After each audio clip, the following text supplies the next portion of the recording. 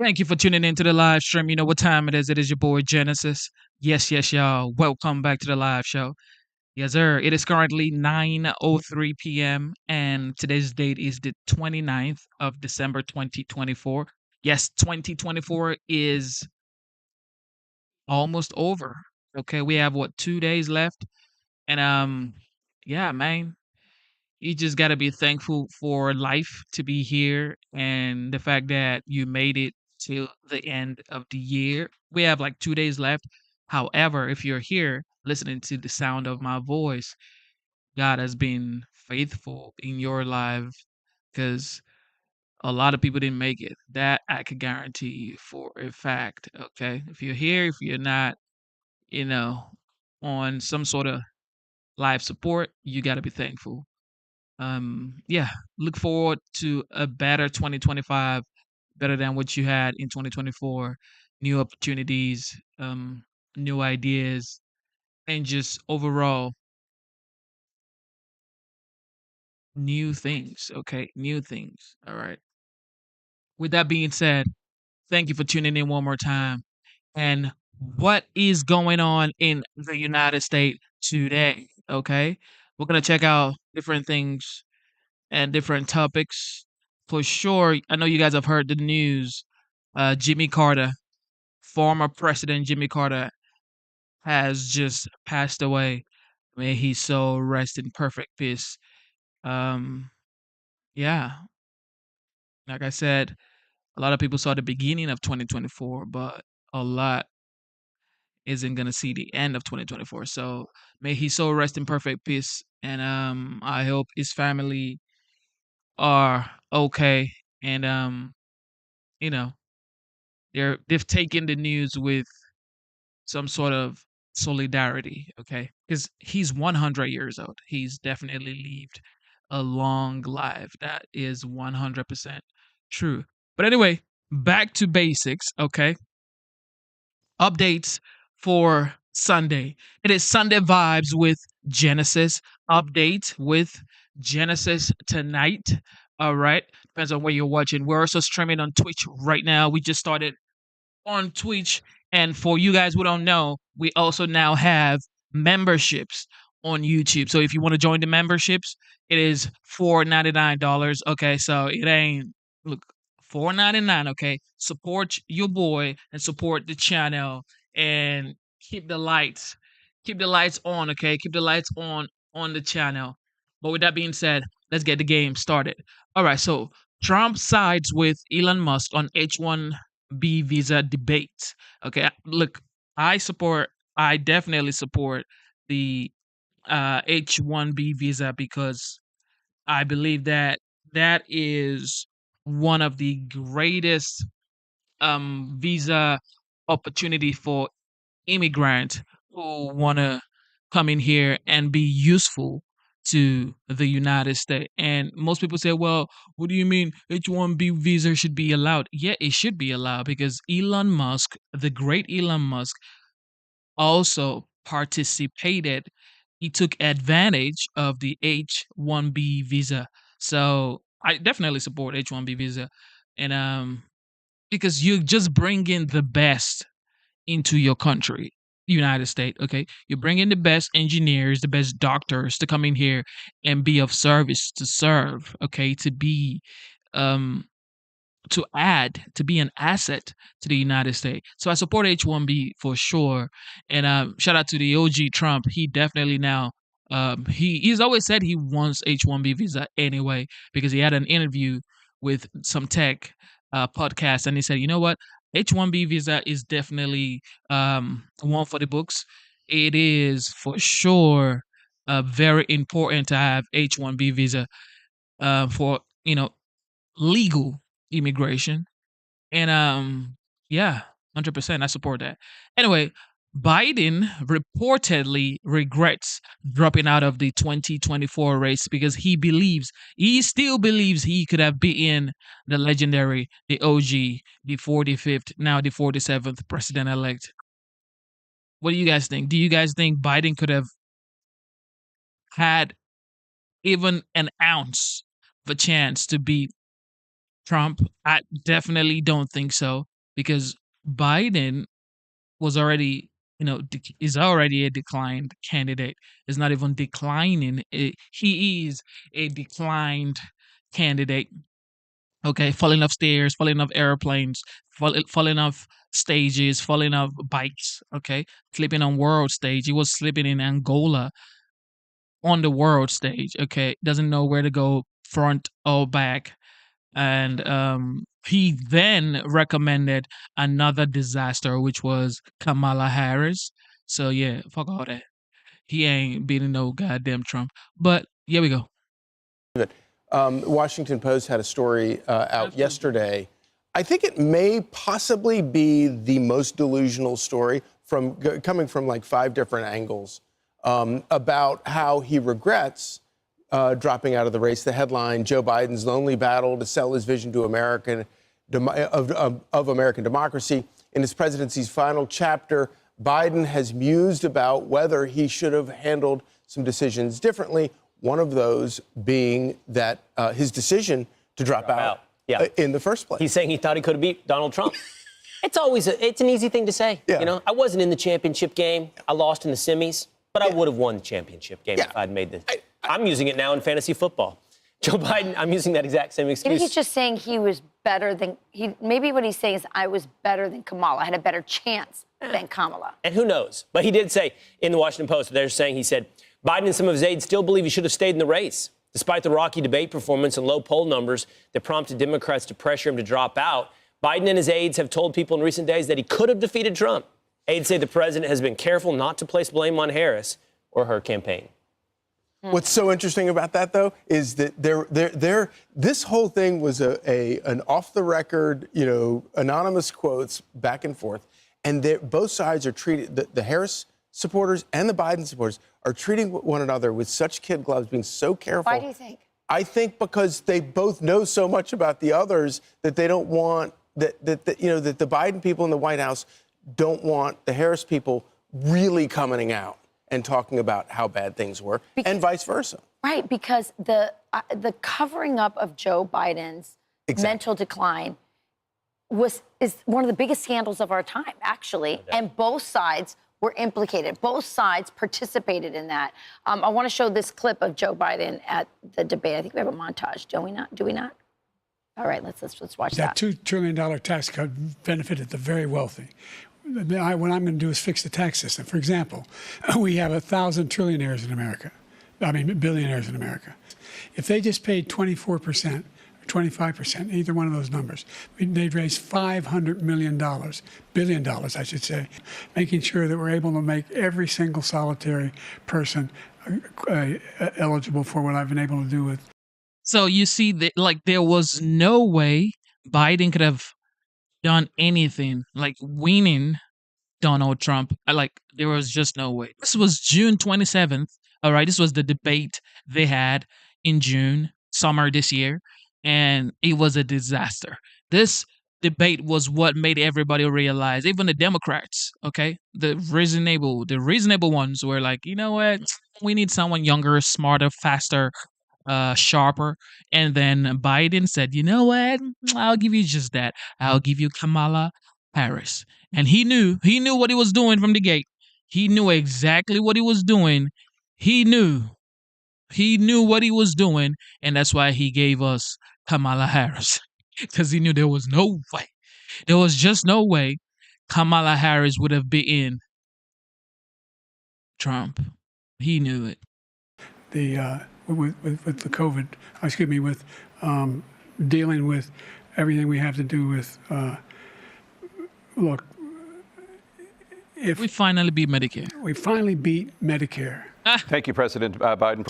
and I'm going to continue to move until we get the total. Oh, Thank you, God. President Biden. If, Trump. with dealing with. Trump is like, bro, are you okay? Trump is like, bro,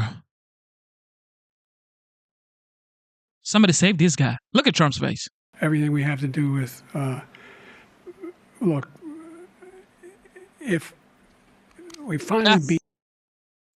Trump is like, What it? Are you okay, Biden? Yeah, he ain't okay. Medicare. Thank you, President Biden. And I'm going to continue to move until we get the total ban on the total initiative relative to what we're going to do with more Border Patrol and more asylum officers. President Trump?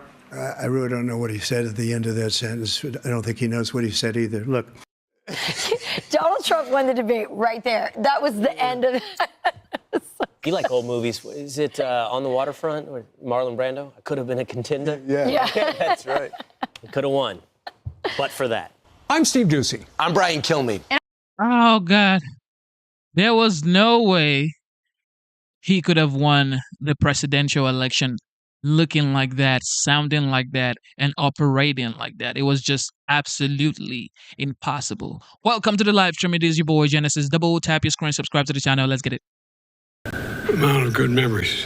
Today, America and the world, in my view, lost a remarkable leader. He was a statesman and humanitarian. And Jill and I lost a dear friend. I've been hanging out with Jimmy Carter for over 50 years, it dawned on me. And I had countless conversations over those years. I always would be proud to say that he used to kid me about it, that I was the first national figure to endorse him in 1976 when he ran for president. There was an overwhelming reason for it, his character.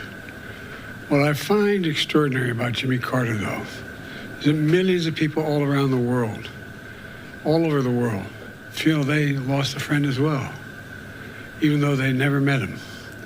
And that's because Jimmy Carter lived a life measured not by words, but by his deeds. Just look at his life's work. He worked to eradicate disease, not just at home, but around the world. He forged peace, advanced civil rights, human rights, promoted free and fair elections around the world. He built housing and for the homeless with his own hands. And his compassion and moral clarity lifted people up and changed lives and saved lives all over the globe. Jimmy Carter was just as courageous in his battle against cancer as he was in everything in his life. Cancer was a common bond between our two families, as of many other families. And our son Bo died. When he died, Jimmy and Rosalind were there to help us heal. Jimmy knew the ravage of the disease too well. He lost his father, his brother, his sisters to this terrible disease. So when Jimmy was diagnosed, we did our best to comfort him. We met with him down in Plains. We met with him. And anyway, we talked and shared our beliefs that as a nation, we have the talent. We have the talent and the resources to one day end cancer as we know it if we make the investments. He believed that like I do. I'll always cherish having seen Jimmy and Rosalind Carter together. Theirs was a love affair of the ages. While we'll miss them both dearly, I do take some solace in our kids were saying it, that they're united once again. We're going to remain forever in our hearts, but they're together again. The entire Carter family, on behalf of the world, the whole nation, we send our whole heartfelt sympathies and gratitude. Our gratitude for sharing President Carter with us for so many years. You know, Jimmy Carter stands as a model of what it means to live a life of meaning and purpose, life of principle, faith, and humility. His life dedicated to others. You know, he was like my dad. He thought that, he said, Joey, a job's about a lot more than a paycheck. It's about dignity, your dignity. About being able to look your kid in the eye and say, honey, everything's going to be okay. He believed, as I do, and many as you do, that that's absolutely possible. It's within our grasp to do that. It's not that hard. In his life, he served the nation in the Navy. He led the state of Georgia. He became president and a beloved statesman all over the world. But to know his core, you need to know he never stopped being a Sunday school teacher at that Baptist church in Plains, Georgia. Today's world, some look at Jimmy Carter and see a man of a bygone era. With honesty and character, faith and humility, it mattered. But I don't believe it's a bygone era. I see a man not only of our times, but for all times. Someone who embodied the most fundamental human values we can never let slip away. although sometimes it seems like it is. We may never see his like again. We'd all do well to try to be a little more like Jimmy Carter. You know, my mom, you've heard me say this before, used to say, bravery lives in every heart, and someday it'll be summoned. Every time it was summoned, he stepped up. Every time, politically, personally, morally. And, you know, everything. The one thing I admired most about him, he thought and believed, and he really did believe this, and I do as well, that everybody deserves an even shot. No guarantees, just a shot. Everybody deserves a shot. And, you know, he gave an awful lot of people a chance. So, as I said, I was an admirer. I considered myself a friend. Kept in touch with him, and his son, I was going to tell you a story his son told me, but that'd be inappropriate. Maybe he'll tell you, but about I think he's happy. I think he's happy with Roseland. So. Mr. President, as you think about your post-presidency, is there anything about Jimmy Carter's time after leaving office that inspires you for the years ahead? Yeah, never give up hope. Never give up hope. I mean it from the bottom of my heart. So much negativism out there. I know you're tired of hearing me say it over the last 4 years. But folks, there's nothing beyond our capacity. Nothing beyond our capacity. If we do it together, and I mean it. I mean it. And he believed it. Sir, what is your fondest memory of Jimmy Carter? I have a number of them. I guess maybe my fondest memory of Jimmy Carter was when he grabbed me by the arm and said, I need you to help me in my campaign. And I said, I've only been around a couple years, Mr. Governor. He said, no, it'll make a difference. I said, I'm not sure it will. He said, no, it will. When I endorsed him for president, I told him why I was endorsing him. And that it was not only his policies, but his character, his decency, the honor he communicated to everyone. And, but he was also very, very, he and Roseland were very kind to Jill and me when we lost our son, Bo. They were there for us. And I don't know, it's, I think that what Jimmy Carter is an example of is just simple decency. Simple decency. And I think that's what the rest of the world looks to America for. So what members of the family have you spoken to? I think I've spoken to all the children. Maybe some I just got off the phone with. I think there were, I don't know how many on the phone, but I think, and I've spoken to some of the friends of the family. They're helping with the services, and my team is working with his family and others to see to it that he is remembered appropriately here in the United States and around the world. There's a process we're going through that will take a little time is to set up this. I announced earlier today we're going to do a major service in Washington, D.C. on behalf of him. But that's a formal procedure that's underway.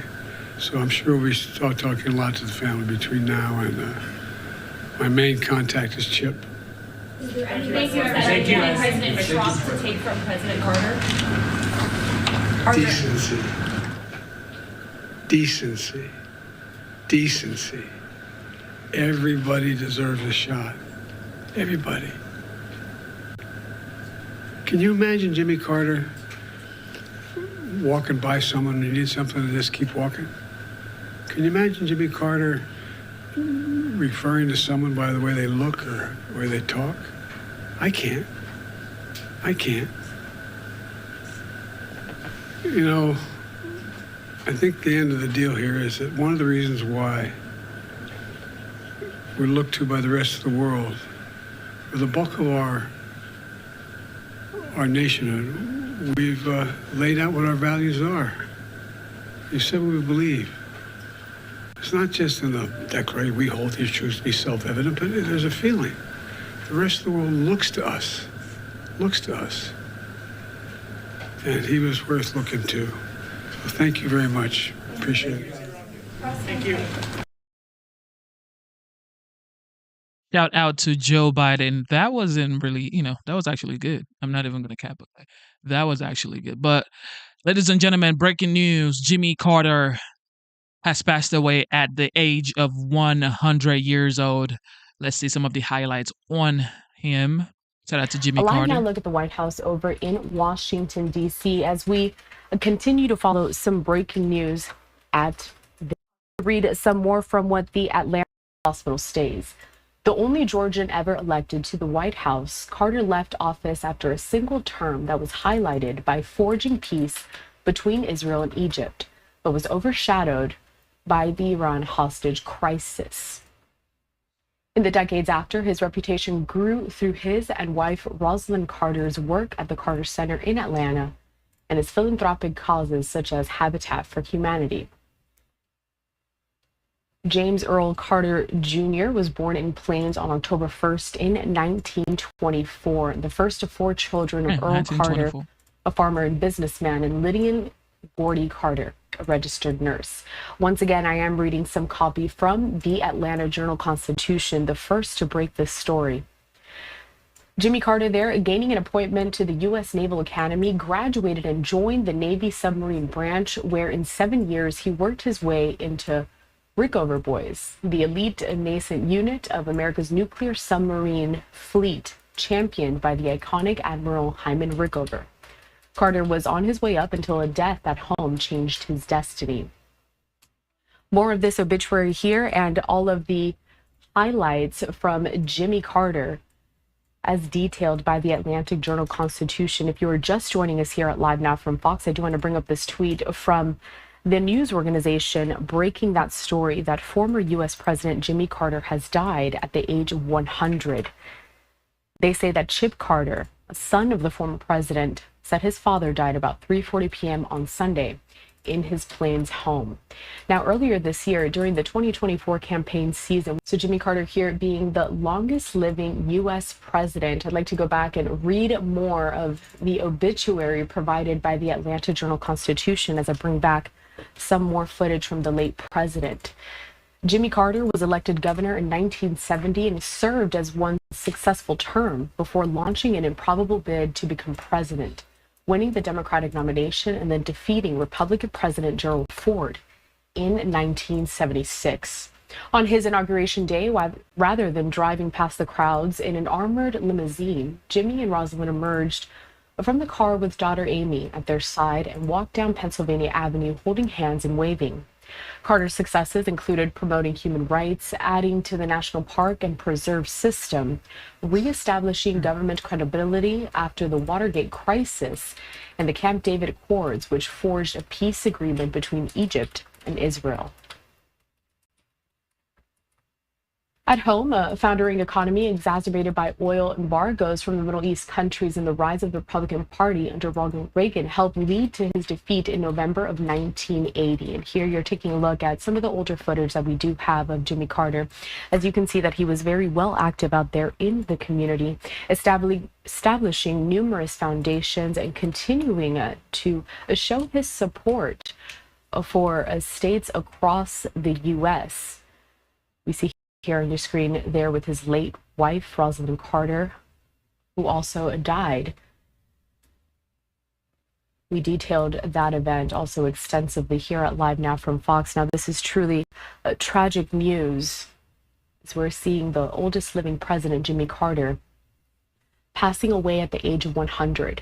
We're looking forward to seeing what the coverage is going to look like. Of course, all across the country, we're going to be seeing tributes pouring in for Jimmy Carter as he has really left a monumental legacy.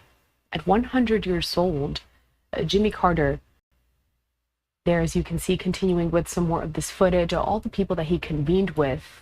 And again, we did get that breaking news from the Atlanta Journal-Constitution. I'm going to pull it back, this tweet once again, as we continue to work up some more information. But Jimmy Carter, the 39th president of the United States, has died. One of his sons, Chip Carter, they're confirming that. And here we go, a tweet from the Carter Center. saying our founder, former U.S. President Jimmy Carter, passed away this afternoon in Plains, Georgia. We're going to continue to rack up some more of the tweets, all of the reaction that we're getting as this monumental news is pouring in. The late President Jimmy Carter. But going back to some of these highlights that once again are being reported by the Atlanta Journal-Constitution, saying there that his son Chip Carter confirming that the former president dying at his home in Plains at about 3:45 in the afternoon local time there. We're kind of going through some more of these articles. Reuters also confirming as well a former U.S. President Jimmy Carter, who won the Nobel Peace Prize, has died at 100. And they're citing the Atlanta Journal-Constitution as they did report this breaking news. Going back to more of this obituary from the former president, as you're taking a look here on your screen at a tweet from the Carter Center, that Carter did live longer than any other U.S. president, entering home hospice care in Plains, Georgia back in February of 2023 after a series of short hospital stays. The only Georgian ever elected to the White House, Carter left office after a single term that was highlighted by forging peace between Israel and Egypt. And in the decades later, his reputation grew through his and his wife's work at the Carter Center. You're taking a look at the screen, a tweet from them, the Carter Center. Thank you for tuning in into the live stream. You know what time it is. Well, there you have it. Jimmy Carter, a former president of the United States, has passed away this afternoon in Plains, Georgia. He was 100 years old. And, yeah, he lived a very long life for sure. I mean, how many people do you know that lived up to 100 years old, especially in this generation? I mean, it's almost impossible to live as old as 100 years old. He lived a long life. He achieved a lot for sure. And may he so rest in perfect peace. All right. With that being said, what is going on in Congress? Check this out.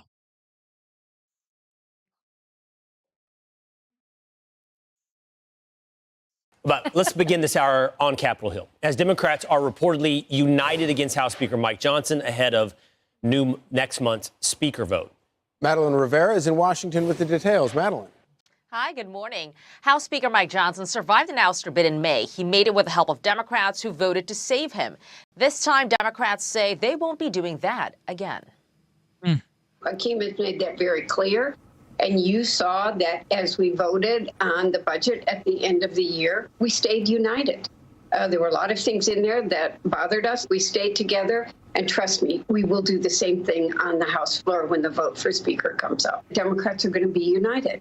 We are not going to bail him out this time. That puts Johnson in a tight spot. The next Congress will begin with 219 House Republicans and 215 House Democrats. Johnson needs 218 votes to keep his job. One Congressman, Republican Thomas Massie, has said he won't be supporting Johnson. That means another defection could sink Johnson's prospects. Other congressmen, Andy Harris, Scott Perry, Troy Nehls, and Tim Burchett, for instance, are also on the fence. But Johnson's allies are warning against a fight over the gavel. They say a speaker's battle is a distraction and will delay them from enacting President-elect Trump's agenda. I fully support Mike Johnson. I think he's done as good a job as anyone could have done with the cards that he's been dealt. And then who else is going to do it? We have been given a mandate by the American people. President Trump has been given a mandate. The first 100 days are going to be extremely important. We do not need a protracted speaker's race. We're still waiting for President-elect Trump to weigh in on the speaker's vote. Republicans say he will have the ultimate word on whether Johnson stays or goes. Will, Rachel, and Charlie. Well, thank you, Madeline, for that. Let's continue to analyze this with Fox News Sunday anchor Shannon Bream, who joins us now. Hey, Shannon. Good morning, guys. Good morning. You know, we were just sitting here during Madeline's report talking about this. I think it's no surprise that Democrats are united against Mike Johnson. The question is about Republicans. And as everything governing going forward, it's going to be a question of Republicans and unity from Trump's nominees to his cabinet. If he has enough Republican support, then they'll be his nominees. And now with Mike Johnson, how much Republican support can he get? And I turn that over to you, Shannon. Well, so you guys know, as Madeline was reporting, that Thomas Massie is saying he is a no vote. He's going to vote for someone other than Johnson unless he changes his mind. That's the deal. And that's the only vote that Johnson can really lose based on the current numbers. Our Chad Pergram, you know, who is the best of the best on Capitol Hill, he does the math for us and he says basically that's it. Every other Republican has to stick together for Johnson or he is in real trouble. But as you've also heard there, too, where do you go next? Who is the other Republican that takes up this mantle and can get 218 votes? I do think it's going to be really important to hear from President Trump. He's been supportive of the speaker. You heard Elon Musk also come out after that vote to get the continuing resolution done and saying he did the best with what he had to work with. So absent that, it sounds like he's the guy, but you can't lose anyone past Thomas Massie and hold on to the gavel. And remember, they literally can't do anything in the House, including certify the election on January 6th, if they don't have a speaker. Well, Shannon, we were just talking on the couch, the three of us. I think I don't want to speak for everyone. I have a lot of respect for Thomas Massie. And we all like Thomas Massie. By the way, I like Speaker Johnson as well. I do think too. He's a very like affable, great guy. But my question is Thomas Massie, has he put something on the table like, I want you to do this, and then you get my vote? Or is he just a no matter what? Well, what he said is that the legislative branch is behaving very weakly. He thinks that they need to stand up, be independent from the executive and judicial branches, and do their job. So based on that, I don't know what the speaker could tell him or give him that would assure him that is going to change enough to convince him by January 3rd. But maybe they're having those back channel conversations about what it will take to win that vote back because it's so precarious. But he hasn't publicly said something like a list of demands. You do these things, I change my vote. We haven't seen that publicly. Can I just say, Charlie, to you, as much as Shannon, he also hasn't said what his alternative would be to Speaker Johnson. Which is always the problem.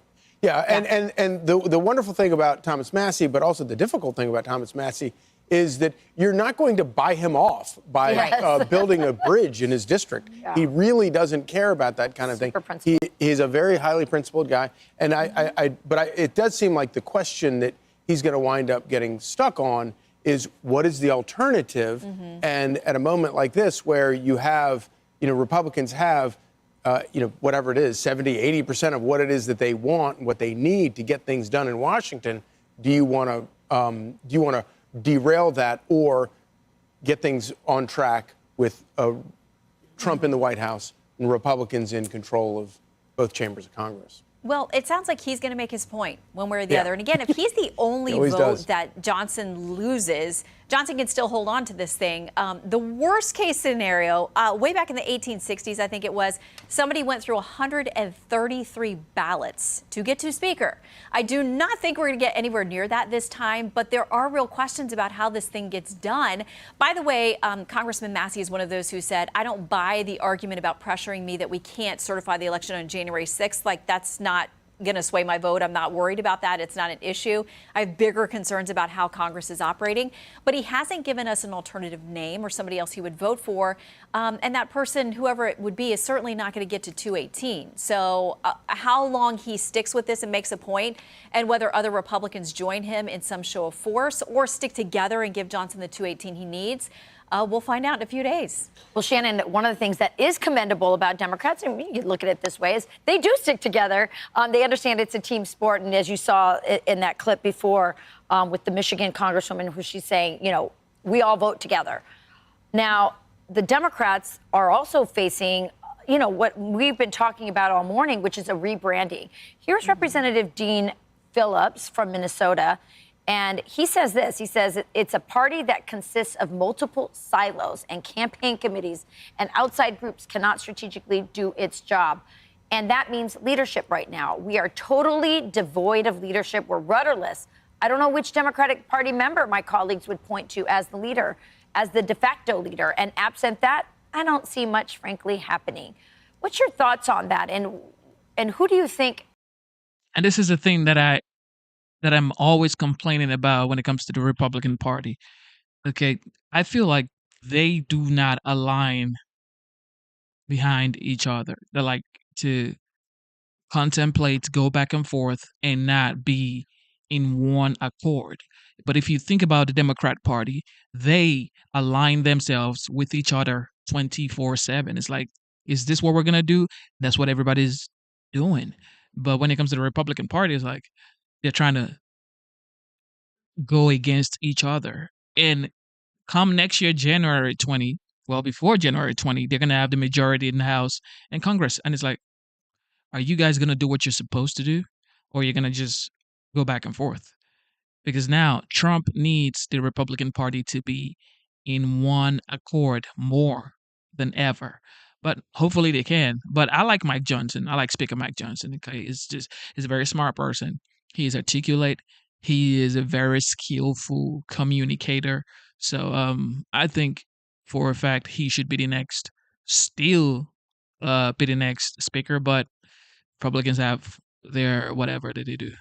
Becomes that leader moving forward in this rudderless party, as Phillips describes it. Yeah, and listen, as you guys know, I mean, he was a critic of President Biden running again from the beginning, and he has been raising these concerns, but many others have who are still a part of the party, including Congressman Ro Khanna, who's with us this morning on Fox News Sunday. He's talked about the fact that we didn't listen to people. We're going to, the wrong positions on these culture war issues, that we're not using common sense on issues of crime and people feeling safe. So there's a lot of introspection publicly and privately happening with the party. One of the first big things they'll do is elect the new DNC chair. And so a lot of people are looking to that to see, all right, does that person become the leader of the party? All the big guns were out for the last election, Presidents Clinton and Obama and others who were super popular, and they didn't have a win with Vice President Harris. So, that takes away a little bit of the luster from their leadership in the party. So who is the current leader? I think Democrats are still trying to figure that out themselves.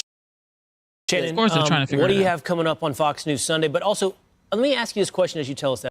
Of course they're trying to figure it out because they always go against each other. And that's the number one bad vibe that they do have in the Republican Party. That is like no, come on, man. Y'all get it together. Get it together, y'all. Donald Trump just weeks away from assuming office and is teasing U.S. territorial expansion. The president-elect has spent some of the days leading up to Christmas talking about retaking control of the Panama Canal, accusing the country of charging excessive fees for ships utilizing this critical waterway to cross between the Pacific and Atlantic Oceans. The rhetoric clearly not sitting well with Panama's president, for one, who told CNN that Donald Trump's stance is, quote, totally irrelevant. That is a manifestation of gross ignorance of history. The canal will celebrate 25 years under Panamanian hands, under Panamanian administration on December 31st. Yeah. You know what makes me laugh? When I see men like this try to be smart. I don't want to say smart ass, but when they try to be smart and they try to talk down on people like Trump, it's like, what are you doing? You don't want smoke, okay? You definitely don't want any smoke with the OG. You don't. You just don't want smoke with the OG. But anyway, they do this for the camera, for the lights, for their people, talking about Panama Canal as being in Panama for 25 years. It's been on the Panama Command for 25 years because the United States gave it to you. The United States built the Panama Canal in the 1900s, okay? It was firstly the French that were supposed to build it in the 1800s, but they could not complete it because of diseases and, they didn't just have enough investment and enough manpower to complete the canal. United States took it over and finished building it and commissioned it around, I think, 1914. And it's like, what are you doing? If you're going to do business with China, who is not a friend of the United States, what do you expect the United States to do? Just sit back and chill? Well, look, the OG is back. If you think you're just going to do what you like, well, I don't know. Just go ask Justin Trudeau, who goes to Mar-a-Lago to kiss the ring, and the president of Mexico, she was, oh, look, we're not going to secure the border. But guess what they did? Secure the goddamn border. So all those speculations and all that range of eventualities that are not going to happen, well, I leave them there as totally irrelevant issues and quite bordering on historical incoherence with what the Panama Canal has been, is, and will be. It's not just Panama. The president-elect is also reigniting his push to buy Greenland, all in the name of national security, he says. CNN's Steve Conturno has the very latest for us. Panama isn't having it, Steve, but what are you hearing about why this push from Donald Trump now? Well, it's a fair question, Kate, because for a lot of Trump's inner circle, this has certainly come out of left field. It's not something that he talked about during the campaign at all, and he has not necessarily made it a priority up until the point where he just suddenly posted to Truth Social about it, and he obviously doubled down on Sunday. And it's sort of part and parcel with the rhetoric we have seen from Donald Trump in recent days, not just Panama and not just Greenland, as you say, but also teasing this idea that Canada could potentially be absorbed as a 51st state. Now, that appears more as an attempt to needle the Canadian Prime Minister, Justin Trudeau, but it does seem like this idea that Trump wants to buy Greenland and wants to pressure Panama and potentially take over the Panama Canal are serious endeavors. And as you said, it's not just the Panama president that is pushing back, but also the people there as well. Take a listen to what some of them told CNN en Español. That will never happen. That will never happen because you will have to kill all the Panamanians who live here. All Panamanians of all ages, of all classes, and of all social conditions, and with all political beliefs, have to close rank at this moment when the country demands that we defend the canal. Those are harsh words from the people of Panama, coming just a week before the country is set to celebrate the 25 years of ownership and control of the Panama Canal. And look, they're not the only ones pushing back on Trump's expansion plans. Greenland has also said the country is not for sale, though they are open for cooperation with the incoming administration. Kate. Steve Conturno, thank you so much for the reporting. Sarah. All right, joining us now to discuss, CNN political commentator Maria Cardona and founder and principal at BlueStack Strategies, Mara Gillespie. Okay, Donald Trump certainly did not run on any of this. And I know you all remember back in the day when he talked about buying Greenland before. Now he's added taking control of the Panama Canal and making Canada the 51st state.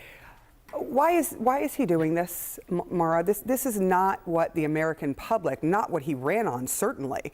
Why is he talking about this right now? It certainly has Republicans like myself concerned because this certainly doesn't follow along with his America First platform, kind of deflecting to land grab issues that were not what the American people voted on Election Day. Just gives us pause about what it is that his plan is for addressing the real issues that Americans were concerned about and voted for him in November, mainly with immigration and with border control and with the economy. And by picking at Panama and Greenland as a land grab thing, as opposed to actually having policy issues addressed, it's concerning. And I think it just goes to deflecting because he knows that right now there is a lack of leadership in the White House. There isn't much being said. And so he's taking any and all attention and trying to deflect from the fact that he doesn't currently have a plan. And that should give cause for concern for a lot of Republicans right now. Well, 3 former Panamanian presidents have signed a lot of people are saying, like, why is he talking about Greenland? Why is he talking about the Panama Canal? Why is he talking about Canada? First of all, the United States subsidizes Canada, okay? So it's like, he's saying if the United States is going to subsidize Canada, they should, or there will as well be the 51st state, and Justin Trudeau is going to be the 51st governor. Also, for when it comes to Greenland, he's just saying that based on national security. Same thing with Panama Canal. It's like, if you're going to do business with China and allow China or Chinese soldiers to do some sort of control in Panama, that could be a national security issue. So everything he's saying is valid in my opinion, okay? Because this news media, they're going to make you think he's not thinking about the United States. He is absolutely thinking about the United States, okay? He like, this is it, man. He is. If you take a look at China, okay? Take a look at Kim Jong-un of North Korea. Take a look at President Putin of Russia. All these people are taking territories. I'm not taking that support. I'm not saying I support Trump trying to take territories or whatever, but I'm saying like these men, okay, President Xi, Kim Jong-un, Putin, they respect people who commands respect. Okay, if you're gonna have a dialogue with them, if you're gonna be a diplomat, because the leader of the free world has to be a diplomat. Okay, Trump has to be a diplomat, have a conversation with these guys. If he's gonna have any type of conversation with these guys, he must show strength. He has to show strength. Okay, because what are you gonna bring to the table? Because you just are the president of the United States. That's all you have. No, you have to show some sort of strength. And him talking about Panama Canal, Greenland, Canada. And just the move of saying Governor Justin Trudeau join the United States and make Canada the 51st state, and saying if Canada joins the United States, Canada would have 60% tax cut. Okay, Canadians are going bunkers. Canadians want to be a part of the United States because they want low taxes. Right now, they are, look, Justin Trudeau, he has gouged all of his people with taxes. So they want to be a part of the United States. But these right here, to me, is a show of strength. And it's just signaling to the world saying, don't mess around. OG is back. Adults are back in the White House. This is my opinion. Joint declaration with the current leader asserting sovereignty over their country's canal. It comes just one day after Jose Raul Molino said every square meter of the canal and its adjacent area belong to Panama, and it will remain that way. On Sunday, Donald Trump slammed what he called unfair fees for U.S. ships passing through the crucial waterway, and he threatened to reclaim the canal America once controlled. But the president-elect failed to clarify how he would force a sovereign-friendly country to hand over its own territory. CNN's Gustavo Valdez joins us now live from Mexico. Gustavo, what has been the response in Panama? Well, the Panamanian people and their government, as you can see, unified behind the fact that they say the Canal Panama belongs to the Panamanian people. Of course. There were some people yesterday protesting in Panama the words of Donald Trump. The president, however, seemed to be a little bit more dismissive and saying that perhaps Donald Trump should go back and read history books. Eso es. That is a manifestation of gross ignorance of history.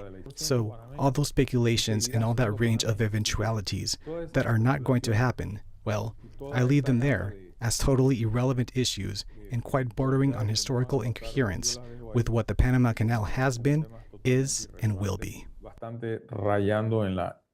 That's all they all say, every one of them. And they go ahead and kiss the President ring. Molina speaking to CNN and Espanol contributor Andrés Oppenheimer, who is going to have a full interview this Sunday on CNN Espanol. He also highlighted the economic impact that the canal has in his country, saying that this year alone they got more than $2 billion in revenue from the canal, and certainly they are not going to go willingly to give up control of the canal. It's actually not clear what Donald Trump could do to regain control of this area that was given back to Panama. They're going to be celebrating 25 years on December 31st since they took over of the Canal de Panama. Gustavo, I mean, what President-elect Donald Trump is accusing Panama of is high fees and that they're unfair. Has there been any word around the fee structure, and has Panama defended what it is charging the United States? They said that the fees applies to everyone. The canal is there to serve any ship that needs to cross from one side of the Pacific to the Atlantic and vice versa. There are no special fees. They also highlight that they just underwent a big expansion of the canal to accommodate larger ships. So the fee, it's the fee for everyone. It's based on the size of the vessel. So there's no clear also what any concession can Panama do on that area. Especially the other thing here, it could be for Donald Trump, is the risk of alienating somebody who could be key on Donald Trump's immigration policy, because Panama is a country from where many of the Venezuelans who have been coming north to try to get into the United States have been crossing. So he has the power to control the flow of migrants. So whatever Donald Trump wants to say or do about the canal could have also an impact on immigration. After Trump blasted Panama for raising fees on cargo ships to use the waterway, President Jose Raul Mulino said that every square meter of the canal is Panama's and will remain so. That prompted this reply from Trump on Truth Social. Quote, "We'll see about that." Let's discuss this more now with CNN political commentator Karen Finney and Republican strategist Neil Chatterjee. Good to see you both. Karen, let me start with you. This is apparently really outraged people in Panama based on the news coverage we've seen. Trump's former White House Chief of Staff, Mick Mulvaney, says this is just a negotiating tactic. Take a listen. This is a negotiation. By the way, one of the reasons Trump is so good at negotiating is that it's a credible threat. If he says, you know, look, we are going to have problems with Panama if they don't lower the rates, you know, I don't envision American troops going in to retake the canal. But you got to think that someone's out there scratching their head going, is Donald Trump crazy enough to do something like that? And it's that viable threat that sort of gives him negotiating leverage that not a lot of other folks could ever come up with. Karen, do you buy that this is just a viable threat? I believe that that is the talking point, and I believe that that is what Donald Trump is saying. But here's the larger problem, aside from how absurd the thing is. That's not what the American people voted for. We were told the election was about the price of eggs, right? So where is the conversation about how he is on day one going to start lowering costs for the American people? Frankly, in the interviews that he's done so far, he's actually admitted he doesn't have a plan to lower costs and that he can't promise that this tariff regime that he's going to implement will lower costs. So I think the bigger problem is people are hearing him talk about the Panama Canal and Greenland and all sorts of other things like Canada, but they're not hearing him talk about them and their lives and what he's going to do to make their lives better on day one. Yeah, Neil, to Karen's point, because he already said it. Okay, he already told you it was gonna cut down. It was gonna cap credit card interest rate to 10%. He already said no tax on tips. He already said it was gonna slash electricity prices by 50% in the first year. He already said all of this stuff. Like, of course, you know, it's usually your own people who throws you under the bus real fast. It's not just Panama. I mean, Trump has also said he wants the U.S. to take over Greenland, citing purposes of national security. That's a territory of Denmark. That's a NATO member. Is this really how a U.S. president should be treating our allies around the world with viable threats, according to Mick Mulvaney, and bullying? What do you think? Look, I respectfully disagree with Karen. I actually think the president-elect did campaign on these issues. He campaigned on American energy dominance. So much American energy, clean U.S. LNG that creates jobs here at home, that gives our allies geopolitical alternatives to Russian gas, and that lowers global carbon emissions by displacing dirtier sources of fuel overseas. It flows through the Panama Canal. But one of the challenges that U.S. exporters have had is cost and cost implications, and the charges to go through the canal contribute to those cost increases. So if President Trump can use this muscular approach, this leverage, this Theodore Roosevelt-like approach to American strength on the world stage, and it ends up lowering prices for American exports, that benefits Americans, and that's exactly what President-elect Trump campaigned on. Facts. What about, Neil, let me stick with energy for a moment, and this is obviously your space, certainly more than it is mine, but let's talk about, for example, the threats to Canada. You've had officials from Canada say, hey, if you threaten us, we're going to threaten you, and that would have a direct result on the price of, Canada oil, can't of do energy. What are your thoughts there? Look, I think, again, this is all about leverage. This is about, kind of President Trump using his leverage to gain advantage, and it's worked. Everybody can talk, okay? Everybody knows how to run their mouth. Everybody runs their mouth until it's time to actually deliver on your threat. And everybody knows Trump is the number one person who can actually deliver on his threat, okay? Look, I'm not saying do we need to tariff all of these countries, China, Canada, Mexico. I don't think so. Okay. I think there should be no tariffs. There should be free and fair trade, and everything should work the way it's supposed to. However, it's like if these guys are not being fair, the only way to get their attention is to tariff the hell out of them. Okay, it's just what it is. All right, you can go back and forth, but that's just the way it is. All right, and also bring back manufacturing into the United States.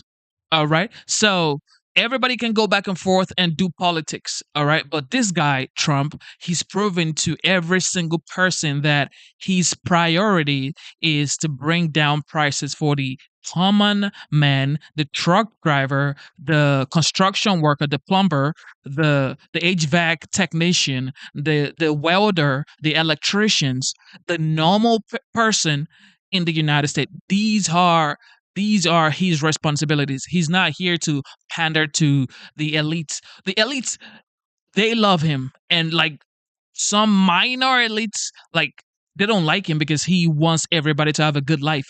And we could argue back and forth about that statement, meaning everybody should have a good life, but that's just the truth. Okay, during his first term, we had more money in our pockets. We have lower gas prices. We had lowest mortgage rates. Okay, people had money in their savings account. People were living life, but now we're here, and he has to do it again. He has to even make it better this time because Biden did a lot of BS.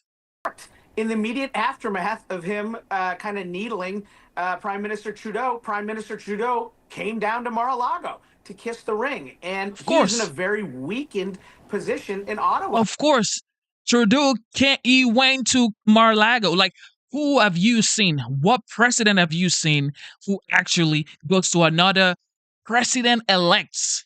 This isn't like the president. Trump isn't the president right now. He's a president-elect, okay? He's not even the 47th yet.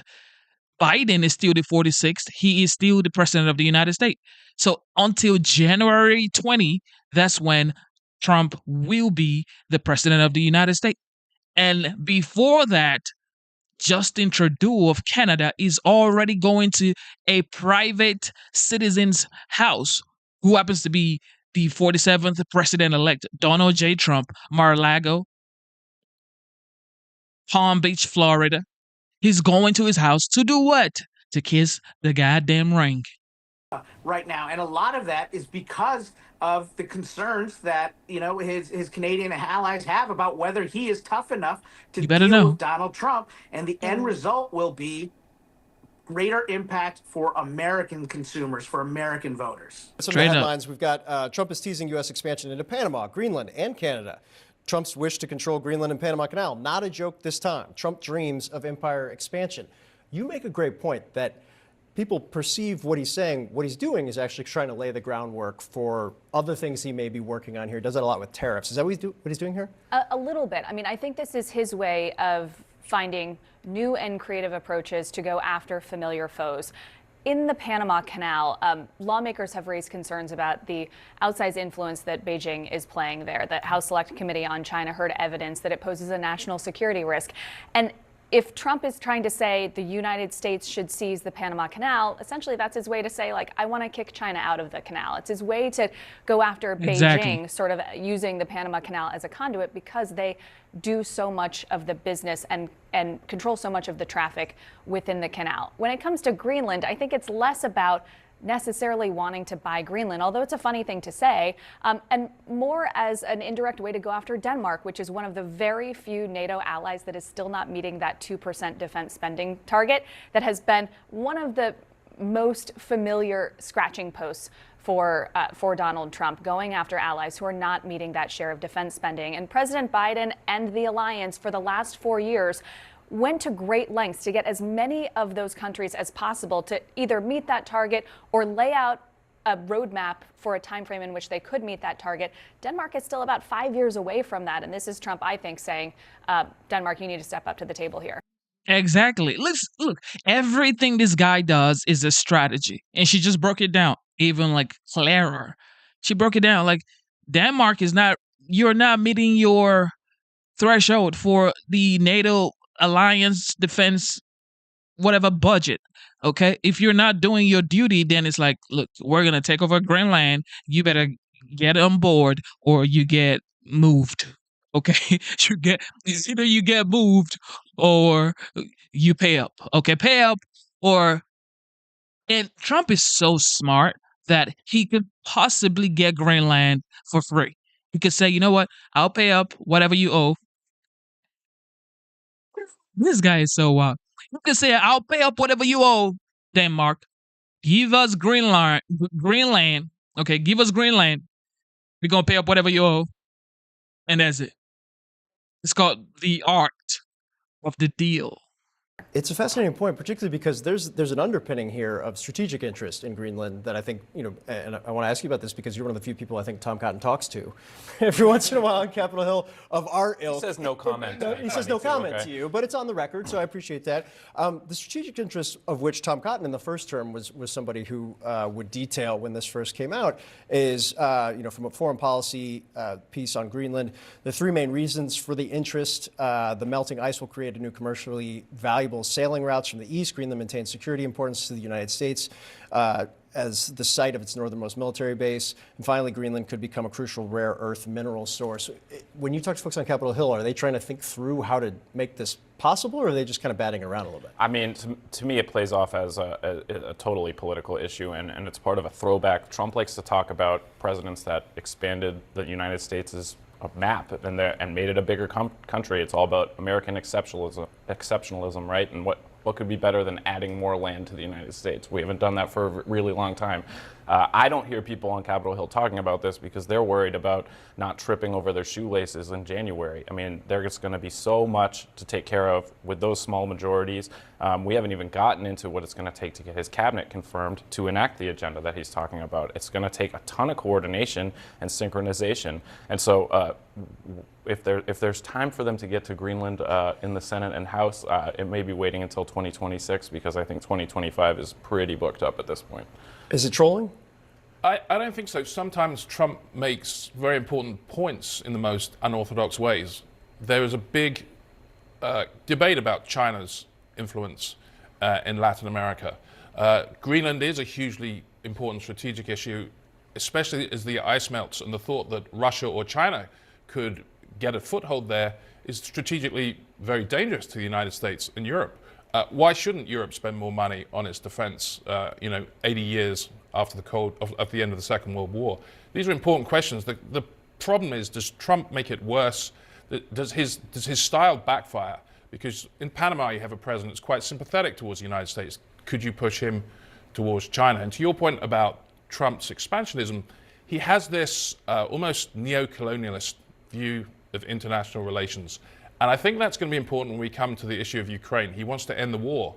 The big question is, how much of the land does Putin get to keep if he's rewarded for the invasion? Yeah. Trump doesn't necessarily see the seizure of land by a big country in the same way as many other Western leaders. Also, something else he has to deal with in the first 100 days, or the first day, as he pledged during the campaign. All right, stay with me. President-elect Trump also continuing to push this idea of taking control of the Panama Canal.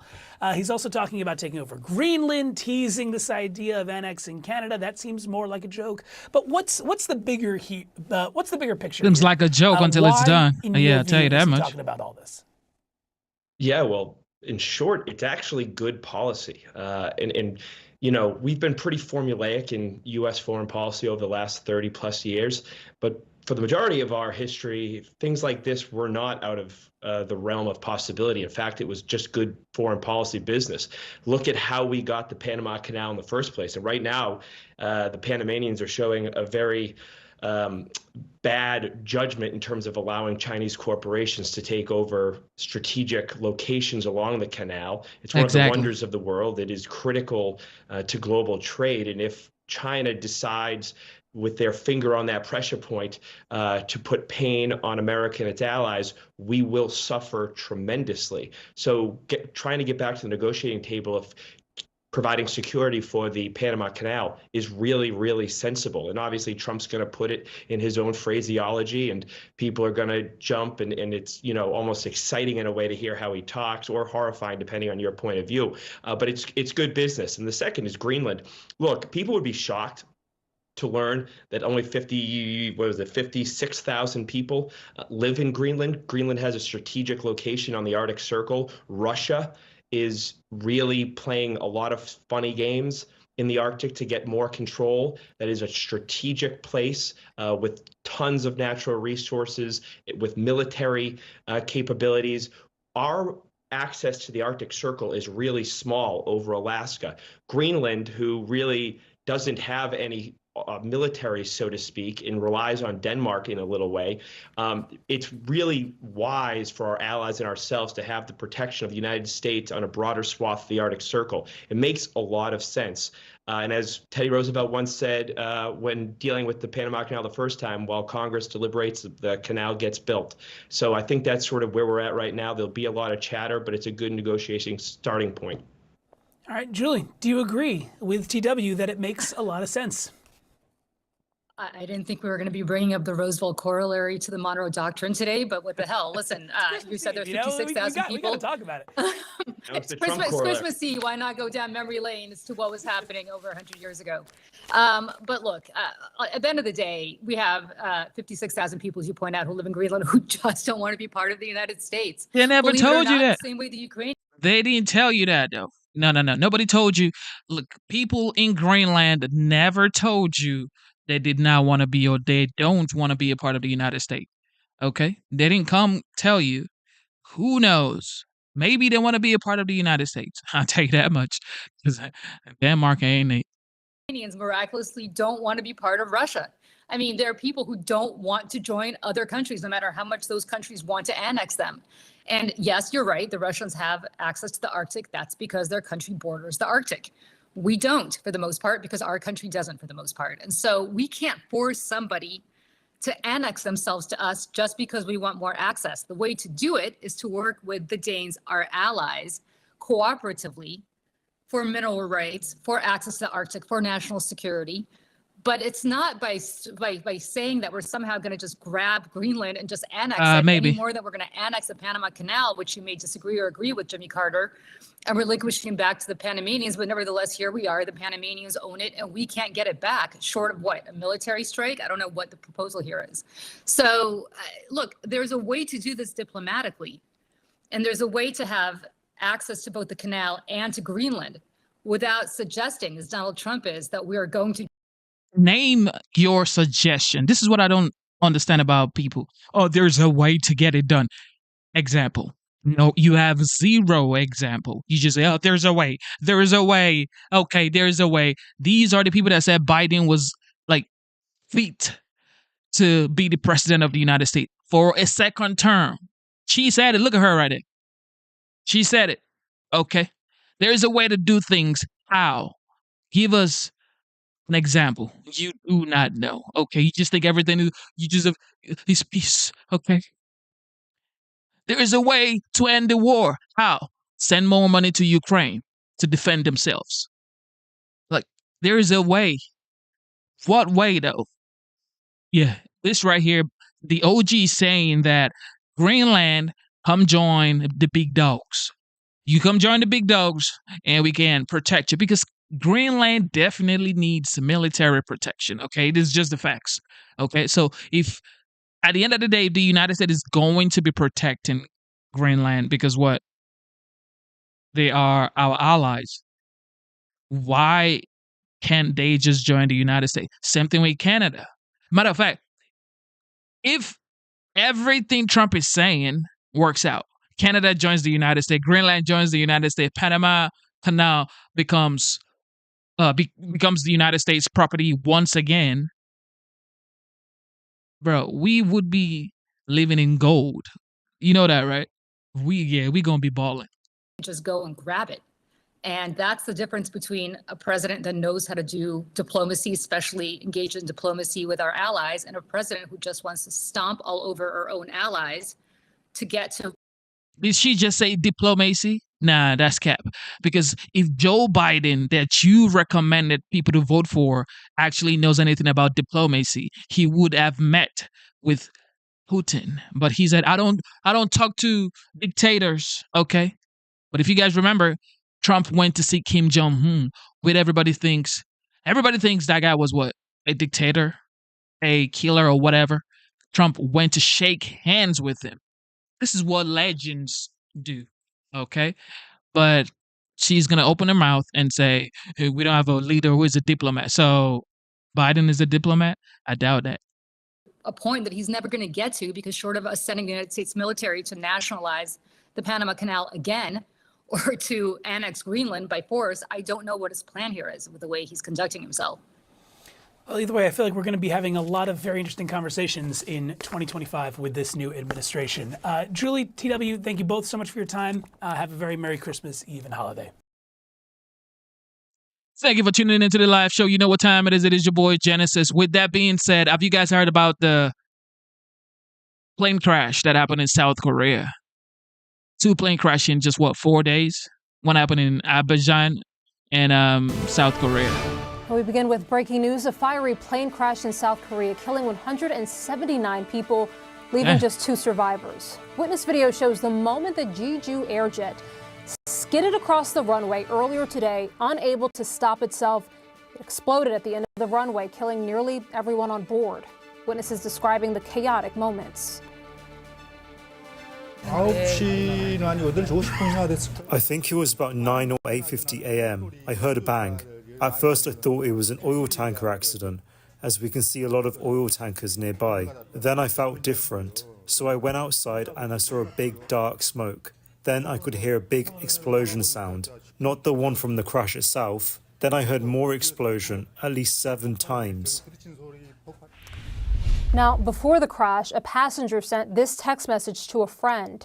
Wait a minute, we can't land because a bird or birds caught in our wing. Since when? The friend says. Just now. Should I leave my last words? The passenger responds. Meantime, the 2 survivors, both crew members, are now in the hospital, and officials there are saying that one is now conscious and speaking with officials. The National Transportation Safety Board now saying that it is sending its leading team of investigators to assist in the case. CNN's Mike Valerio has more from Seoul. The cataclysmic scene stunning South Korea. A Jeju Air Boeing 737-800 with 181 people aboard. The plane's landing gear, local officials saying, likely failed. The aircraft's belly scraping the pavement, coming down close to the end of the runway before crashing into an embankment and exploding. A breathtaking plume of smoke seen for hours. In its wake, hundreds of mourners, families of the dead, crowding into the arrivals hall at South Korea's Muan International Airport. The man in the white helmet tasked with naming those who would never come home. Their bodies identified. I just saw in the chat, somebody said, we are done with Democrats' advice. Somebody in the chat just said, you know what? We are done with Democrats' advice. Is that what you guys think in the chat? Let me know in the chat. Shout out to the main man, the Chicago legend, Ellie.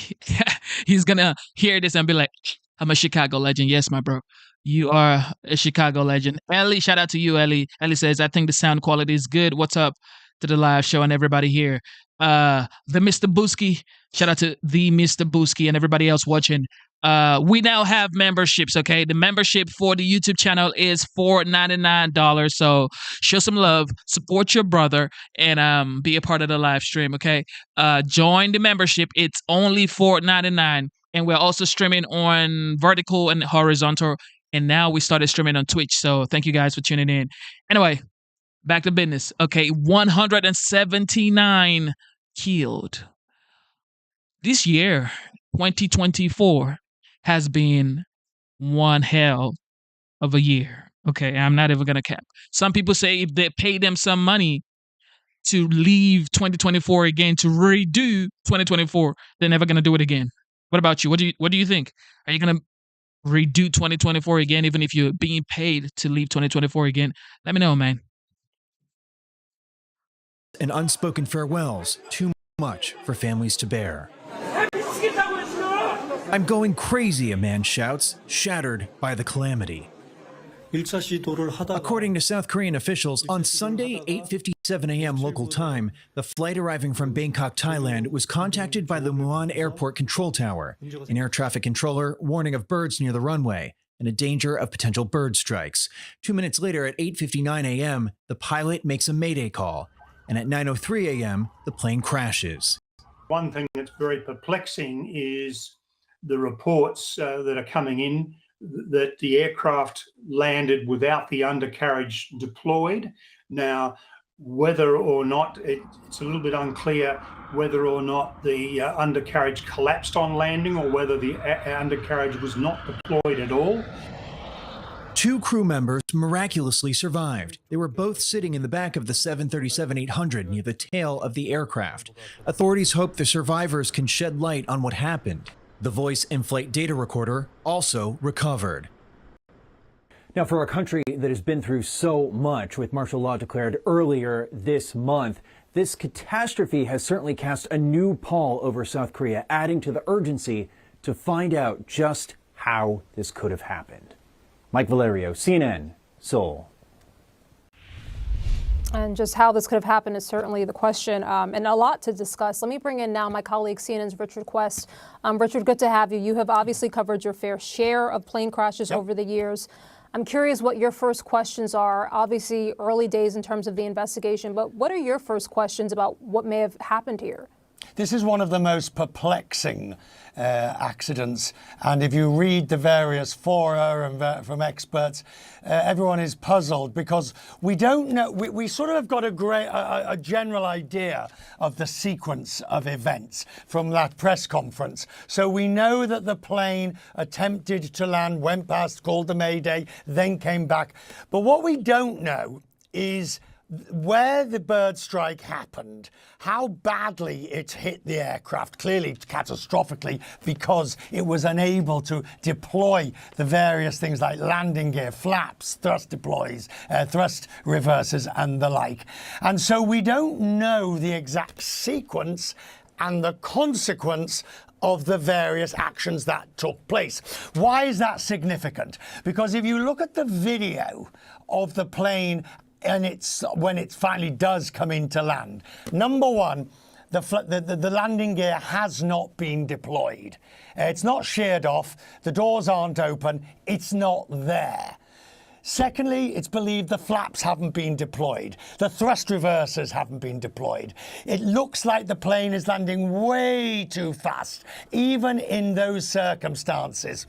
And it touches down on the runway very far and very late into the runway. Therefore, we can say that whatever the pilots were grappling with was in extremis. They were dealing with the most serious aspects of loss of control that barely, and here this video about, there you go. Now that video is believed to be showing the moment of bird strike. If you look at that, the plane is at a height sufficient enough where the wheels aren't down yet. So they haven't deployed the gear. Were they unable to do so? Were they basically sidetracked? Were they obsessed with what they were dealing with? We just don't know at the moment. Yeah, I mean, to that point, Richard, as you mentioned the landing gear, we've heard a few sort of possible causes sort of floated. One, that there was a landing gear malfunction. Yeah. 2, that it was the bird strike. 3, that bad weather may have played a part. From your perspective, what's the likelihood that perhaps it was all 3 or a combination of the 3? No, there doesn't look like there's any bad weather there. So I wouldn't put necessarily bad weather in its clear blue skies, as you can see.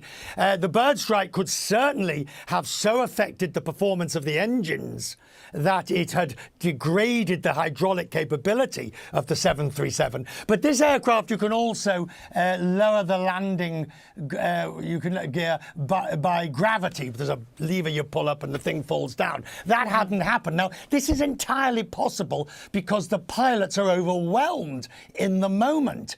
The pilots are dealing with just trying to keep this thing in the air, seeing the runway. Remember, they'd been vectored, so they were heading towards the runway. They can see the runway. Their goal is just to get the plane on the ground as best they can. And we just don't know what But now we will find out, because, look, this is, by the way, this is an old one. I just brought this in to give you an idea of the sort of thing that we talk about when we talk about the black boxes. This is what we're talking about. This is actually quite an old one.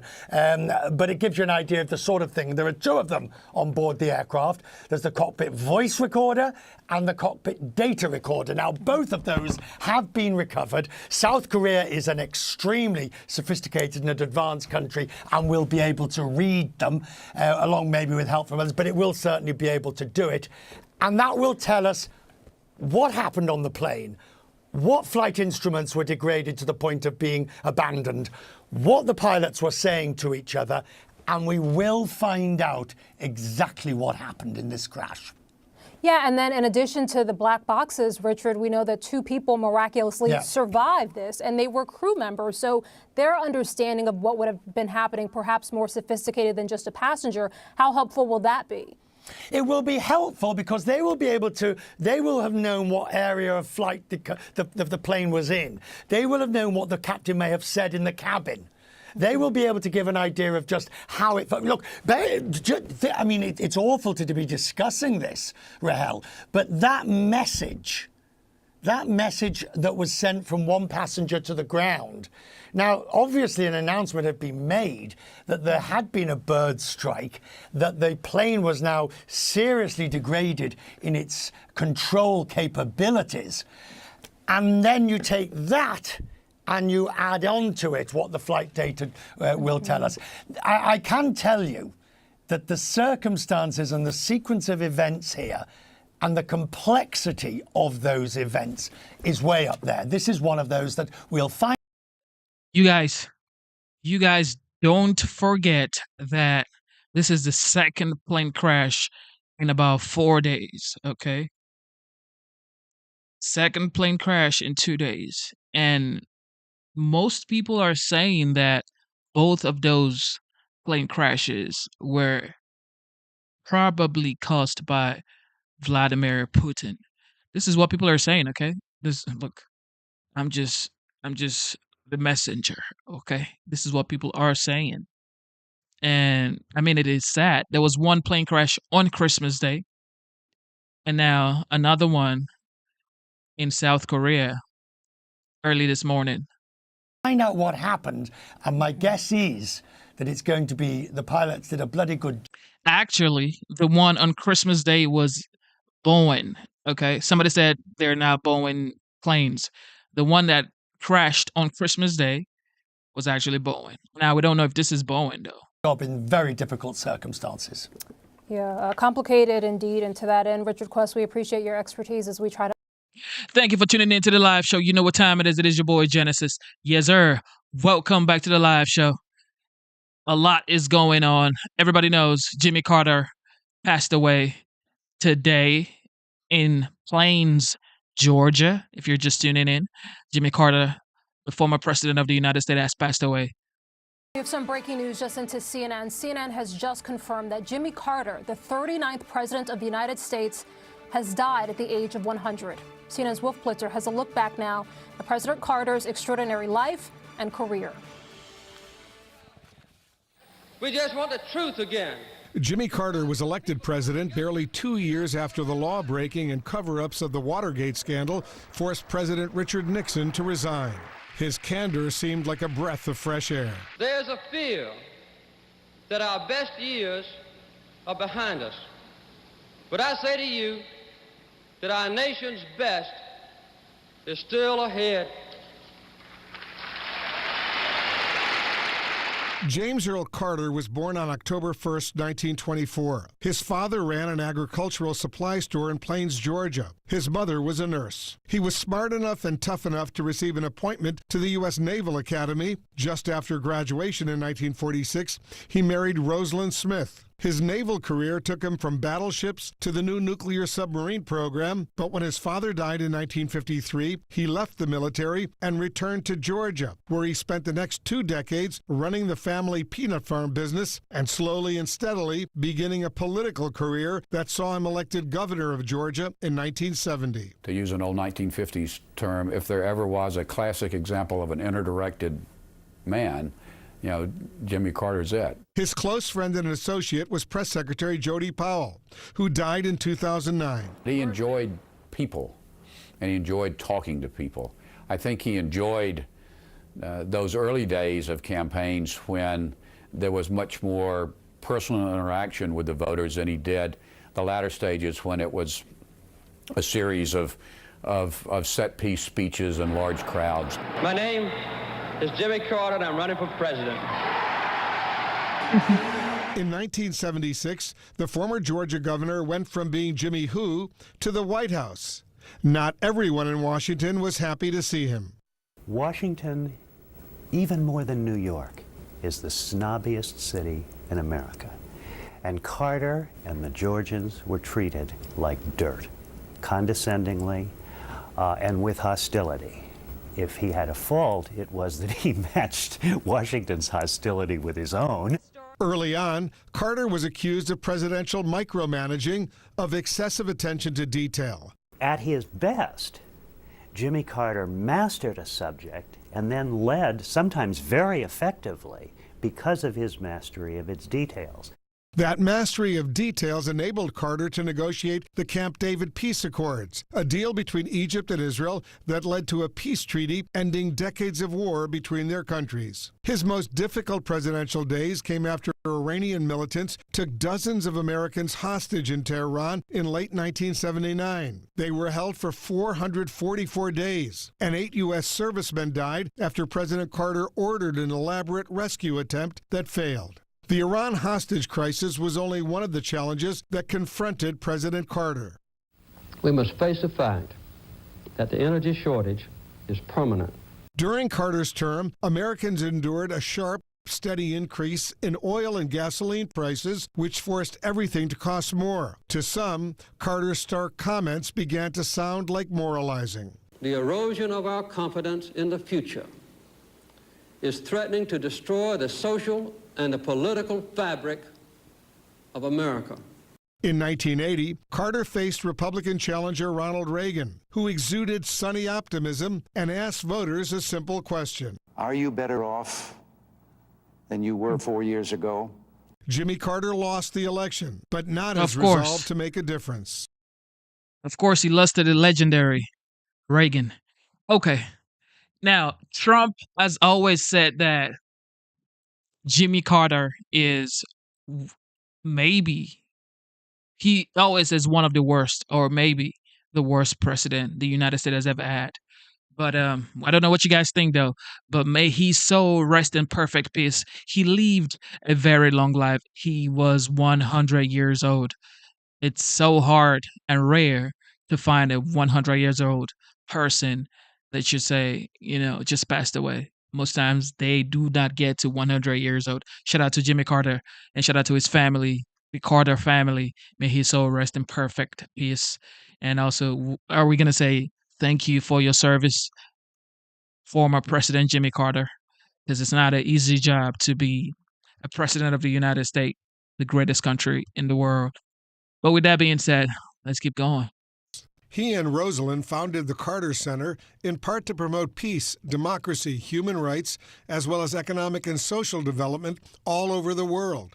Carter monitored elections for fairness. He went to North Korea and Cuba and met with leaders usually shunned by the U.S., including representatives of Hamas, the Palestinian organization both the U.S. and Israel have branded as terrorists. This is a man who has a really unique commitment to public service.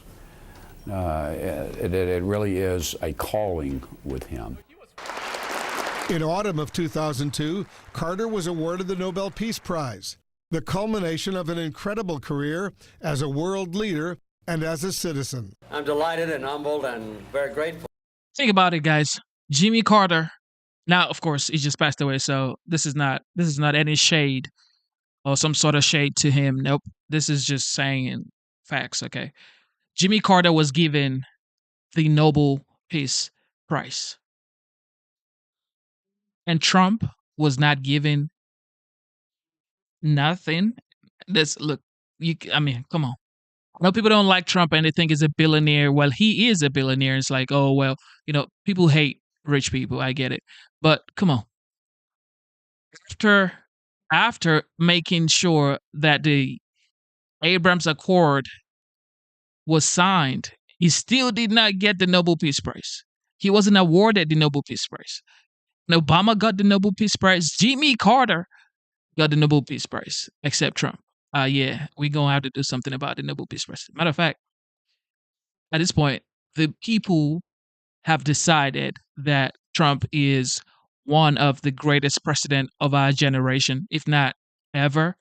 But I don't think he wants the Nobel Peace Prize anymore, because at this point, it's just not fair at all.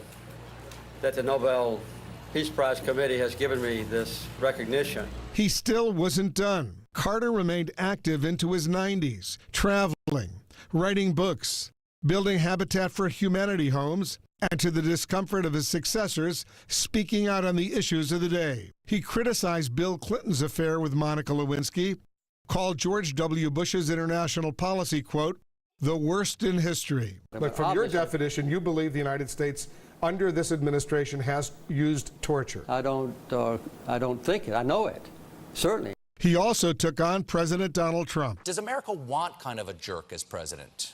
Apparently, from his recent elections, yeah. I never knew it before. Carter survived a cancer scare in 2015 and kept going. Didn't find any cancer at all. So when he attended George H.W. Bush's funeral in late 2018, he was the oldest of America's living presidents. He celebrated his own 100th birthday in 2024. His beloved wife, Rosalind, passed away in 2023. She'd been his steadfast partner through 77 years of marriage. Carter's diminished health prevented him from speaking at her memorial service, so their daughter Amy read a letter he wrote to Rosalind while deployed with the Navy 75 years earlier. My darling, every time I have ever been away from you, I have been thrilled when I returned to discover just how wonderful you are. While I am away, I try to convince myself that you really are not, could not be, as sweet and beautiful as I remember. But when I see you, I fall in love with you all over again. Does that seem strange to you? It doesn't to me. Husband, statesman, a connection to an era now gone, Jimmy Carter was a defender of values forever current. Those who hunger for freedom, who thirst for human dignity, and who suffer for the sake of justice, they are the patriots of this cause. I believe with all my heart that America must always stand for these basic human rights at home and abroad. That is both our history and our destiny. And I want to now bring in Wolf Blitzer, who just reported on that obit. Wolf, good to have you. It was incredible to watch the piece. He had such an extraordinary, rich life, so many roles. And a lot of people could say a lot about James Earl Carter Jr., but the fact is, he was born October 1st, 1924, Plains, Georgia. He died on December 29th, today, 2024, age 100 years old, Plains, Georgia. So he was born and died in Plains, Georgia. He was the president from January 20th, 1977 to January 20th, 1981. Democratic Party for sure. And he was the 39th president of the United States. And he definitely 100% lived a long life, okay? 100 years old. If I could get to 100 years old, yeah, Lord.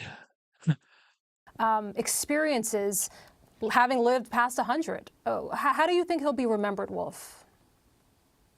I think he'll be remembered as an important president, especially because of what he did in organizing what was called the Camp David Accords back in 1978, that he brought the Israeli leaders and the Egyptian leaders, Egypt, the largest Arab country, militarily the biggest potential threat at that time to Israel.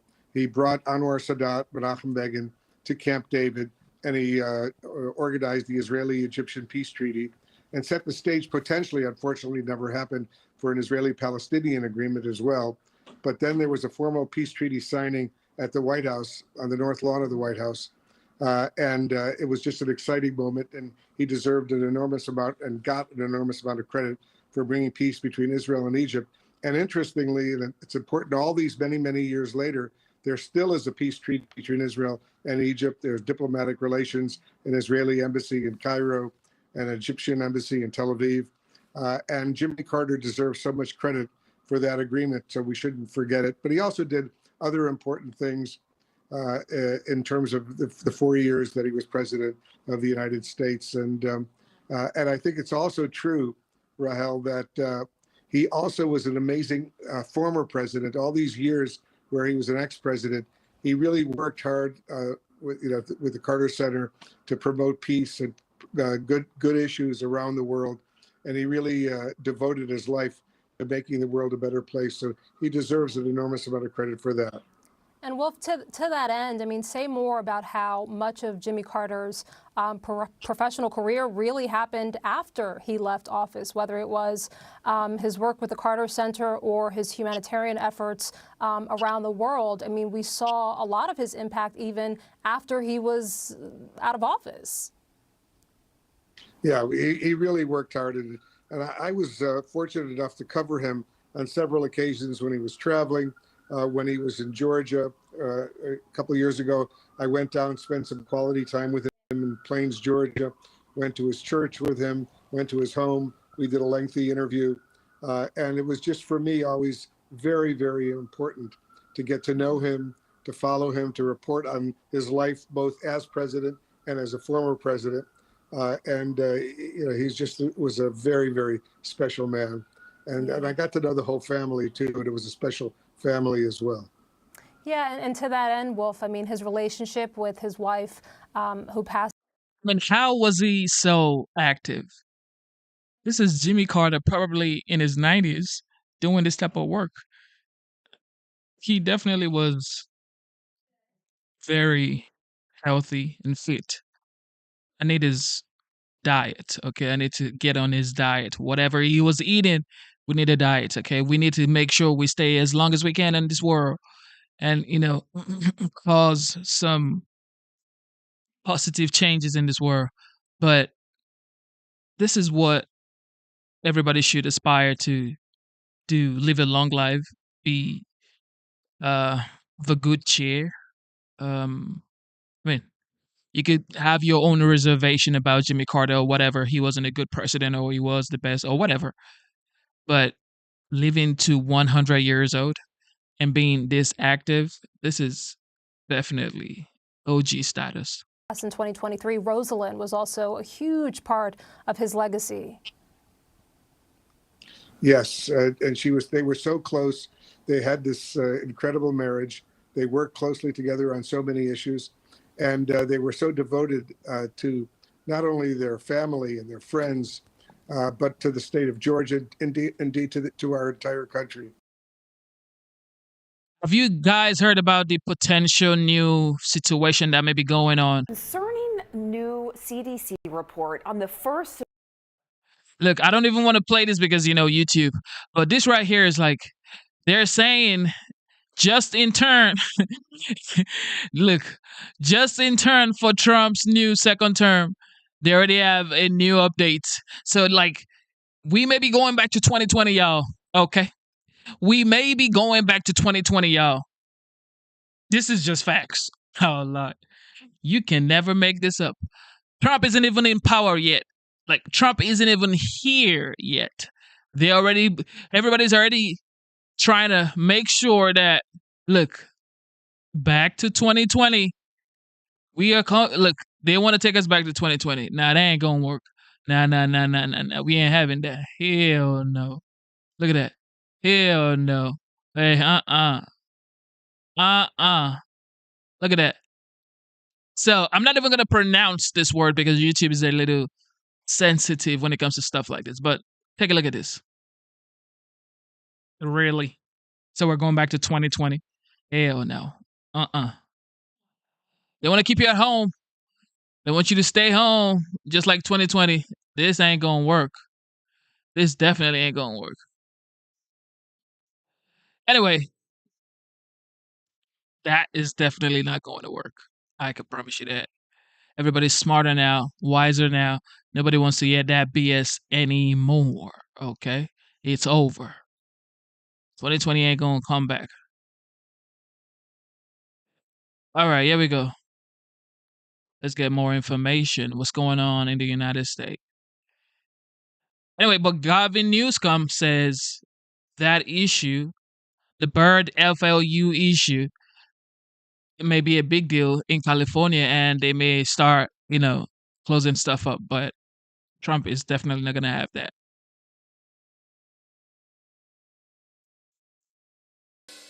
Can you talk to us a bit about President Trump's plans on the first few days? On day one, for example, how many executive orders is he planning?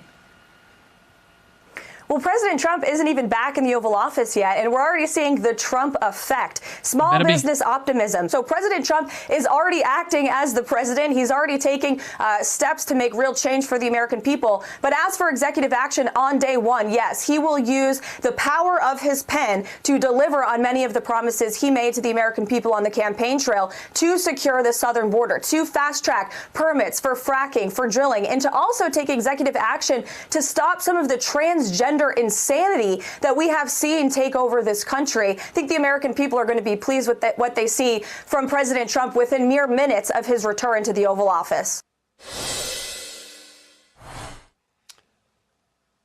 President-elect Trump's incoming White House press secretary, Caroline Leavitt, talking to Maria last week. Let's bring in Trump's incoming White House counselor, Alina Habba. Alina, thank you so much for joining us. I do appreciate it.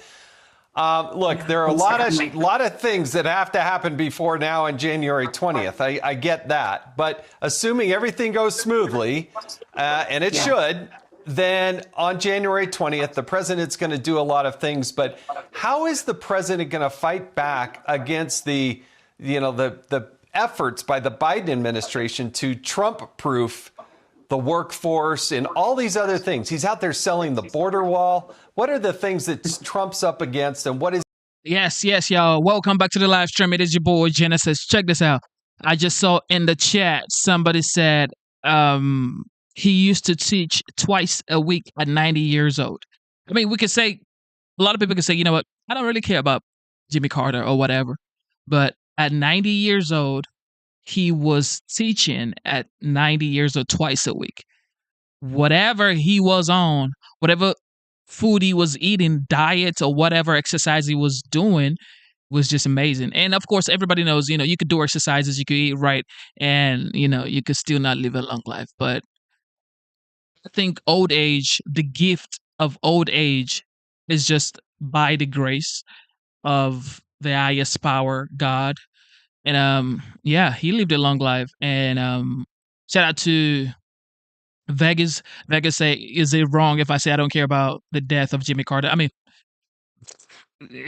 if that's how you feel, it really doesn't matter, because at the end of the day, he lived a very long life. It was the 39th president of the United States, Jimmy Carter. But he was 100 years old when he died. How many people do you know that actually lived to 100 years old and was a former president of the United States? It's like zero. But shout out to Jimmy Carter and his family, and may his soul rest in perfect peace. And I hope they take his death as some sort of great passing to the great beyond, because he lived a long life and he definitely achieved a lot. But let's see what's going on recently today with the Trump second term team. What is he going to do to fight back against it? Well, I think we're seeing the fight already begin, Jason. If you look at what we've done, we've had just recently an amicus brief filed against what he's doing with TikTok, because President Trump believes he can solve it in a way that will help and benefit Americans and keep TikTok regulated so that we can maintain it. We've seen, again, the border wall, like you said, him selling off the border wall. We had to step in, and thank God the courts did, and prevent them from doing that. We have red states that are stepping up and putting American first policies, Trump policies, ahead of us getting in and protecting the incoming administration. It's just not even fathomable to me that President Biden would want to be so destructive in his last few days. But unfortunately, that is what this administration has been doing. So we shouldn't be surprised. But we have been actively working to prevent that from happening. And we have people, you know, on the Hill working on that. And we're ready for action. Like Caroline said, day one, we're going to be taking serious action immediately, executive orders, in order to make sure that we correct, frankly, what they've destructed and get America back on track immediately. Now, two of the things the president has to deal with is a workforce that has not been coming into the office. And the second thing is the debt ceiling. How is the president, what can the president do right away to deal with those two big issues?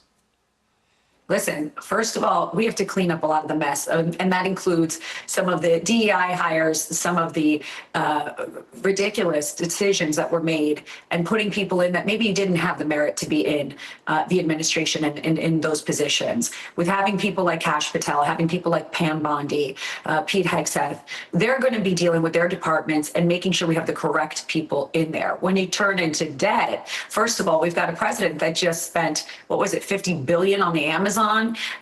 He's sending money out like it's growing on trees in the back, in the south lawn of the White House.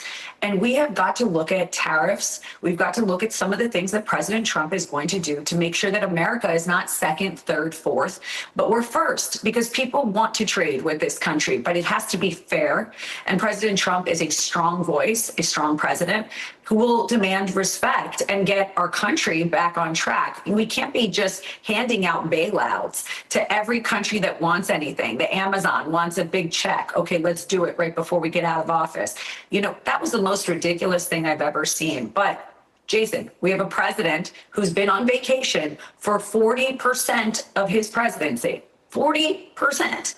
So I don't even think he's checked in, but he has no problem spending American money, and it's got to stop. The hemorrhaging has to stop. American people are suffering. We need tax reforms. We need a lot of things that have to be done very quickly so that they can effectuate some change when President Trump is in there and help the American people. Yeah, it's amazing to me that President Biden was on vacation before he went on another vacation. Then he went to St. Croix, and then he's going to get back and he's going to go fly off to Italy like he's going to do some big foreign policy effort in Italy, and all at the taxpayers' expense, of course. All right, but I want to get down to the nitty gritty here. There are hundreds of billions of dollars that are trying to be spent by the Biden administration in literally the next 20 days.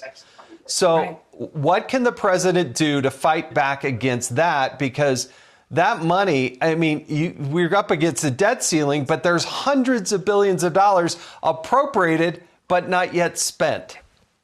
Yeah, and if you look at some of the bills that they're trying to pass, and Vivek did a great job of pointing this out, and Elon, some of those bills, they're giving massive bills which have hidden income to people, raising people's salaries, things like that. They are trying to slip it through the cracks. But our team, and when I say our team, I mean the Republican Party. I mean certain people on the Democrat Party that are not agreeing with what they're doing, that are seeing through it, that know that the incoming administration is going to fix it, reverse it, and call it out, are currently out there looking at these bills, going to the American people, going on the Hill and saying, you're not going to pass this bill this way. You're not going to slip in money that shouldn't be spent. But there's only so much, unfortunately, we can do until we're there. But I will say that I think that we're seeing real unity in Washington recently. And also fear, probably because of DOJ, because of his administration, the people he's put in, and the fact that they know that you're going to be held accountable if you're going to be messing around with American people's money. And and I think we've seen that. I think we've seen that just in look at the amount of people, Jason, that have come to speak to President Trump at the Winter White House here in Mar-a-Lago. They are worried, and they know they're going to be held accountable. And I think that is something we knew would happen the minute he got elected, because he is a strong leader and a strong voice, and he's America first. So if you've been messing around and taking money from our government, which is taxpayer dollars, you're not going to be able to do it anymore. There's going to be a block, and there's going to be checks and balances. It is amazing how much President Trump has been able to do just since the election. He's not even sworn in yet. And yet the world is, look, I think our enemies fear us. And I think our allies, they respect us now. And that's a huge sea change from where we've been. And that's the main thing. Like, this guy is not even the current president of the United States. He is, however, the 47th president-elect, and everybody is already trying to get a dinner date. Okay, they're trying to get a dinner date with the 47th president-elect, knowing fully well that we also have the 46th, who is the current president of the United States. Nobody talks to him anymore. Nobody talks to Biden anymore because it's like, what, falling off stage, falling off bikes, falling off stairs, falling off the airplane and BS. So nobody's talking to a man like that, okay? Everybody wants to talk to a man that got almost assassinated, and then he gets up, he jumps up and says, fight, fight, fight. That's the person everybody wants to talk to, okay? That's who people want to talk to. Nobody wants to talk to a man falling upstairs. I'm sorry, okay? I know he's like 83 years old or 84, whatever Biden is. I'm not age shaming Biden, but I'm just letting you know that everybody wants to talk to a strong figure, okay? Everybody wants to talk to someone who seem like they command respect. And that's why people are flying to Mar-a-Lago. Justin Trudeau, Mark Zuckerberg, Jeff Bezos, Elon Musk. Everybody's flying to Mar-a-Lago. Israel's president. Everybody. Okay. It is what it is. It's just legendary status. OG. We begin with the 119th Congress, which opens on Friday. Up first, voting for a House Speaker. Mike Johnson needs at least 218 members to vote for him when Congress starts. It will be 219 Republicans to 215 Democrats. As Fox News senior congressional correspondent Chad Pergram points out, quote, the House absolutely, unequivocally cannot do anything until it elects a speaker, period. This also means that the House cannot certify the results of the Electoral College, making Trump the 47th president of the United States on January 6th. What happens if the Electoral College isn't sorted out by January 20th? Well, President Biden is done. So he's gone. The same with Harris. Next in the presidential line of succession is the Speaker of the House. Well, there's no speaker. So who becomes the president? If the House is still frittering away time trying to elect a speaker on January 20, President pro tem of the Senate, Chuck Grassley, likely becomes president, acting president. I write likely because this gets into some serious extra constitutional turf. These are unprecedented scenarios, strange lands never visited in the American political experience, end quote. Let's bring in House Oversight Chairman James Comer. Congressman, boy, it all starts on Friday. A lot of people are saying they love Mike Johnson. I think Mike Johnson is a cool person, a skillful communicator, is articulate. However, some people are here saying Mike Johnson needs to go.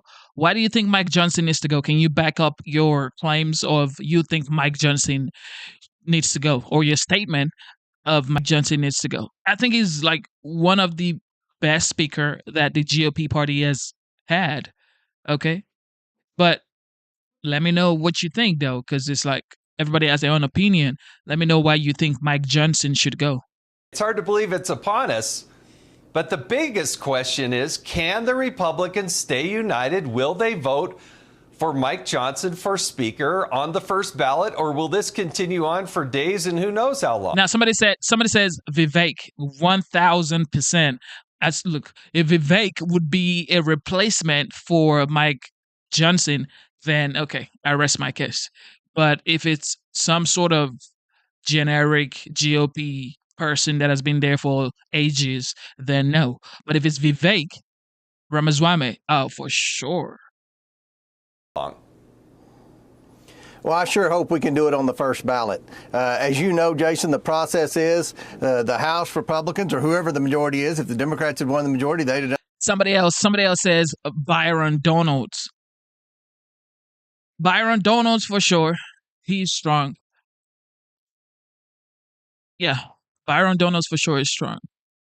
Mike Johnson is just very articulate. He's skillful with his communication. So, I mean, Byron Donalds for sure. Vivek for sure. Yeah, I mean, those two, I could not say no to those two. Like Byron and Vivek, come on. Those two are like double trouble. Same thing. We meet in December. We nominate people to run for leadership, including the Speaker of the House. Whoever wins, then everyone agrees, all right, we're going to all support our Speaker nominee on the floor. No one ran against Mike Johnson. To this day, here we are inside a week of the Speaker's vote. There is still not a single declared candidate. But as you know, we have 5 Republicans that won't commit to voting for Mike Johnson. They can only lose 1 or 2 votes. So I sure hope we don't repeat this. And I'm strongly encouraging my colleagues to go ahead and elect Mike Johnson. And let's get started on passing President Trump's agenda. Well, Andy Harris, who is the chairman of the House Freedom Caucus, he is not necessarily fully committed. What about those 5 people? I mean, this is going to be the challenge, Congressman. Every single time a vote comes up, can the Republicans stay united? Because 2 people go the different direction, you can't get from here to there. It's a terrible challenge. We've seen it play out over the past 2 years. It was very difficult for Kevin McCarthy. It's been very difficult for Mike Johnson. It would be very difficult for whomever would be elected Speaker of our conference. But at the end of the day, the difference between the 119th Congress and the 118th Congress is we'll have a Republican president, a strong Republican president who's very popular with Republican congressmen's constituents back home, and that's Donald Trump. I strongly encourage Donald Trump to get on the phone with those 5 or 6 members who won't commit to voting for Mike Johnson, because all this is going to do is delay us. It's going to delay the certification of President Trump's election. It's going to delay the start of his first 100 days in office, which is the most important time frame of his whole presidency. That's when you get the most done historically. So I strongly encourage President Trump to get on the phone and try to get everyone united so we can work together as a team and make America great again. For sure. Well, Congressman, I should say Chairman, I used to chair that committee. You chair it now. You have jurisdiction over the federal workforce.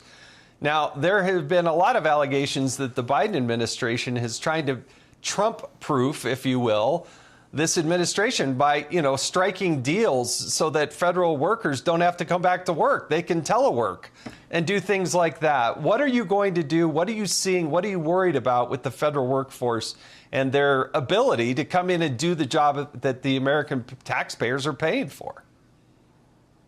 Well, you're exactly right. And I've said this many times publicly. Joe Biden's trying to burn it down on the way out. With respect to the federal workforce, every hardworking, tax-paying American who works in the private sector is appalled that such a high percentage of the federal workers aren't showing up for work. They're working from home.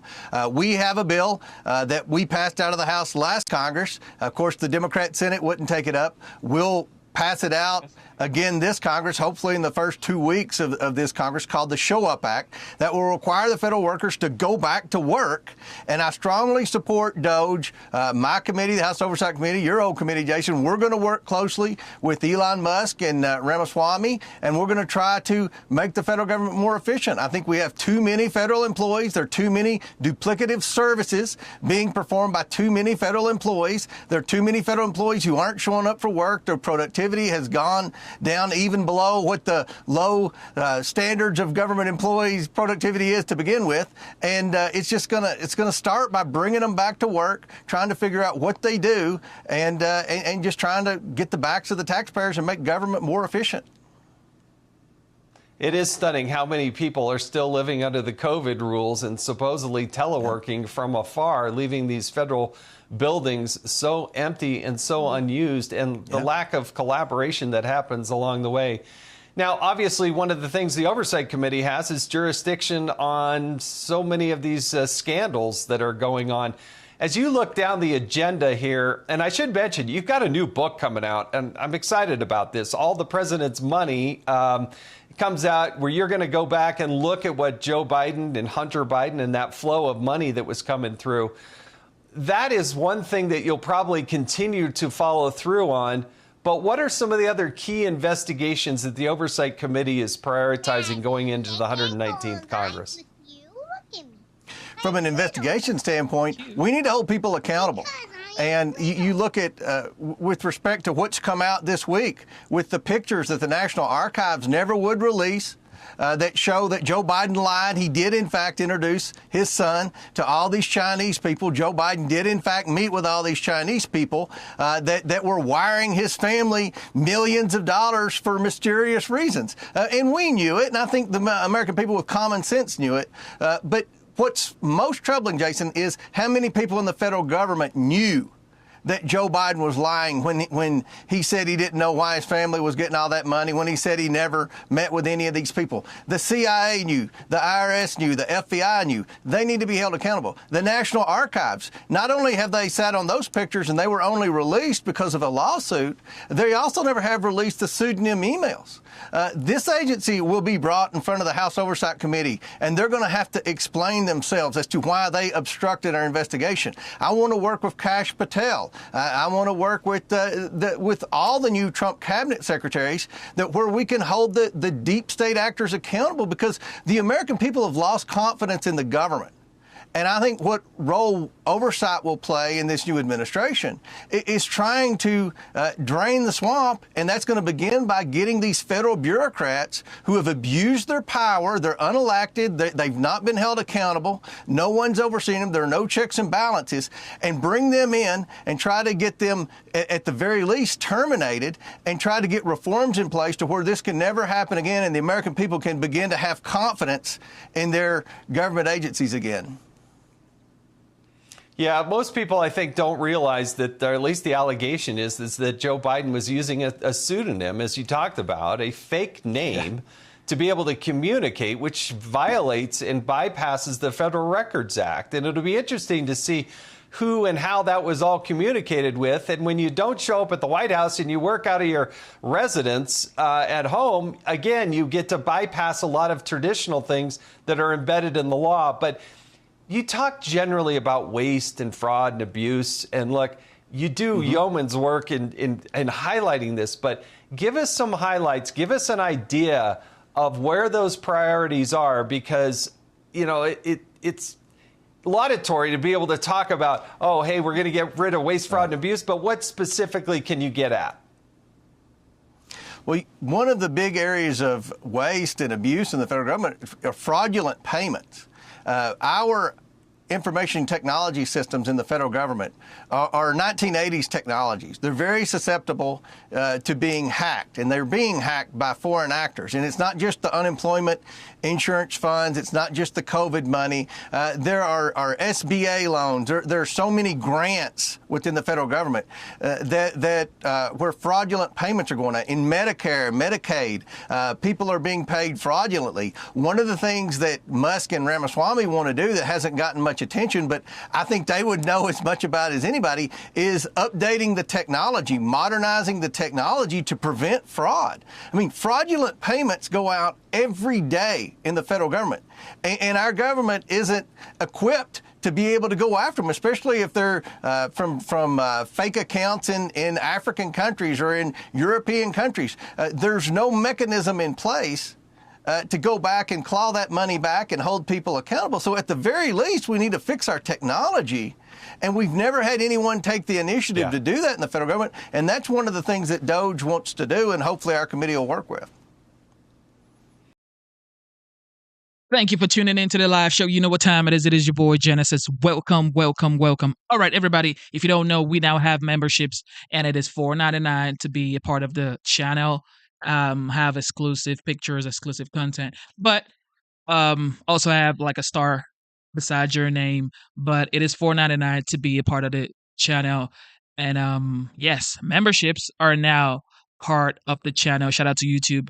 We have been monetized on YouTube. So thank you to everybody who has been rocking with Genesis Madhouse for since July. We started streaming in July, and we had about 2,000 subscribers back in July, and we did this every day, 6 hours a day. And I just want to say, going back to July, this brings me to Nikki Lee, or Nisi Lee, like she says I think her mama or her dad calls her, Nisi Lee. She just donated $2 to the channel. Shout out to Nisi Lee. Keep going strong. She says MAGA. Shout out to Nikki Lee. I call her Nikki Lee, but she says one of her parents calls her Nisi Lee. But she streams like every day, and I watched her grow from like 90 subscribers or something like that, or 136 subscribers to almost 500 subscribers now. So keep going, Nisi Lee. I see you, and thank you for the donation. Anyway, everybody else, God bless you. Let's keep going, man. We have been streaming for 2 hours, 5 minutes, and we are going to keep going. What else is going on? Everybody knows Jimmy Carter passed away at the age of 100 years old. And also there's been like a lot of thing going on. This thing going on with the H-1B visa and Mike Johnson situation. Of course, I mean, Jesus, this isn't going to stop. But anyway, let's see what's going on with the border. And then we're going to come back to the Mike Johnson situation. Let's get it.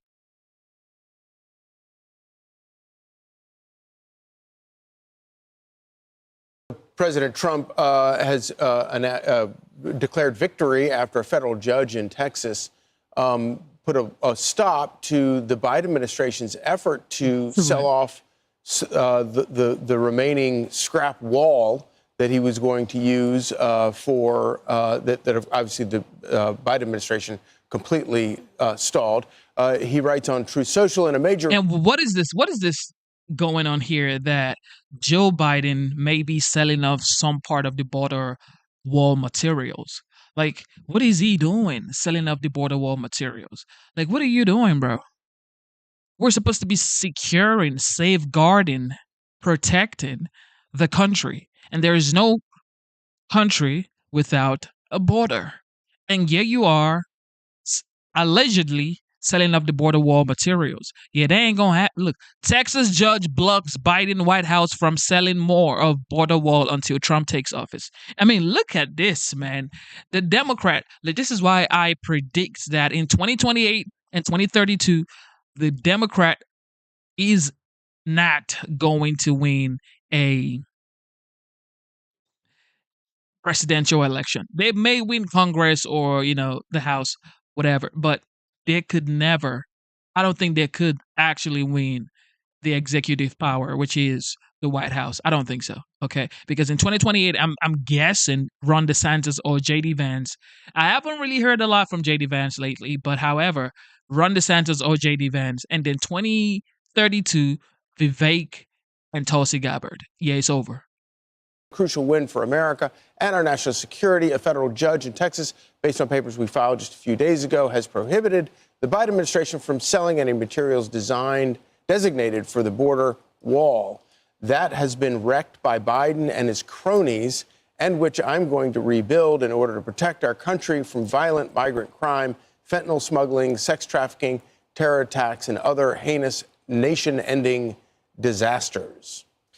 That's good news out of Texas. Thank you, Texas. The Biden administration not able to sell off what's remaining of the border wall. Yes, Ken Paxton filing that lawsuit, the Attorney General of Texas. Tom Homan was talking about this yesterday on Fox News Live. It's disgusting that they're going to take that border wall, which like you just said, we pay top dollar for, and selling it for pennies on the dollar. Now we got to rebuy it. It's ridiculous. However, a little bit of good news. One of the companies actually reached out to me, willing to give us that border wall products back at what they paid for it, the pennies on the dollar, giving us back for the same price. So I think Ken Paxton, the AG in Texas, took immediate action. I know I've been working with Lindsey Graham, taking immediate action. So right now I think we got them stopped. But it's insulting. They wait 4 years just before we take control to sell a main piece of our plan to secure that border. And we had Chuck DeVore on earlier, and I talked to him about the wall. And one of the things that is so shocking when you go to the border is seeing piles of border wall rusting on one side, people coming across the border, and then massive protection around the detention centers where they're processing it. A lot of people are saying a lot, okay? A lot of people are saying that Tom Homan definitely is going to do a great job. And some people also say his face looks like the border wall. Look, I can't even make this up, okay? A lot of people are saying this guy's face looks like the border wall. Damn. I also went to a center that was for unaccompanied minors. And I'm telling you, Alcatraz is not more protected than, this. I mean, prisons are not more protected than this. The Biden administration did everything they could to make sure you did not know anything about the children that were coming across the border, the 300,000 that were missing, that remain missing, and the horrors that they went through. Rapes, little girls loaded up with birth control pills because the parents who sent them on this journey alone know that they're going to be raped, the number of tragedies that happened to them. And one of the people that has been, I think, a real hero in this, first of all, the group, the Texas Department of Public Safety, the DPS, but specifically Lieutenant Olivares, who has made it, because he's a father, and these images have broken his heart, and he wanted America to know. He has made sure to let us know and show the photos, and we're the only network that's showing them, basically, of children who have come across the border alone. The latest, we just got these photos. This is a 9-year-old and a 5-year-old. Look at this. They came across alone with the cartels, and this often happens. The cartels get, for whatever reason, abandon these kids. Another question here is, where are the parents of these kids, okay? Who paid for these kids to be able to cross over into the United States? Who? Who are their parents? These are the crucial questions that should be asked, all right? Because everybody's blaming the cartels. Oh, the cartels. Yeah, we get it. But somebody paid the cartels to smuggle these kids into the United States. And in most cases, it's probably the guardian of these children. So it's like, what is going on? Who are the people in charge of this young kids that eventually may be probably taken advantage of if they're being displaced and they have some sort of written note about where they are supposed to go when they get into the United States? Who does that? These kids are like, what, 9 years old, 5 years old? This is just pathetic. Kids, and this is what happens. Texas DPS troopers recovered 2 unaccompanied female children. They were abandoned, as I said, and this is just terrible. All they had was that piece of paper right there that you see holding them up, pulling up, and it had a phone number and address on it. That's it, that paper.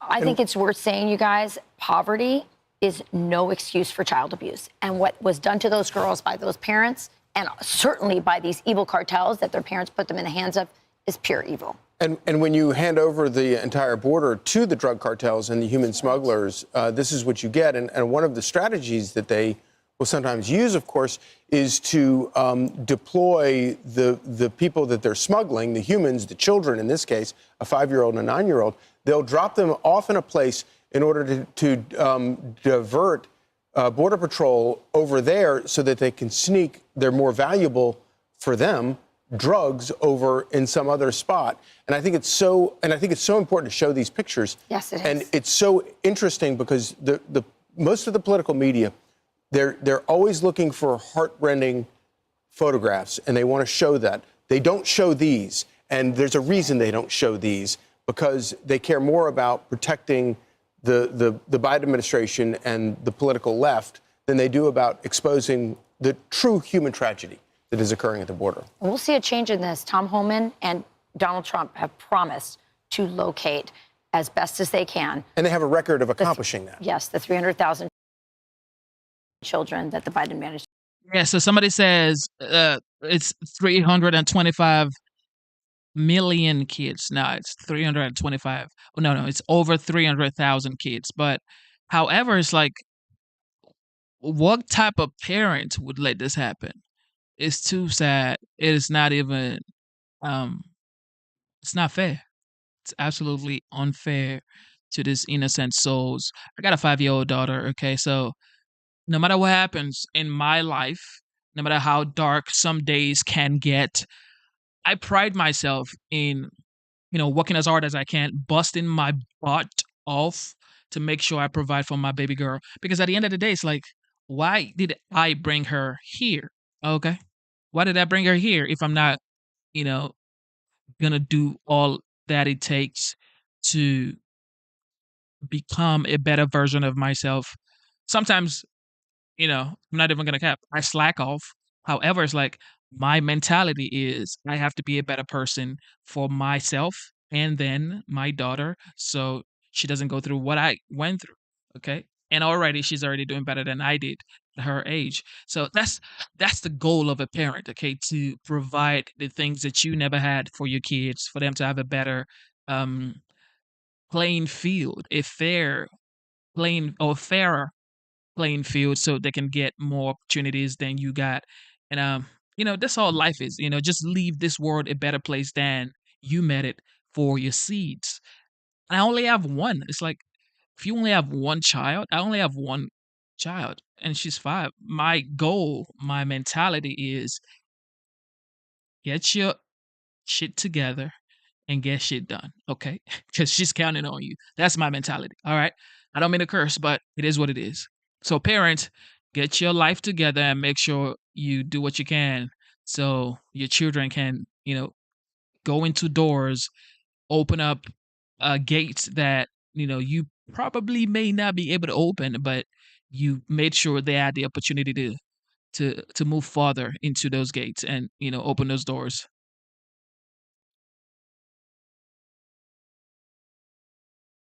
H-1B visa, what going on right here?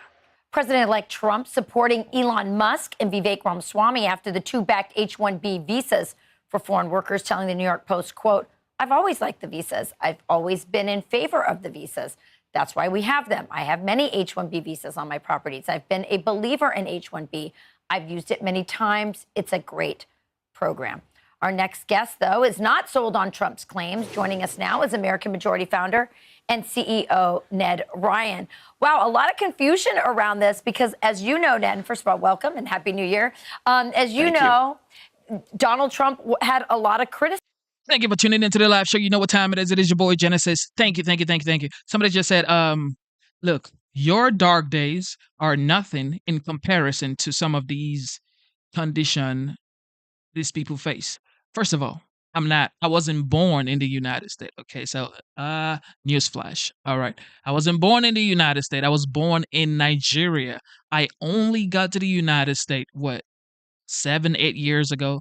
Became a United States citizen like 2-3 years ago. So when somebody say, well, your dark days are not like these people's dark days. Have you ever been to Nigeria? You guys have power 24/7 in the United States. Sometimes we don't have power for like 60 days. Like, these are facts, okay? If you have anybody who lives in Nigeria, you can ask them, okay? This is just facts. You have power 24/7. As long as you pay your bills, you got power.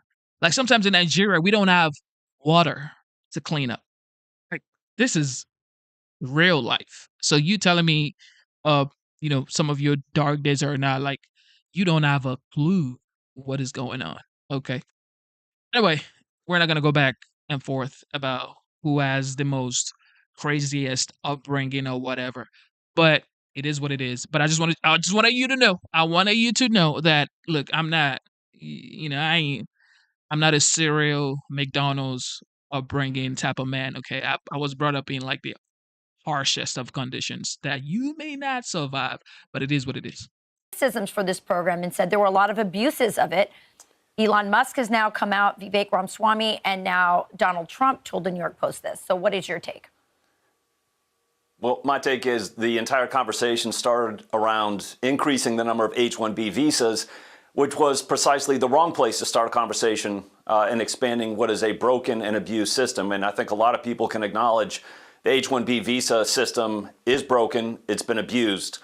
Elon posted some things last night that I think would be a nice starting point, that you have to significantly raise the minimum salary and then add an annual cost to these H-1B visas to maintain them. I think we have to get to the point, Rachel, where we make it prohibitively expensive to have an H-1B visa to really focus on having those truly exceptional people come in and use them.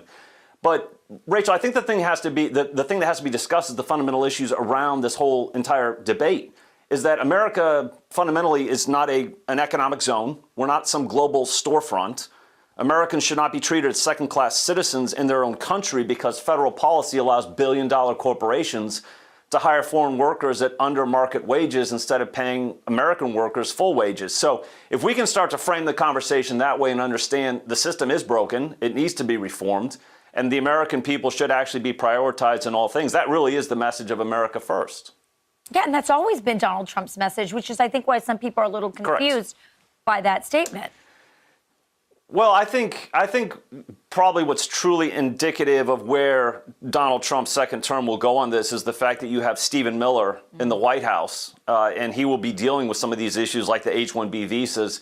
I think this H-1B visa situation is like, of course, I support H-1B visa because, like I said earlier this morning when I was streaming, I said to the people watching at the time, I told them, like, a member of my family was diagnosed with lupus nephritis, and every specialist that came to see them for their kidneys, because lupus affects the kidney. If you have anybody who has ever had lupus affects your kidney, and blah blah blah. But anyway, the kidney doctor was from Ghana, all right, because he's a specialist. Kidney doctor was from Ghana. The lupus doctor was from China. Okay, the lady was a Chinese descent or whatever. And then the other person was probably from India. So it's like every doctor that she got to see, every specialist that she got to see were not even Americans. Okay, they didn't even speak like I did. Like, you can hear my accent, okay, because obviously I wasn't born here, but if you talk to other Nigerians or other people who has been here for like 10 years, you can hear a very thick accent. I don't really have a thick accent. I have an accent. However, it's like when I'm talking to these doctors, the Indians, the Chinese, the Ghanaians, it's like it's really hard for me to even understand. And I'm like, okay. But you know why? They are top tier, skillful people. Okay, this is what the H-1B visas has done for the United States. It's allowed specialists, high skills, skillful individuals to get the opportunity to come into the United States and serve the United States. Okay, these people are willing to work, to serve, to be of service, to be an asset to the United States. Like if you go to Silicon Valley, most of the engineers are Indians, all right? Even like the richest man in the world, Elon Musk, he was born in Pretoria, South Africa. It's like, and he came here through H-1B visa. So it's like, I know a lot of people are going to say that Elon Musk is an anomaly. I get it. However, it's like, he wasn't even born in the United States. And there are lots of people like that. Even Vivek Ramaswamy, he is a first generation born in the United States. His parents are immigrants. Donald J. Trump grandparents are not from the United States. They immigrated into the United States. Donald Trump's wife, Melania Trump, she's not from the she wasn't born in the United States. So, like, these things are very crucial to the United States, to the growth of the United States. H-1B visas and skilled individuals. What I do not support is, and what Trump also said he doesn't support, is illegal immigration, okay? But if you're coming here through the proper channels, you go through Homeland Security, you go through the USCIS systems, there's no way you shouldn't be given an opportunity to prove yourself to be a part of the greatest nation in the world. Stephen Miller has made it very clear how he feels about H-1B visas. The system has been abused. There is need for reform. And I think you actually, the starting point in the conversation with H-1B visas is how do you actually reduce the number to truly bring in those that are exceptional and not let it be abused. So I feel pretty confident that Stephen Miller and his reform ideas on H-1B visas will truly be what will happen in the second term. Yeah, I don't think anyone would think it was a good idea to not allow another. Shout out to the Ring Master. He just donated he donated $4.99. Shout out to the Ring Master for your donation, for your super chat. God bless you. Thank you so much to the Ring Master. Really, really appreciate your super chat and your donations. Thank you. It says, God bless you, Genesis. So glad you are in the United States. Yes, and so glad you are an American. Yes, I am an American. I got my citizenship about 2 years ago. It took me 5 years to become a United States citizen, and I would say it's one of the best decisions of my life, if not the best. Okay, I would say the best is when I saw my daughter come out and I saw her face. That was like the greatest decision ever. But then the United States really giving me the opportunity to become a United States citizen is something I would never take for granted. And I really cherish the United States. I cherish the culture and I cherish the people. And that's why I talk about stuff like this. Okay. I could do anything I wanted to do, but I talk about stuff like this because I truly care about the United States. And shout out to the Ring Master one more time. Thank you for your donation. Thank you for your super chat. And yeah. And this is another thing I want to address real fast. When I hear people say they've been in the United States for 25 years, they've been in the United States for 30 years, they've been in the United States for 20 years, it's like, so why haven't you applied for a change of status? Why haven't you gone to a immigration lawyer to do a change of status? But you want to blame Trump for saying he wants to deport people who don't have documentation. But you had the opportunity for 20 years, for 25 years, you could go to an immigration lawyer or find a way through USCIS. This is the thing. USCIS actually wants you to become a United States citizen. And this is just the facts, okay? The United States wants you to become a United States citizen. Easy. You just have to make sure you follow the law. You go through Homeland Security. You go through USCIS and do what you're supposed to do. Study, know the Constitution, know things you're supposed to know the history, and be a part of the United States and love the United States and go take the exams at the USCIS office. But you don't want to do that. You want to complain about Trump deporting you. You've been here. Bro, you've been here for 25 years. You didn't contact an immigration lawyer. You didn't contact USCIS to figure out how you could change your status, but Trump is the bad guy. Nah, bro. Nah, we ain't gonna take that. You gonna have to take responsibility for that too. Elon Musk into the country. We obviously want the brightest people Correct. To come here. Truly exceptional. Truly exceptional people, of course. But we have, thousands of people doing coding jobs, and I know a lot of Americans who would love for their sons and daughters to have those jobs. I think one of the things that's been insinuated in this debate is that somehow Americans are mediocre. I would firmly push back on that. I think our school system has seriously not served the American people well. It has become indoctrination centers at all levels. Instead of emphasizing STEM, those things will actually benefit us in regards to these high-tech jobs. So I think it's not mediocrity. I think we've been abused by our school system, and there's a significant need for reform. They should not be indoctrination centers. We should actually be emphasizing these things that will actually help us in these sectors. Yeah, absolutely. And importing workers to fill these jobs is not going to do anything to fix the system. It's going to hide this. It's going to prevent us from dealing with the root cause of it. Absolutely. And I will add this too, Ned. It is our school system. You're absolutely right about that. It has failed our students, and hopefully Donald Trump will do something through the education department to start fixing that, school choice, all that. But there is a family component. Thank you for tuning in one more time. Shout out to the legend, Ellie. Ellie, I see you. Thank you for being the first to buy membership to the YouTube channel. God bless you, Ellie. Ellie just purchased the first membership to the channel. Like I said, membership to join the channel, it is just $4.99. And you would get the membership for a month. Shout out to Ellie. Ellie is now a member of the channel. He has a star in front of his name. That's the first time I'm seeing this on my channel. Shout out to YouTube and shout out to you guys for being here and making sure we got to this level. And Ellie says add to join add to type /join at the end of the channel address to subscribe to the membership. Huh? Really? Add to join at the end of the had to type /join the end of the channel address to subscribe to the membership. Huh. Okay, so anyway, I'm gonna pin Ellie's comment right here. So for anybody else who wants to join the channel membership, or anybody wants to join anybody, okay, who wants to join the channel membership, go check Ellie's comment.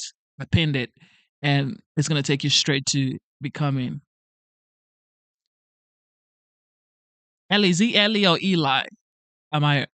Is he Ellie or Eli? Have I been pronouncing your name wrong for all these months? Is he Ellie or Eli? I've been saying Ellie. Nah, bro. If it's Eli, then that ain't gonna work. Anyway, if you want to join the membership, okay, Ellie just put all right, here you go. So now you can join the membership, join the channel. Ellie says it takes it both ways. That didn't come out right. Ellie says he understands the meaning. Yeah, that didn't come out right. Of this as well, and a lot of children have been failed at home in broken homes. And yes. When you hear Vivek Ramaswamy talk about sort of the cultural values that are coming, say, from East Indian American families and so forth, those are families that are intact. Those are families that are focused. I'll give you the last word on that. Well, I do think that we need to challenge the generations behind us, our children and those behind them, to actually shoot to set goals to exceed what they think that is possible. So I think we have kind of had that we've set low expectations. I think we need to encourage our younger people to actually set higher goals, and I think we need to reform the school system. So I think there's a whole host of things, but you're right. When we have things like H-1B visa that has been abused, it's a Band-Aid over the problem. It is not the real solution. Yeah, I love that we're having this debate. It's important.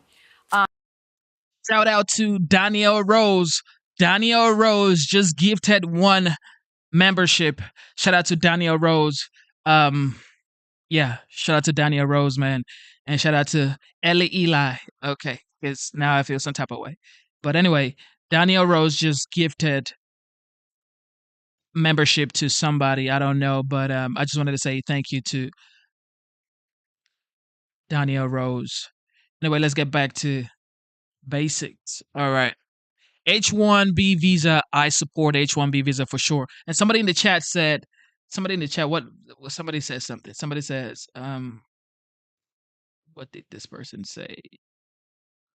Gen Z, first generation African American, says slavery never happened. When did I say that? Okay, I'm just gonna let you do your thing. What else?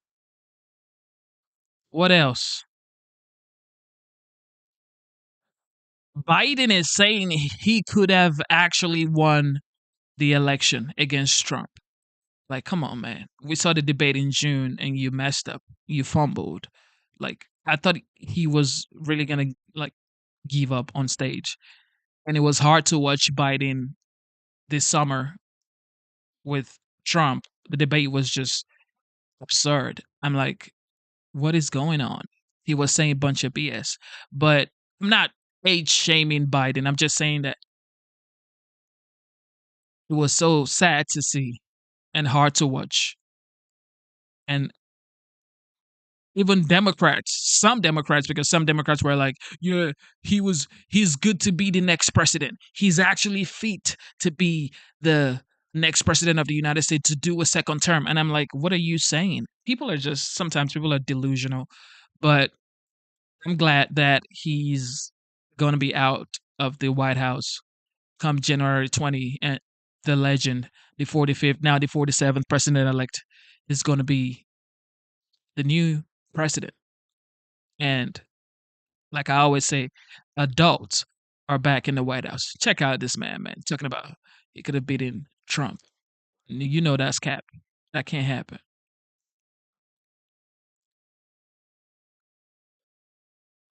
President Biden now expressing regret for dropping out of the 2024 race. A new revealing report saying, quote, Biden and some of his aides still believe he should have stayed in the race despite the rocky debate performance and low poll numbers that prompted Democrats to pressure him to drop out. Biden and these aides have told people in recent days that he could have defeated Trump. Here to discuss is Democratic strategist and former press secretary to Jill Biden, Michael LaRosa, and Republican strategist Katie Frost. Welcome to both of you. Why don't we start with Michael, because you actually worked with Joe Biden. Tell us your side of this story. Do you think that Joe Biden could have been a better candidate at the end of the day than Kamala Harris? Well, I think what he's looking at, Rachel, is sort of this undeniable fact that, look, he got the most votes of any president in history. He got 81 million votes. He won 4 years ago with over 51% of the vote. That's 7 million votes more than Donald Trump. And Donald Trump still wasn't able to really get over the hurdle of 50%. He still can't get half the country to support him. Now, the other side to this is that all the exit polls show that in all of the swing states, President Biden's approval rating was at or below 42% in those 7 swing states that really decided the election. So it was going to be a huge hurdle to overcome. That said, putting Harris on the ticket, Rachel, allowed us to flip 3 seats in California and 4 seats in New York that may have otherwise not have flipped and shrunk the House GOP majority. Well, that's an interesting look. These are the Biden approval ratings: 34% approved, 66 disapproved. So I don't know, Katie. What are your thoughts? Well, it's great to be with you, Rachel. And the only reason this man is coming out here to say all of this BS is because he feels that maybe if you guys have kept me in the race, I could have beaten Trump. I could have beaten Trump. I could have beaten Trump, everybody. And I now really believe that he gifted the Democrats Party Kamala Harris because he knew she was a disaster. Okay. She was a very bad communicator. She wasn't articulate at all. Kamala was absolutely an inarticulate person. She couldn't put 2 sentences together that actually means something. She would say, what, you think you fell from a coconut tree? And, be unburdened by what has been, like, what are you saying? This is why Trump won the election, because Kamala was fully a disaster. With every funding that they got, Democrat Party, if only they had someone who was level-headed, they may have even tried. But Kamala Harris, even with Beyonce, Oprah, Eminem, Samuel L. Jackson, Megan Thee Stallion, Lizzo, the Obamas, it was still a no. The people came out and voted. They voted in droves, okay? They voted and were like, no, okay? Thank goodness all of this is not for Kamala to handle, because oh man, oh Lord Jesus, just imagine Kamala was in charge of this right here. Dear Lord, thank you. I'll say, if President Biden thought that he could have defeated President Trump after the worst debate performance in presidential history, I don't think we need to look any further for signs of cognitive decline. There is absolutely no way he was up to the task of defeating President Trump. And he also was not able to serve another 4 years as president. He's barely been able to serve these past 4 years. Why would anyone think he could have served another term? We now have confirmation from the reporting in the Wall Street Journal of what we all witnessed with our own eyes, is that he was struggling to do the very basic functions of the presidency. And the fact that we essentially had a shadow government of unelected staffers who were covering up his inability to govern while they were making decisions for our country is a serious scandal of unbelievable magnitude. There are a lot of questions that need to be asked about this. Hopefully those will be asked under oath, because this is a scandal that makes Watergate look like robbing a lemonade stand.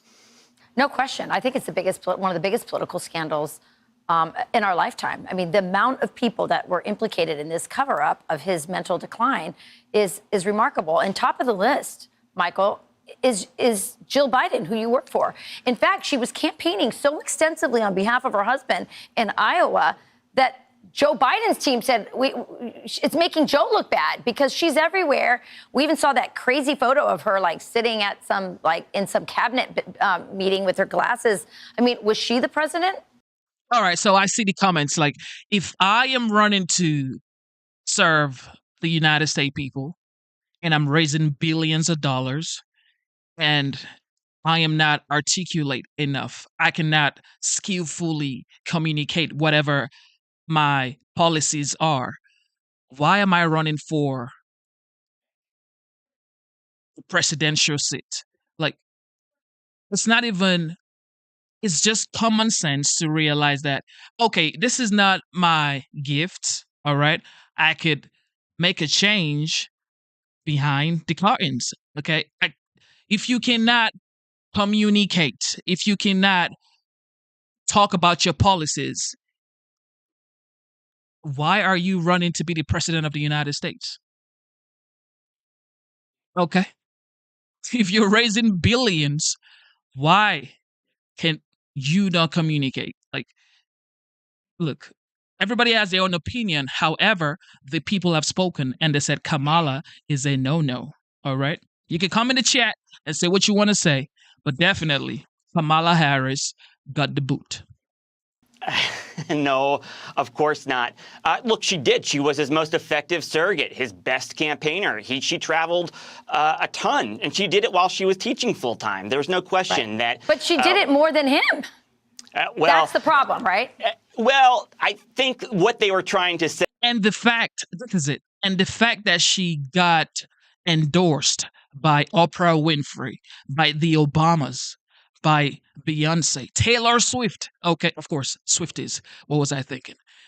She got endorsed by all of these Hollywood elites that knows nothing about mortgage rates, all right? Knows nothing about interest rate, knows nothing about the border, knows nothing about gas prices, knows nothing about grocery prices because, of course, they got virtually everything they need, okay? And I'm not shaming anybody for being rich or financially stable. They worked hard for whatever they got. But the fact is, what does Taylor Swift knows about mortgage rates? What does Beyonce knows about groceries? No, she's touring around the country. She doesn't care about the gas prices because she never drives to the gas station to actually pump gas. But Trump was talking to the truck drivers, the construction workers, the HVAC technicians, the plumbers, the welders, the house painters, the electricians. This is why he won. Okay? It's just common sense. And Kamala was there talking about, I grew up in a home, we had a lawn in the front yard. What are you talking about? Yeah. I don't even think she could be the governor of California at this point.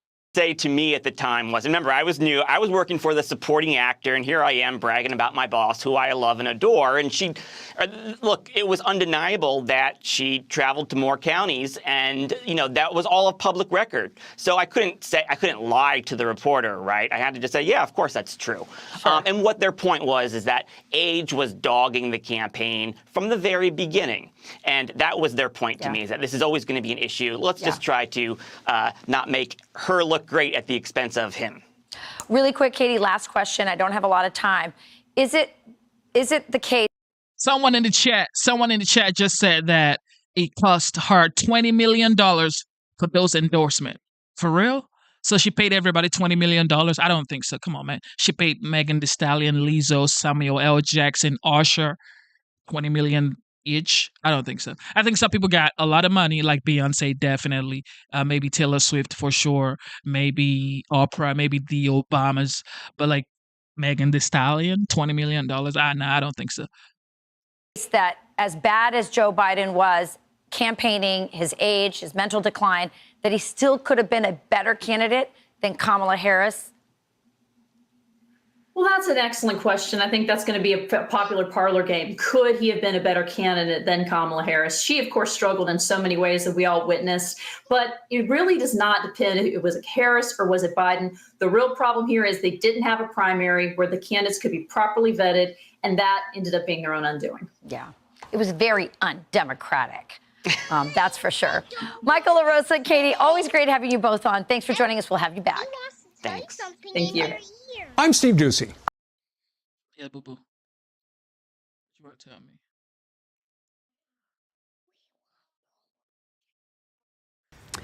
Allies of House Speaker Mike Johnson warning any effort to remove him as Speaker could delay the certification of the 2024 election. Lawmakers will hold a speakership vote January 3rd and will vote to certify the election on January 6th. If a speaker is not elected by that date, lawmakers cannot be sworn in and therefore cannot certify the election. Now, remember, it took about 3 weeks for Republicans to replace former Speaker Kevin McCarthy last year with Johnson. Texas Congressman Pat Fallon is urging President-elect Trump to reaffirm his support for Johnson, telling Fox News Digital Trump's endorsement would be incredibly powerful. Politico is also reporting that Trump is unhappy with Speaker Johnson, questioning whether Johnson is capable of managing the Republicans' razor-thin majority.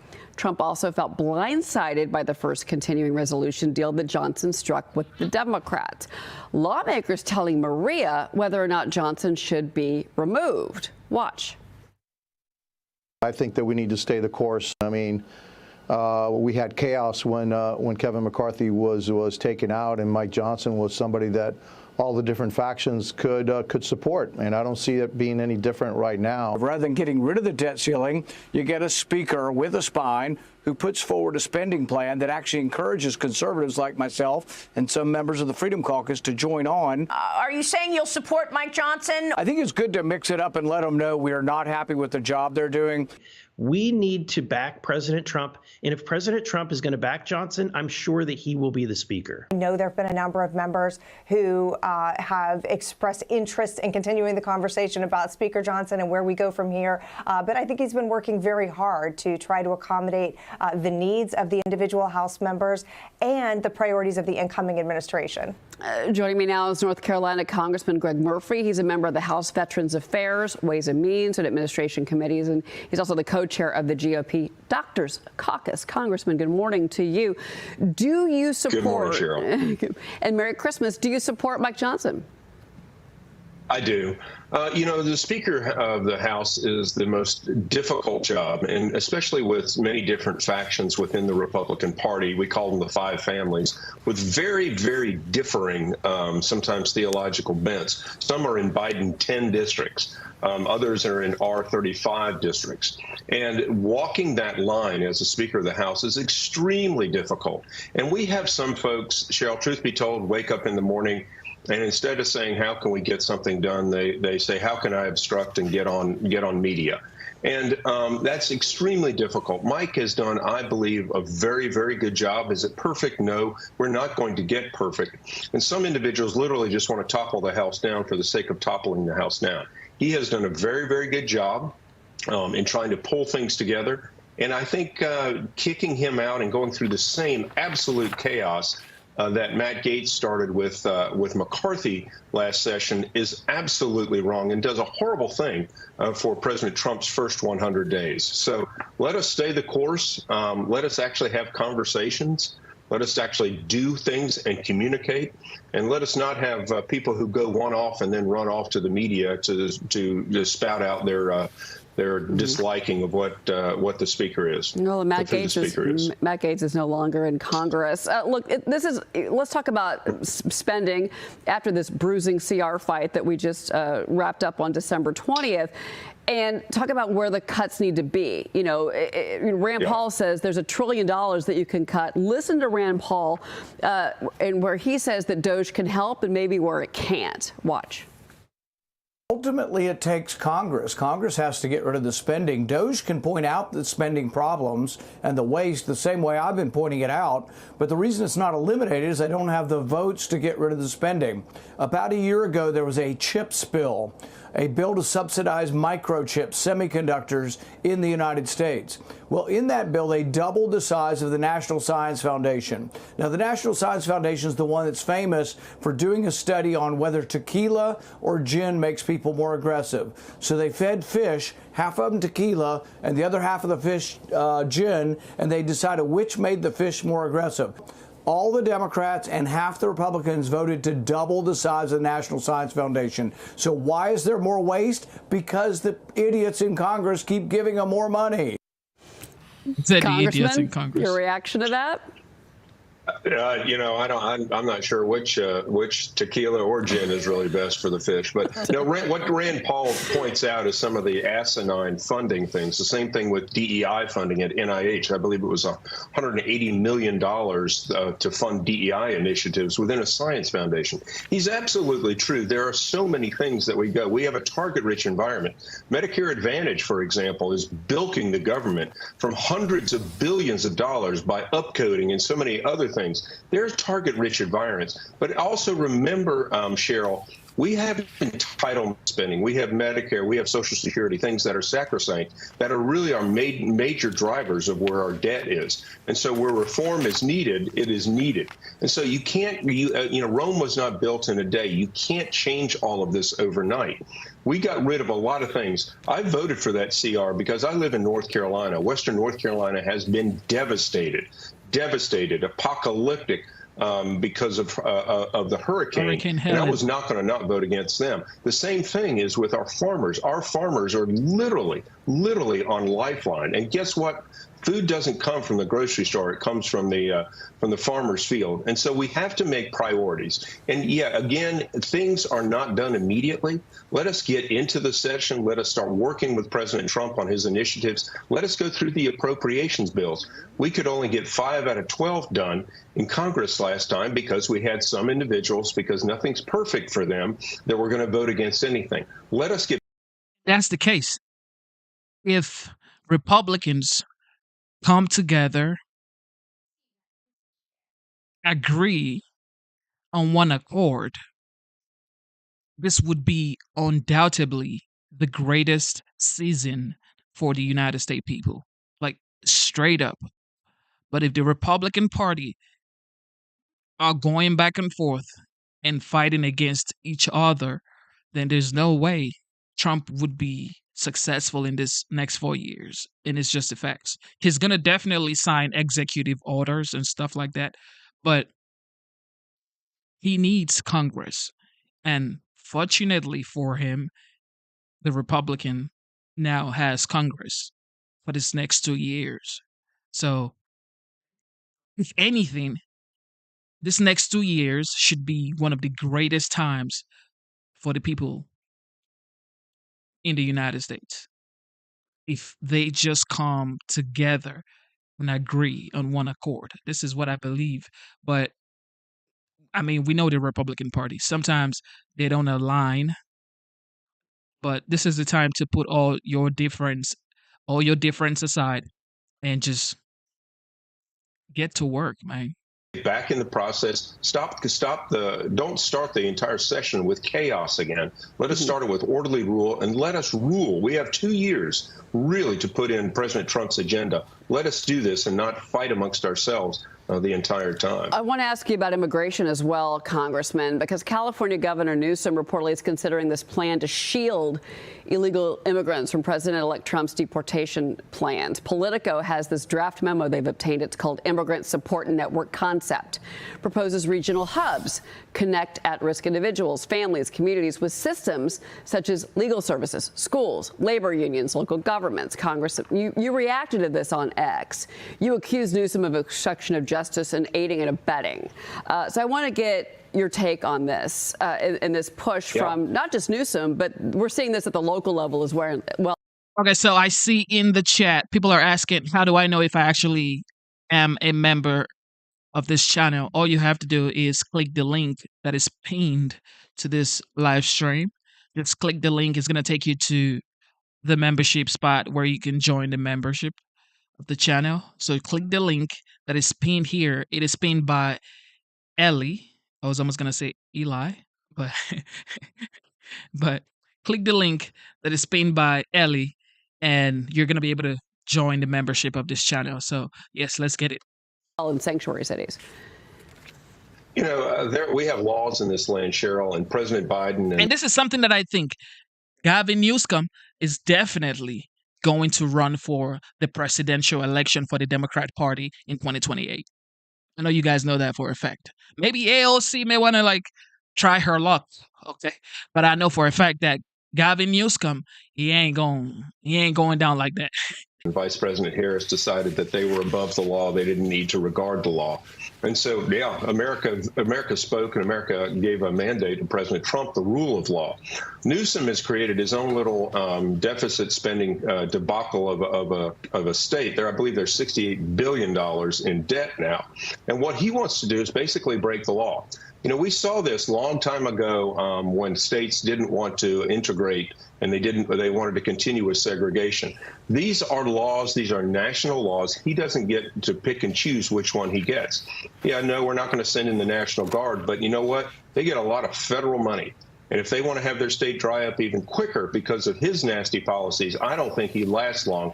And this time when the recount comes, he's gone.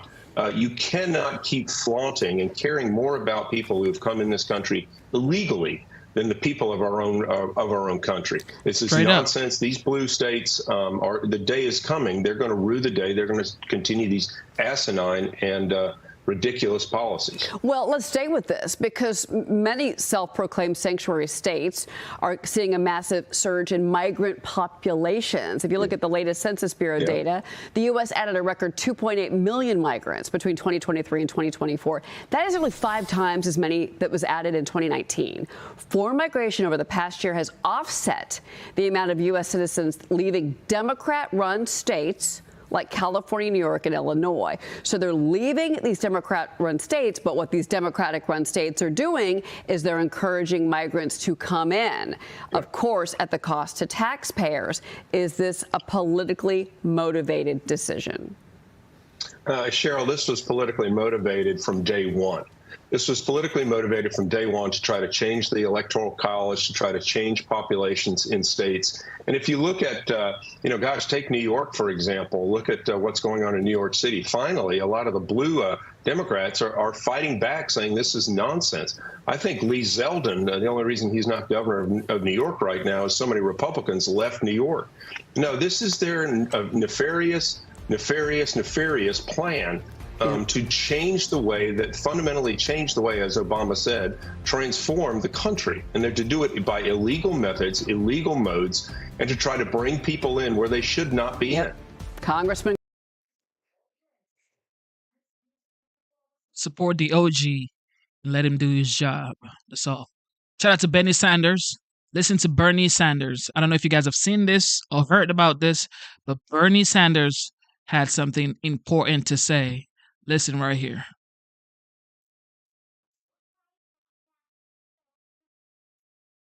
Take this opportunity to wish everybody a very happy holiday season and a wonderful new year. As we come... Why don't they say Merry Christmas? Is it like a Democrat thing? I don't know. It's because I rarely hear... Because he said Happy Holidays and Happy New Year. It's like, what happened to Merry Christmas? Y'all don't say Merry Christmas? Oh, okay. I get it. New Year. As we come to the end of 2024, it might be helpful to take a hard look at where we are as a nation and how we can best go forward. And let me be honest with you in saying that we are in an extraordinarily pivotal and volatile moment in American history, and things are moving very, very rapidly.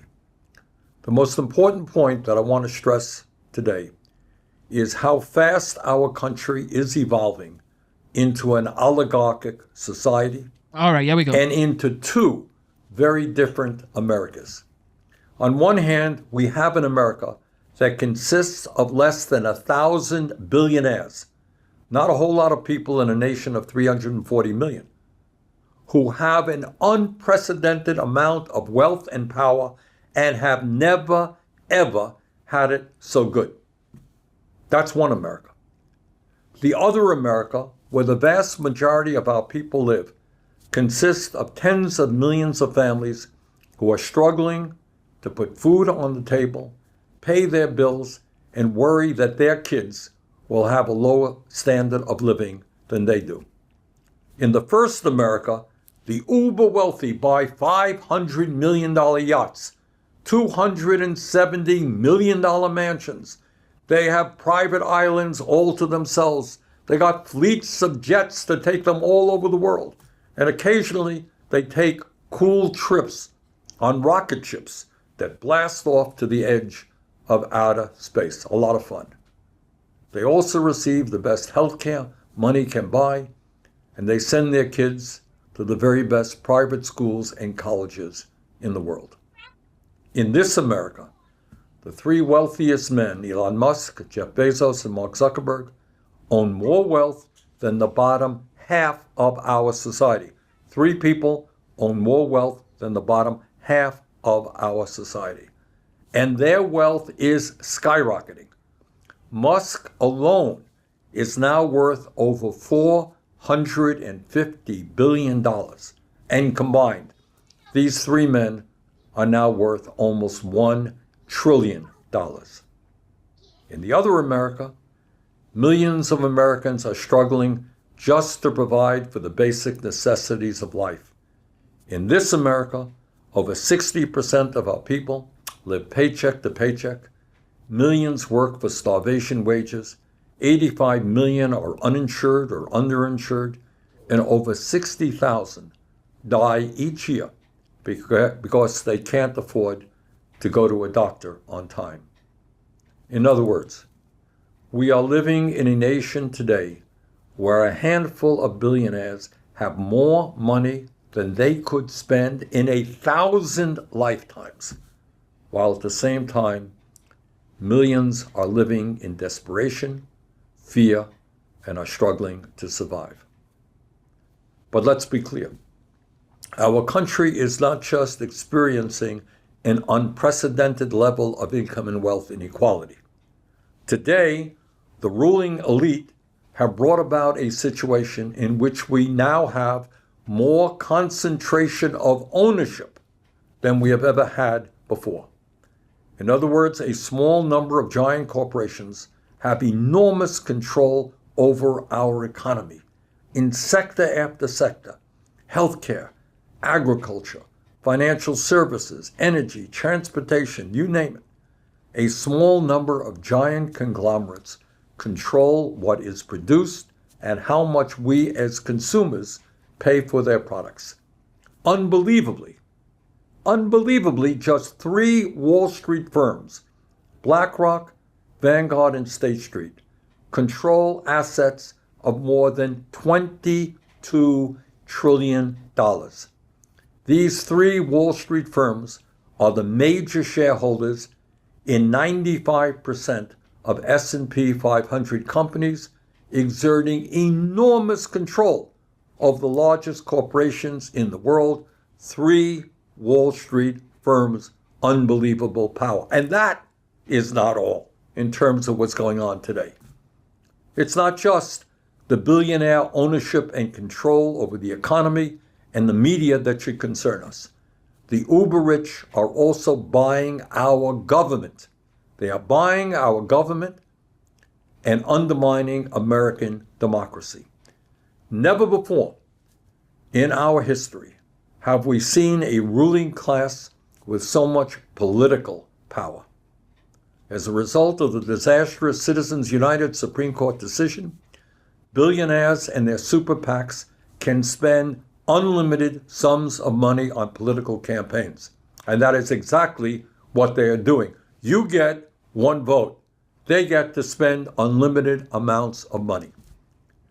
During the 2024 election cycle, just 150 billionaires, 150 people, spent nearly $2 billion to buy politicians who support their agenda and to defeat candidates who oppose their special interests. Billionaires who represent just 0.0005% 5% of our population accounted for 18% of total campaign spending. My friends, that is not democracy. That is not one person, one vote. That is not what this country is supposed to stand for. In his Gettysburg Address in 1863, President Abraham Lincoln spoke about, quote, a government of the people, by the people, for the people, end quote. Well, sadly today, we have a government of the billionaire class, by the billionaire class, for the billionaire class. We are in a pivotal and unprecedented moment in American history. That's the simple reality. Either we fight aggressively all over this country. And when he says either we fight aggressively around the country, what does he mean? Is it like actual fight? Or, I mean, if Kamala Harris has won the presidential election, would he still make a video like this? This is the question we should ask ourselves. So what is the motive of this video right here? Is it trying to cause some sort of uproar? Or what is he trying to do with this right here? What is he trying to do with this? Because this right here is not even, I don't think it's valid. Like, everything he's talking about has been happening for years. The rich versus the poor, the elites versus the common man. We know that. Okay, they ain't saying, look, that's not a new news. We've already known that for years. Okay. So what are you trying to say? There should be riots in the streets because the ultra wealthy are getting wealthier? It's been like that for years, for ages. And the Democrat definitely had a lot to do with that. To create a government and an economy that works for all of us. But Joe Biden is a Democratic president. He is the president of the United States right now. He is from the Democrat Party. So it's like, when you say we should create a government or a country or an economy that represents the people, benefits the people, a system that actually truly benefits the people, why don't you go talk to your Democrat president, Joe Biden, and say all of this to him? Nope. You don't like that. You don't want to say things like that to your leader. You want to come out here and act like you truly care about people. I don't think so. Or we will continue to move rapidly down the path of oligarchy and the rule of the super rich. The choice is clear. We must stand together for democracy and justice. Let's do it. Thank you. Let's do what? Let's do what? Let's do it. Let's do what, though? Let's do what, though? What are you trying to say? Let's do it. Let's do what? Just like Kamala talking about the fight isn't over. It is, ma'am. Go back home to Doug. Go back home to Doug, okay? Go back to Hawaii to Doug, because this ain't gonna work. All right, Gavin Newsom. Here we go.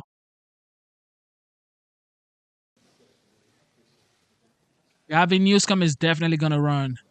He's definitely getting sacked. Is getting fired from the governor of. He's gonna be fired for sure. Is this his second term in California? Good morning, everyone. I know Vegas is And in happy Las holidays. Vegas. Vegas, you are in Las Vegas, right?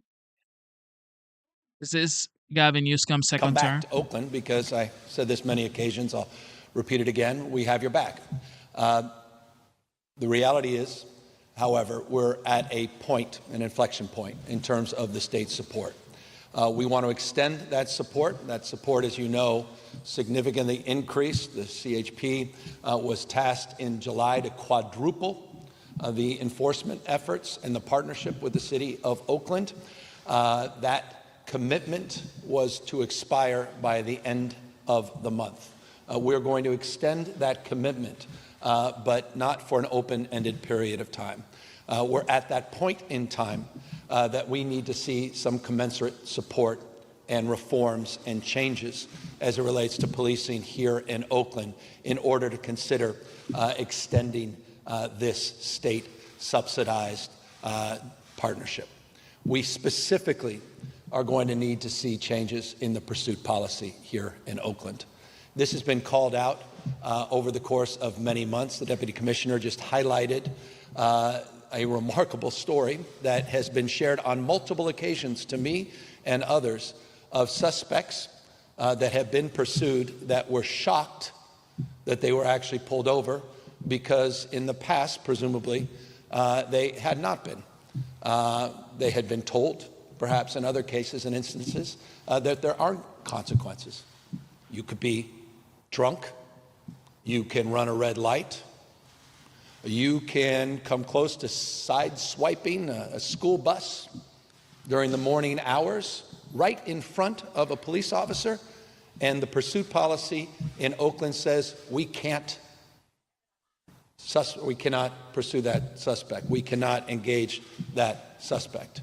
Reckless driving, someone that literally puts people's lives at risk, that occurs right in front of an officer in a vehicle. That officer cannot, under this extreme pursuit policy here in Oakland, pursue that suspect. This is an outlier in the state of California. It may be an outlier in the United States of America. It's an extreme outlier in the state of California. And so we need to see this pursuit policy change. In July, I wrote a letter to the police commission. I wrote a letter to the city council. I wrote a letter to local leaders, the mayor at the time, requesting some common sense. Not going back to an extreme. We're not looking for an old binary here. We're trying to take best practices across the state, for that matter, across the nation. It's been a decade now since that policy was reverted, and to update it. In September, the police commission had that opportunity to do so, and they decided not to do it. We need to see that policy changed. This commitment from the state can't continue unless we see commensurate changes with our partners here in Oakland. This partnership has been extraordinarily successful, and it's a partnership. Thank you for tuning into the live show. You know what time it is. It is your boy Genesis. Yes, sir.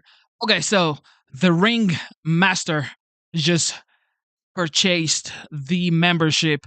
God bless you, the Ring Master. Thank you so much for becoming a member on the channel. Thank you one more time. The Ring Master is the second member on this channel. I'm probably not going to forget like the first 10 people or the first 5 people. I don't know. But I know for a fact that the first person was Ellie, and the second person to ever join the membership of the channel is the Ring Master. Okay. And this is very crucial because, you know, as we grow, all of this would get bigger and expand, of course, you know, by God's grace. Okay. It's just by God's grace. But anyway, to see this happen from July this year to now where we are, how we were not monetized because they were like, the content is hurting the people or whatever. But shout out to YouTube now, okay? But Ellie and the Ring Master, the first two to ever join the membership of the Genesis Madhouse channel. God bless you guys. You guys are the best. Thank you, thank you, thank you. Thank you for supporting your boy. And everybody else just watching, God bless you guys as well. Shout out to the moderators. You guys are awesome. Let's get it. Okay, so Gavin Newsom. Okay, like Trump says, Gavin Newsom, even though his name is Gavin Newsom, but Trump calls him Gavin Newsom. Okay. That is not just exclusive to law enforcement. This partnership is much more comprehensive, and I want to just remind everybody of that. This is not a law enforcement only engagement in Oakland, or for that matter, Alameda County.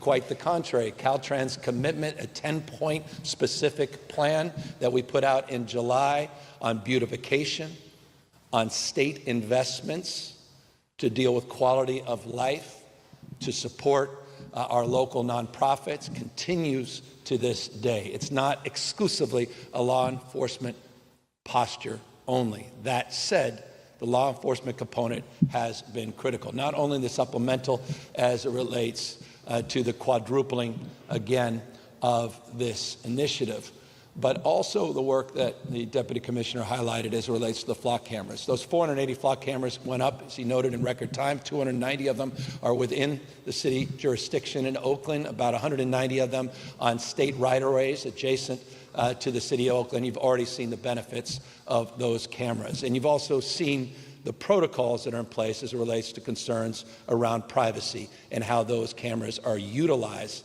as it relates to aiding and supporting law enforcement. But we also saw what the voters expressed in pretty clear terms.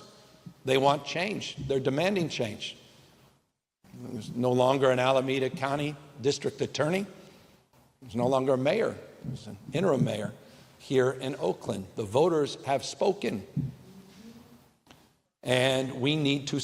Another question is, what is Gavin Newsom's issue? Doesn't he want the best for Californians, or what is his problem really?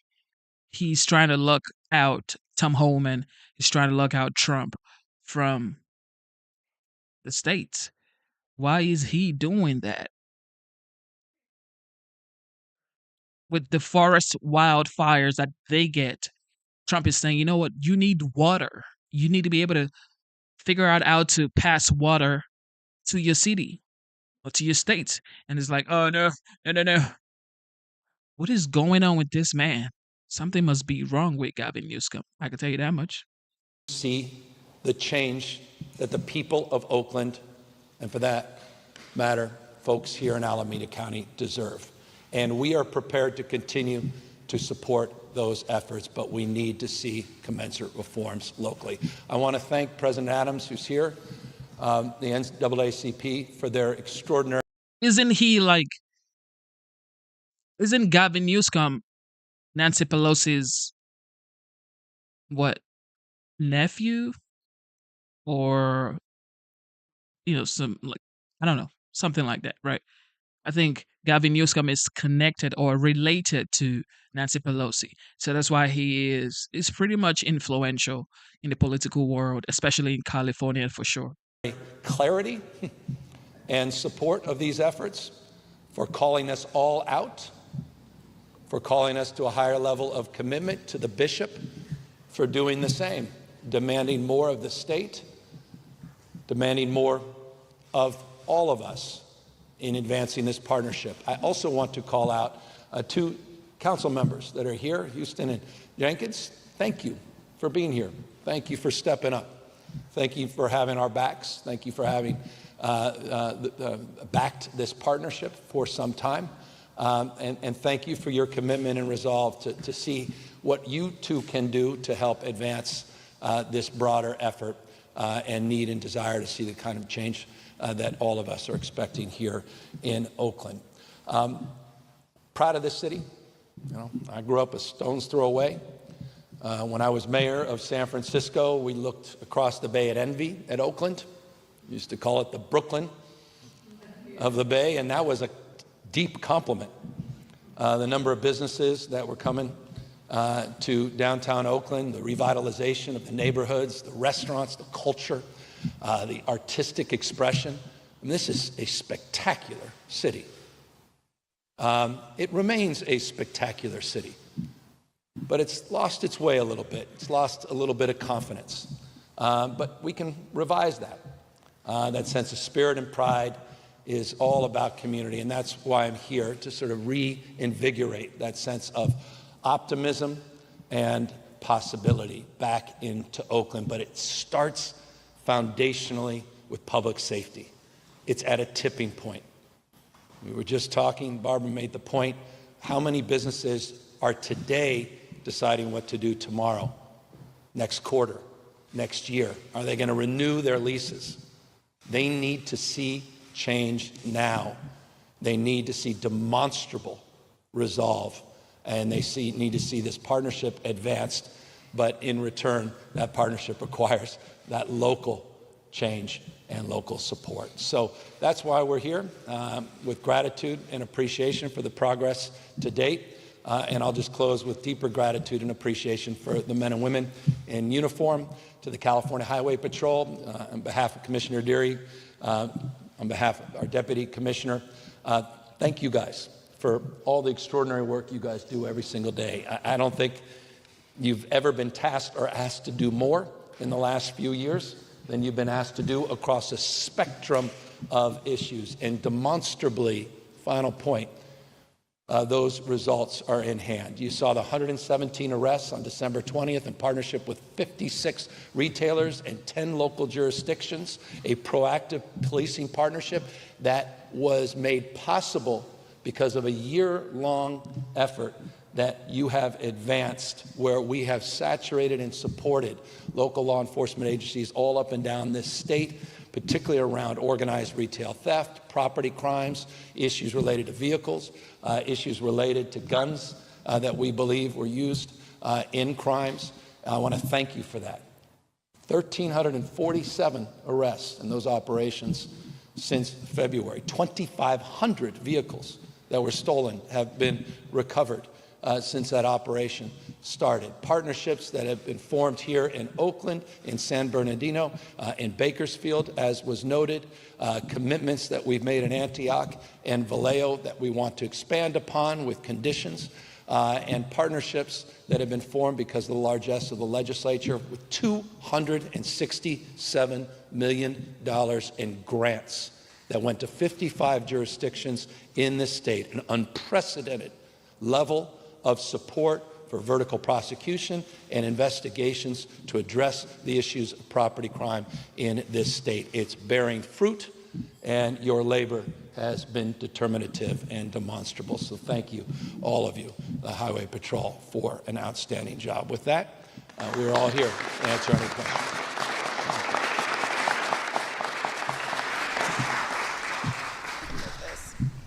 Hi, Governor. Monica Madden, ABC 7 News. Thanks for having us. Today, San Francisco District Attorney Brooke Jenkins just announced the first person charged with retail theft charges under Prop 36 because of the 2 prior convictions. Do you know if there have been any arrests within the last month by the task force that are now enabled under Prop 36? And do you still feel the same since you did not endorse that earlier this year? Well, I don't know the details of a local DA's charging of a specific case. But I do know this, that the legislature advanced 12 specific bills. Prop 36 never included organized retail theft, never addressed that issue, never addressed the issue of vehicle crimes, never addressed the issue of multi-jurisdictional prosecutions. It primarily addressed the issue of nonviolent drug possession. As it relates to the 12 bills that were advanced in the legislature, as you know, they'll go in effect in January. As it relates to Prop 36 in this specific instance, I'll leave it to the district attorney to talk more about why she decided to charge him. There also, this week in Alameda County, have been at least 5 different smash and grabs. I mean, what do we do to continue preventing those in addition to the retail theft ones that you've been touting? Rewind the tape. That's why we're here. That's the partnership that we're committing to continue to advance. So I'm here, I'm researching about Gavin Newsom, and this man keeps saying he is going to fight till the end.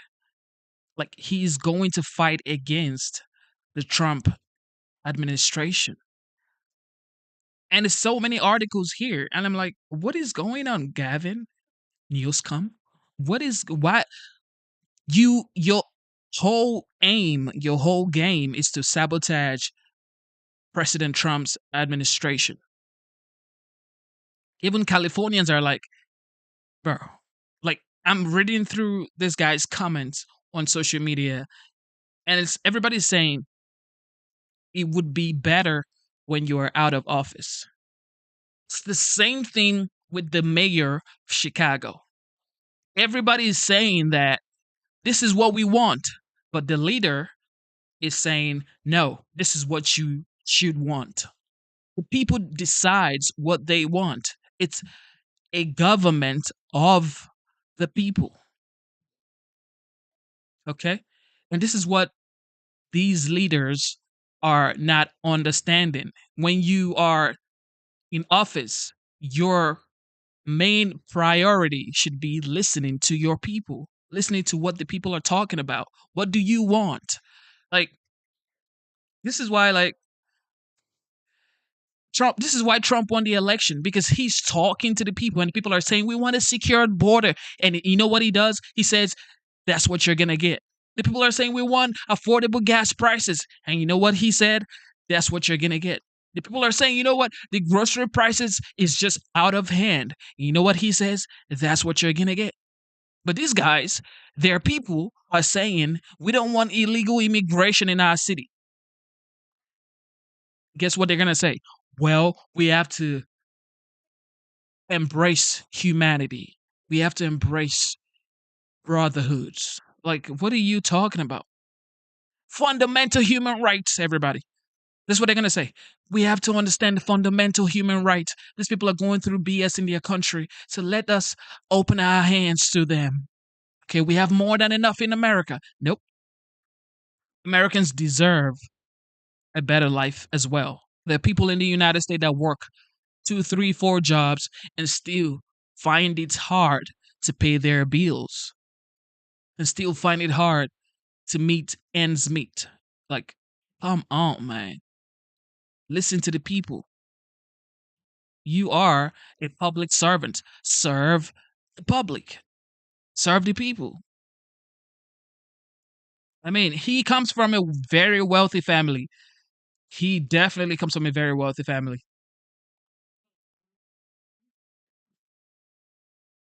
Okay, so William Alfred Newsom III was born February 15, 1934, and he passed away December 12, 2018. He was an American judge, administrator of the Getty Family Trust, and the father of California Governor Gavin Newsom. So his father was a very influential person and definitely a wealthy man. So Gavin came from money. You know, he's a wealthy man. Okay. Nancy Pelosi is his auntie. So he has known money all of his lives. So he really doesn't understand the people. And I mean, I'm not saying like the criteria to understand people is by being poor or broke or whatever. But if you cannot bring yourself down to actually shake people's hands and listen to people and say, you know what? I hear you. I'm listening to you. I'm going to do what you want because I am here to serve you. And this is what these people don't understand. And this is why they're going to lose and keep losing.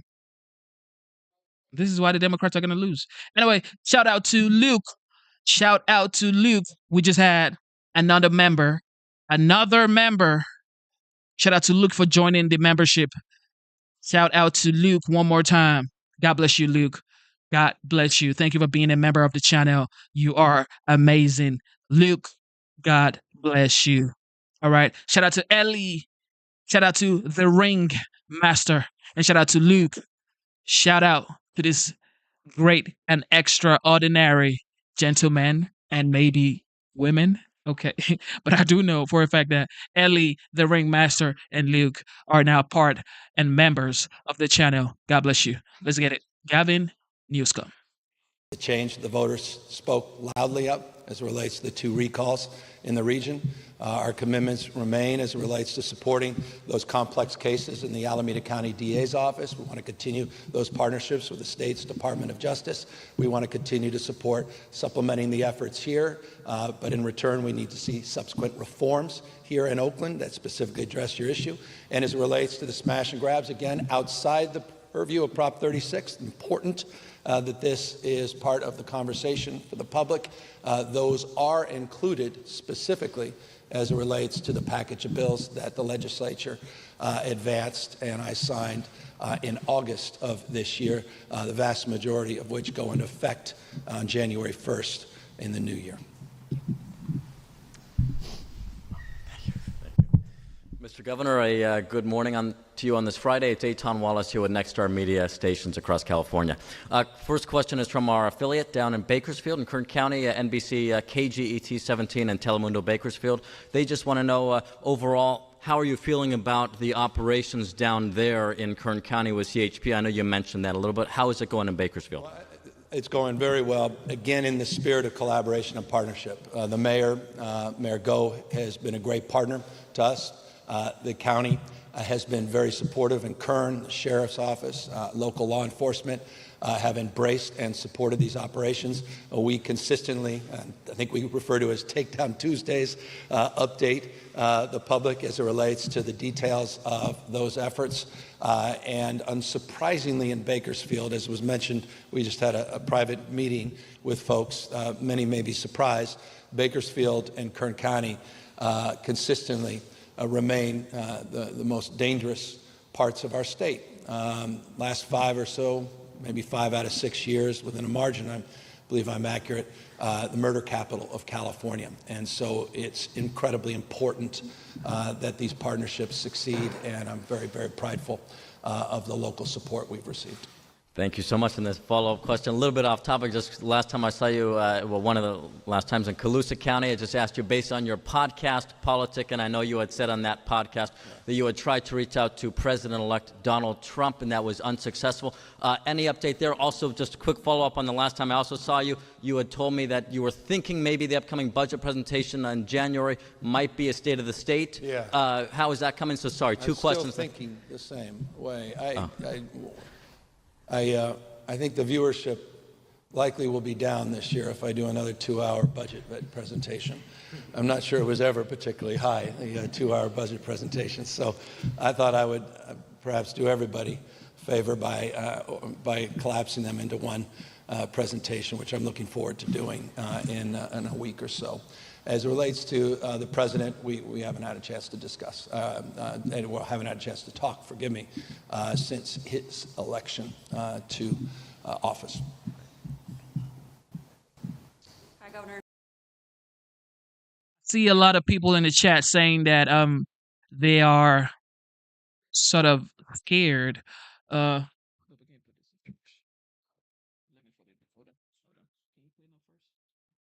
I see a lot of people in the chat saying that they are sort of kind of like scared of Gavin Newsom being the presidential nominee for the Democrat Party. 100%. He is going to be the presidential nominee for the Democratic Party. However, or for the Democrat Party. However, if Trump does what he's supposed to do, which I highly believe he's going to, it's going to be almost impossible for Gavin Newsom to win a presidential election in 2028 or 2032. Matter of fact, any Democrat person to win in 2028 and 2032. Because who are they going to run against?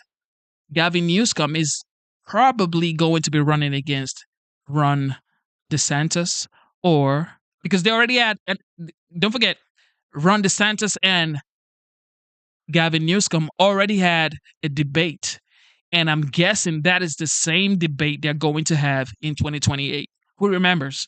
These guys already had a debate. Okay, so DeSantis versus Newsom, probably going to be 2028. All right. Or Newsom versus J.D. Vance. And when Trump delivers and he runs against J.D. Vance, I don't see how he's going to win. It's just almost impossible. Leah Russell from Sacramento Bee. I have a couple questions. First, going back to Prop 36, how do you respond to local leaders, for example, Sacramento officials who claim that they are already getting results after charging retail theft suspects under the new proposition, given that you proposed it? I think that's fabulous. By the way, they'll have many more tools with the 12 bills that the state passed that are much broader, nuanced, and more inclusive than the 1 or 2 specific components as it relates to retail theft and Prop 36. Again, Prop 36 tended to differentiate itself from the work the legislature already had done in this regard. It has much more to do with nonviolent drug possession, up to 3 years felony and state mandatory prison sentences if drug treatment on demand is not successfully provided. The challenge is it locks in a requirement, but it locks out money because at the same time it cuts drug treatment money for local government. That's a conundrum for local municipalities, and one that I'm very concerned about and will continue to remain concerned about. And therein lies my concern and opposition to that initiative, not on the retail theft side. Quite the contrary. We went back to 2021 when we established this new task force and framework. Hundreds of millions of dollars have invested in this space and a much more comprehensive approach to addressing these issues in those package of bills. So I applaud any effort to address the issue of retail theft. I've been applauding that for years and years, and I'm very grateful to the work of the California Highway Patrol in particular of advancing those efforts. And switching topics, the HUD's point-in-time count came out today showing the highest recorded population of homelessness nationwide. It looks like about 2/3 of our population here in California is unhoused. How do you respond to that, given your support for Grants Pass? I haven't had a chance to review the details, but I do understand this important detail, that you saw nationwide increase. It was one of the most substantial we've seen in decades. I think 18.13%, 3.13% here in the state of California.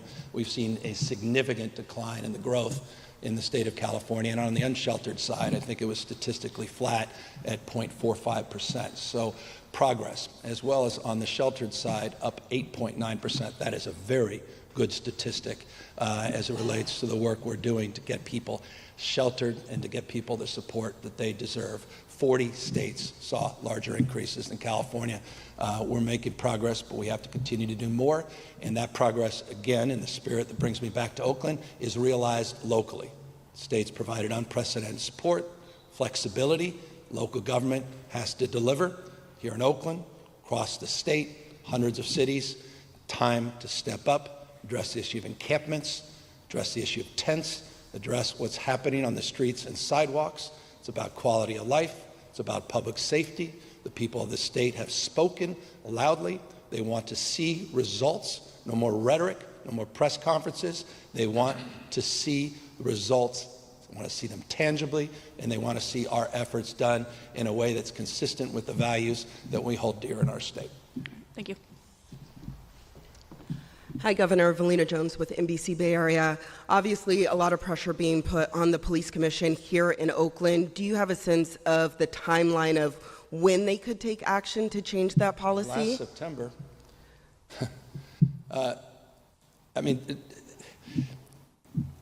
Sense of urgency now. I'm working here on a holiday weekend to be. They can call a special session. I don't know what the vernacular is for the police commission, but a special meeting.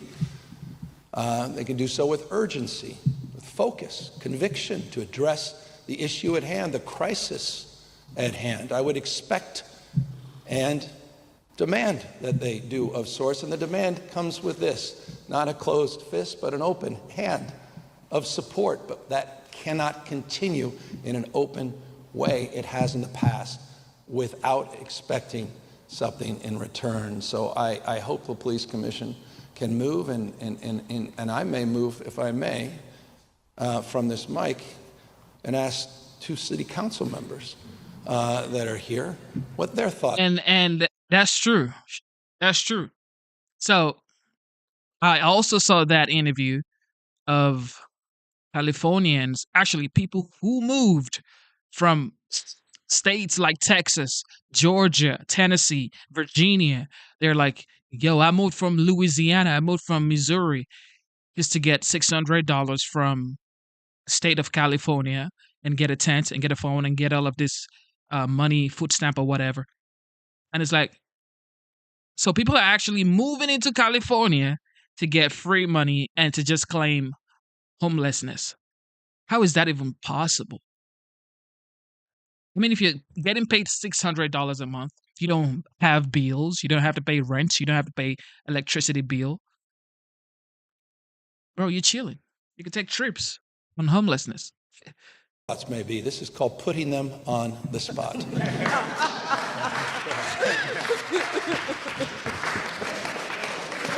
So, Councilmember Jenkins here in September, Councilmember Reed and I sent something to the Police Commission asking them to review the policy. They did not do any substantial changes. So what's happened as of late, Councilmember-elect Houston and I, we've spoken with the city administrator. The city administrator is going to help the OPD chief come up with a policy, and that will go to the police commission. As the governor said, we need this with urgency.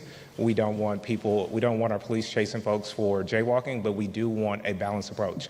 And with a new council coming on, 4 new council members, overwhelmingly, there is support for changing this policy in an urgent manner. Councilmember Ken Houston-elect, the governor has shown support. He had an open hand and a closed fist at the same time. We need change. Change is coming. Change is coming. We have the leadership of Kevin Jenkins, and we are going to support. We're going to ask the police commission, enough is enough. Yeah, he's definitely on something. I ain't gonna cap. He's definitely on something. Is that a she or a shim or a they? He's probably a they or a she. The governor said, Oaklanders has spoken. There we go. We have spoken. We want public safety. We want change. At the same time, we want embracement. Mm-hmm. I'm here.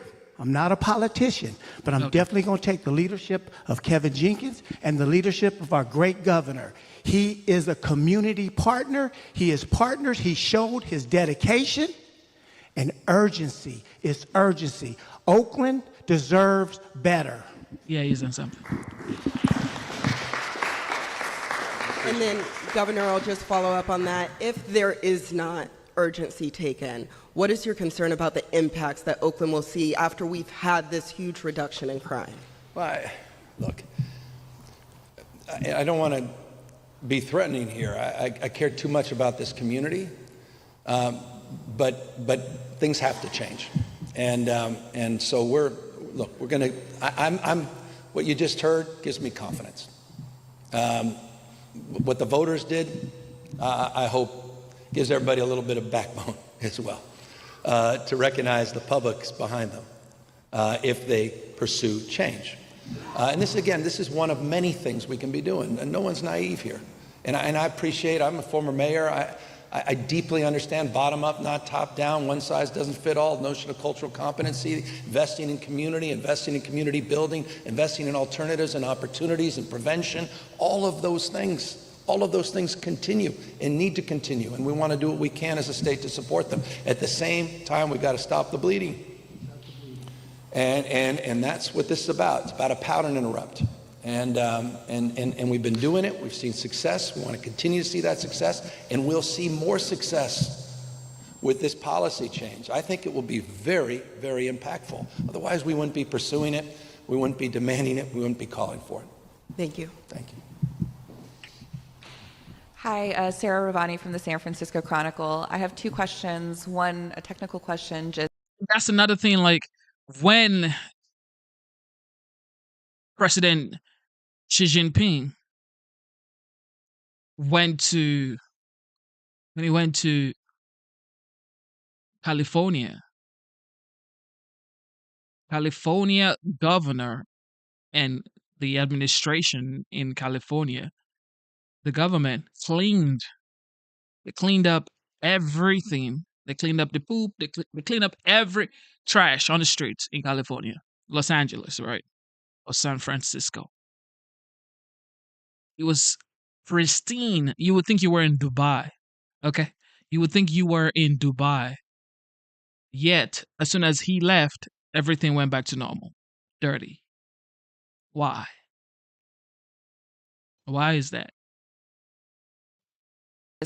How many CHP officers are operating in Oakland as part of the surge? Well, we have we always do estimates because we don't want to preview in detail, but our surges tend to run about 20 to 30 officers, plus or minus, depending on the unannounced surges.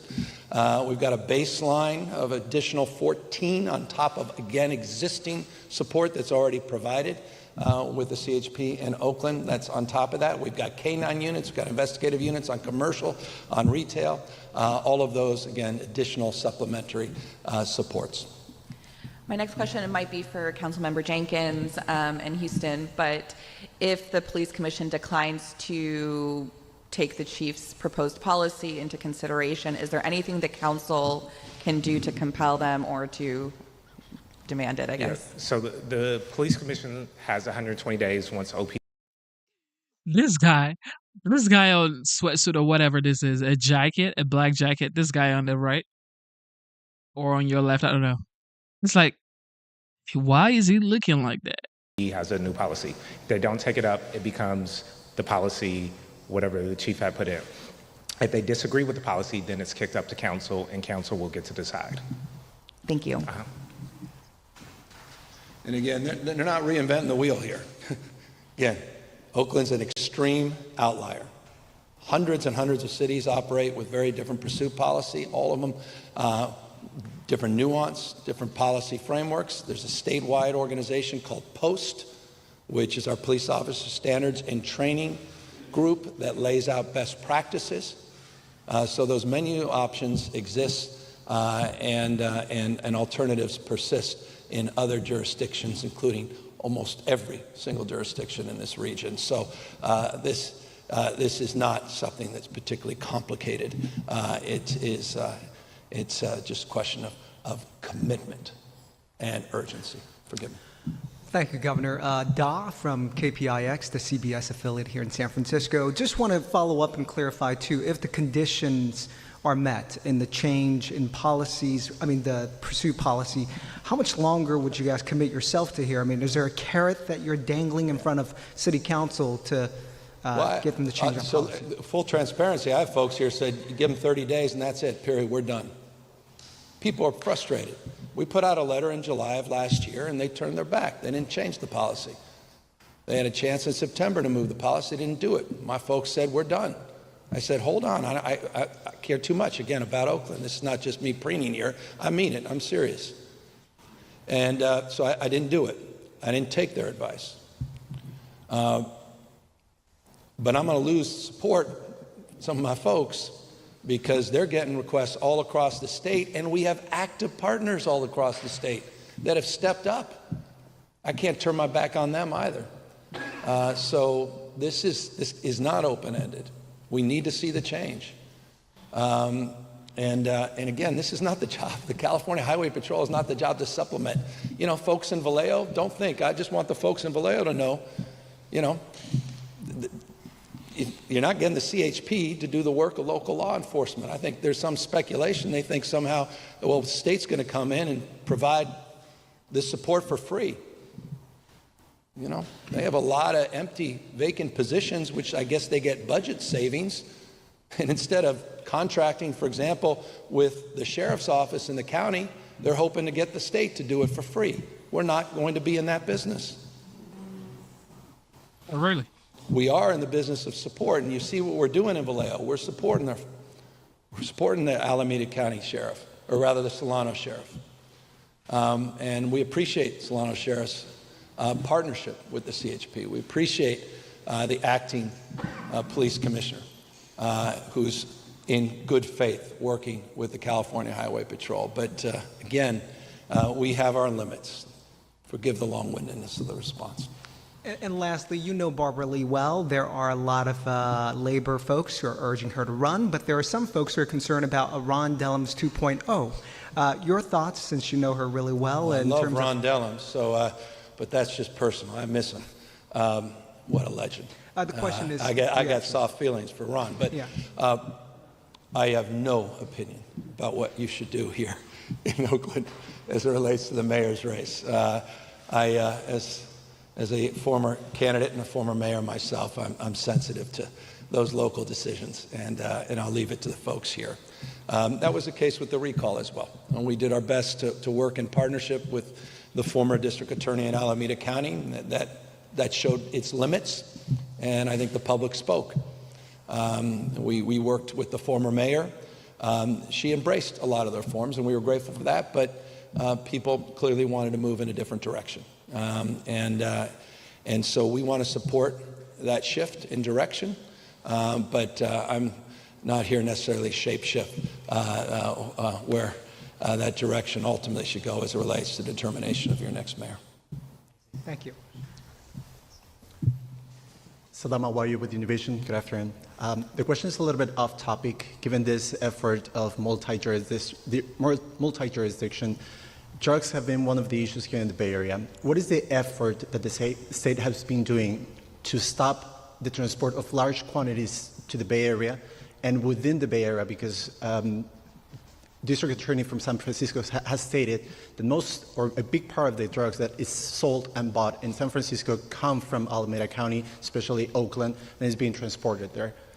Well, the Deputy Commissioner may talk about this more. One of the things I'm very prideful when I talked about that Swiss Army knife, as I was referring to the California Highway Patrol, one of the significant achievements of the California Highway Patrol is the partnership they formed with the National Guard and other local jurisdictions, including a lot of our federal jurisdictions, as it relates to addressing the issue of multinational issues related to transnational, drug interdiction, particularly as it relates to fentanyl. I was down at the border recently highlighting 392 National Guard men and women that have been working down at that border in partnership with Border Patrol, but also in partnership with state agencies and local agencies to address some of that flow that you describe within the state of California. We update the success of that operation on a consistent basis, and perhaps the Deputy Commissioner could talk a little bit more granularly, without getting into too much detail, about how some of those partnerships are advanced, particularly in this region.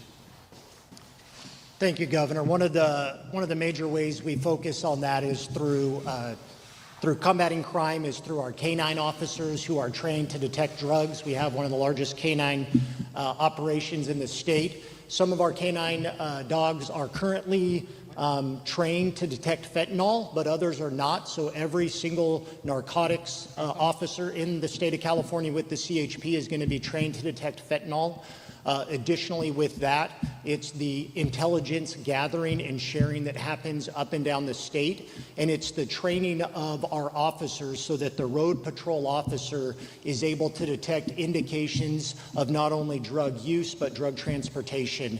And additionally, with that, we've started a pilot program down in Southern California at the truck scales where large quantities of drugs come through, of having dogs at the scales for the detection of the large quantities that come through, not on any set time or any set schedule, because you don't want those who are involved in the transportation to be aware of when it may happen. And so working together, we feel that we can help to drive down that. And you see the work that has been done in San Francisco, kilos and kilos and kilos of fentanyl taken off the street. Okay, we've heard you, so do something about it. Look, this is what I don't appreciate. If you have the power to get the job done, I don't like complainers, okay? Just get the job done. You've been here for what, 8 years, and you're still complaining? You get the job done now. Okay, New York.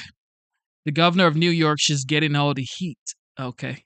Probably going to resign. Joining us now to discuss New York Congresswoman Claudia Tenney. It's always great to have you and to get your perspective. You know, we're looking at a new year, a new administration, new policies, turning the page on some of the dysfunction, let's say, that we've experienced the last 4 years. But ultimately, You've got governors in our state, for example, Kathy Hochul, that seem less than eager to want to participate and coordinate with somebody like Tom Homan to fix this problem. How are the Republicans going to work with the Democrats to try to make sure that we rid ourselves of at least the criminals that have come over the border illegally? Yeah, well, thank you, Jackie. Well, this is a complex issue. Obviously, in New York, we have sanctuary cities, we have sanctuary states, we have sanctuary campuses, which completely flaunt the federal and state laws. These are choices by local municipalities to actually not enforce our laws. We also have something in New York called the Green Light Law that actually prohibits local law enforcement from working with ICE and other federal agents to determine our safety, in direct conflict with what the 9/11 report came out with and said local law enforcement needs to work together to keep our communities safer. I will tell you, it's been a very interesting thing in New York that the reporter just cited Section 287G, which allows local law enforcement to work with federal agents. There's one county of New York's 62 counties that has enacted this. That's Rensselaer County. It's run by my dear friend Steve McLaughlin, who's amazing. He has stood up to Cuomo, stood up to Hochul, and is allowing his officers to work to keep his community safe. I will also tell you another thing about Steve McLaughlin. He was the only county that did not allow Cuomo's absolutely deadly nursing home order that allowed COVID-positive patients to be put in the nursing homes in Rensselaer County. So he's a standout among New York counties. But they have, the ACLU in New York and Hochul and the Democrats have been fighting Steve McLaughlin over this. And now we have Tom Homan, who's actually hails from my district in New York 24 up in Jefferson County. He is going to be actively pursuing this because think of the cost. It's been $5 billion of New York taxpayer dollars just this past year to house and take care of illegal immigrants on top of $3 billion in the past years. This is going to be something that we're going to have to crack down on. It may require lawsuits. But one thing I will say about the electorate in New York, a lot of Democrats actually voted and leaned towards this border security and toward removing illegal immigrants. So it's going to cost some money, but it's going to be saving money in the long run because of the persistent costs that we have right now. Congresswoman, you make a great point there, because according to DOJ, in their recent study, they claim that American taxpayers in 2023 spent over $150 billion on illegal immigrants. And the price tag, according to Tom Homan, to start these mass deportations is around $86 billion. Is Congress going to be able to get behind that so that we can start these deportations? Well, look, we got Tom Homan, who's going to be the And that's just wild, to spend $150 billion on illegal immigration. And Tom Homan is saying, you know what, to start doing our job in a very efficient way, we need over $80 billion. It's a lot of money, definitely. But, I mean, what is the price? The price of not paying or giving Tom Homan what he wants to get the job done is an illegal immigrant setting someone ablaze on the subway in real time, like real life. Okay, this isn't a game. This is real. An illegal immigrant set a woman ablaze on the subway in New York. This is just like, what, 5 days ago? Jesus. The borders are, and you know what he's going to say to Congress? Doge it. That means get rid of it, terminate it, trim it, whatever. And we're going to have to do that when it comes to all these unnecessary regulations and the pure cost of keeping people who've come here illegally, many of them criminal illegal aliens. Remember, we had some people, we have over 10 billion. I think they've estimated over 2 million, if that we know of, how we have no way to gauge this, of gotaways who could be criminals in this community. We've seen horrific things. The woman that got burned alive by an illegal criminal immigrant on the subway. We've seen, all these, young women raped and murdered across the country. Yes, this is going to be something that we're going to have to doge it on, and I'm really excited about making sure we do that in Congress. Another similar thing I think that people are looking forward to next year is extending the the Tax Cuts and Jobs Act, which was signed into law 7 years ago, but it expires at the end of next year. Are you confident that extending those tax cuts will be a priority and will get done next year? Oh, they're a priority. I sit on the Ways and Means Committee. Actually, Christmas Day, I was texting with our chairman, Jason Smith, who is gangbusters to save America, and so is President Trump. Every Republican has got to get on board. We may see some Democrats, and we've got to get together and make this happen. It's going to be what's going to bring growth. It's going to unleash American energy. And we've got to do this, I think, combined with border security to make sure we get everyone on board, because these tax cuts are going to be negotiated, and we're going to have every single Republican, because we can't spare more than one vote to get this passed under what they call reconciliation, because we don't have a supermajority in the Senate, and we have an even narrower majority in the House. So this is what's going to drive the economy for President Trump very rapidly. Tax cuts, cutting needless regulations through dodging it, and also dealing with the border problem and making sure that happens. And then finally, unleashing American energy to bring us back to prosperity and common sense. I'm really excited, but the Republicans must stick together to make this happen and to save America and to help the American people. Well, the Democrats always did under Nancy. And that's the main deal, okay? The main deal here is for the Republican Party to stick together and focus on the benefits of sticking together and making sure that they do the bidding for the legendary, the 45th, now the 47th president-elect. Because if they don't, they are going to sabotage this guy's presidency, okay? At the end of the day, everybody wants, well, we want the legend, Trump, to have a very successful next 4 years, because if he does have a successful term, in turn, we have a soft life, okay? It's just what it is. You have a soft life, you have affordability, you have money in your pocket, extra money in your pocket to take trips and do stuff. But if he's not successful, because they're trying to sabotage him at every chance and step of the way they get, it's just going to be a bunch of BS. But this is why Republicans need to stick together, because if they don't, in the next 2 years, we don't know if they're going to have Congress or the House anymore. So stick together. You have this 2 years to get the job done. At the minimum, do what you're supposed to do. Stick together, regardless, and let this man do his job. Okay? Let him do his job. Still on border, man.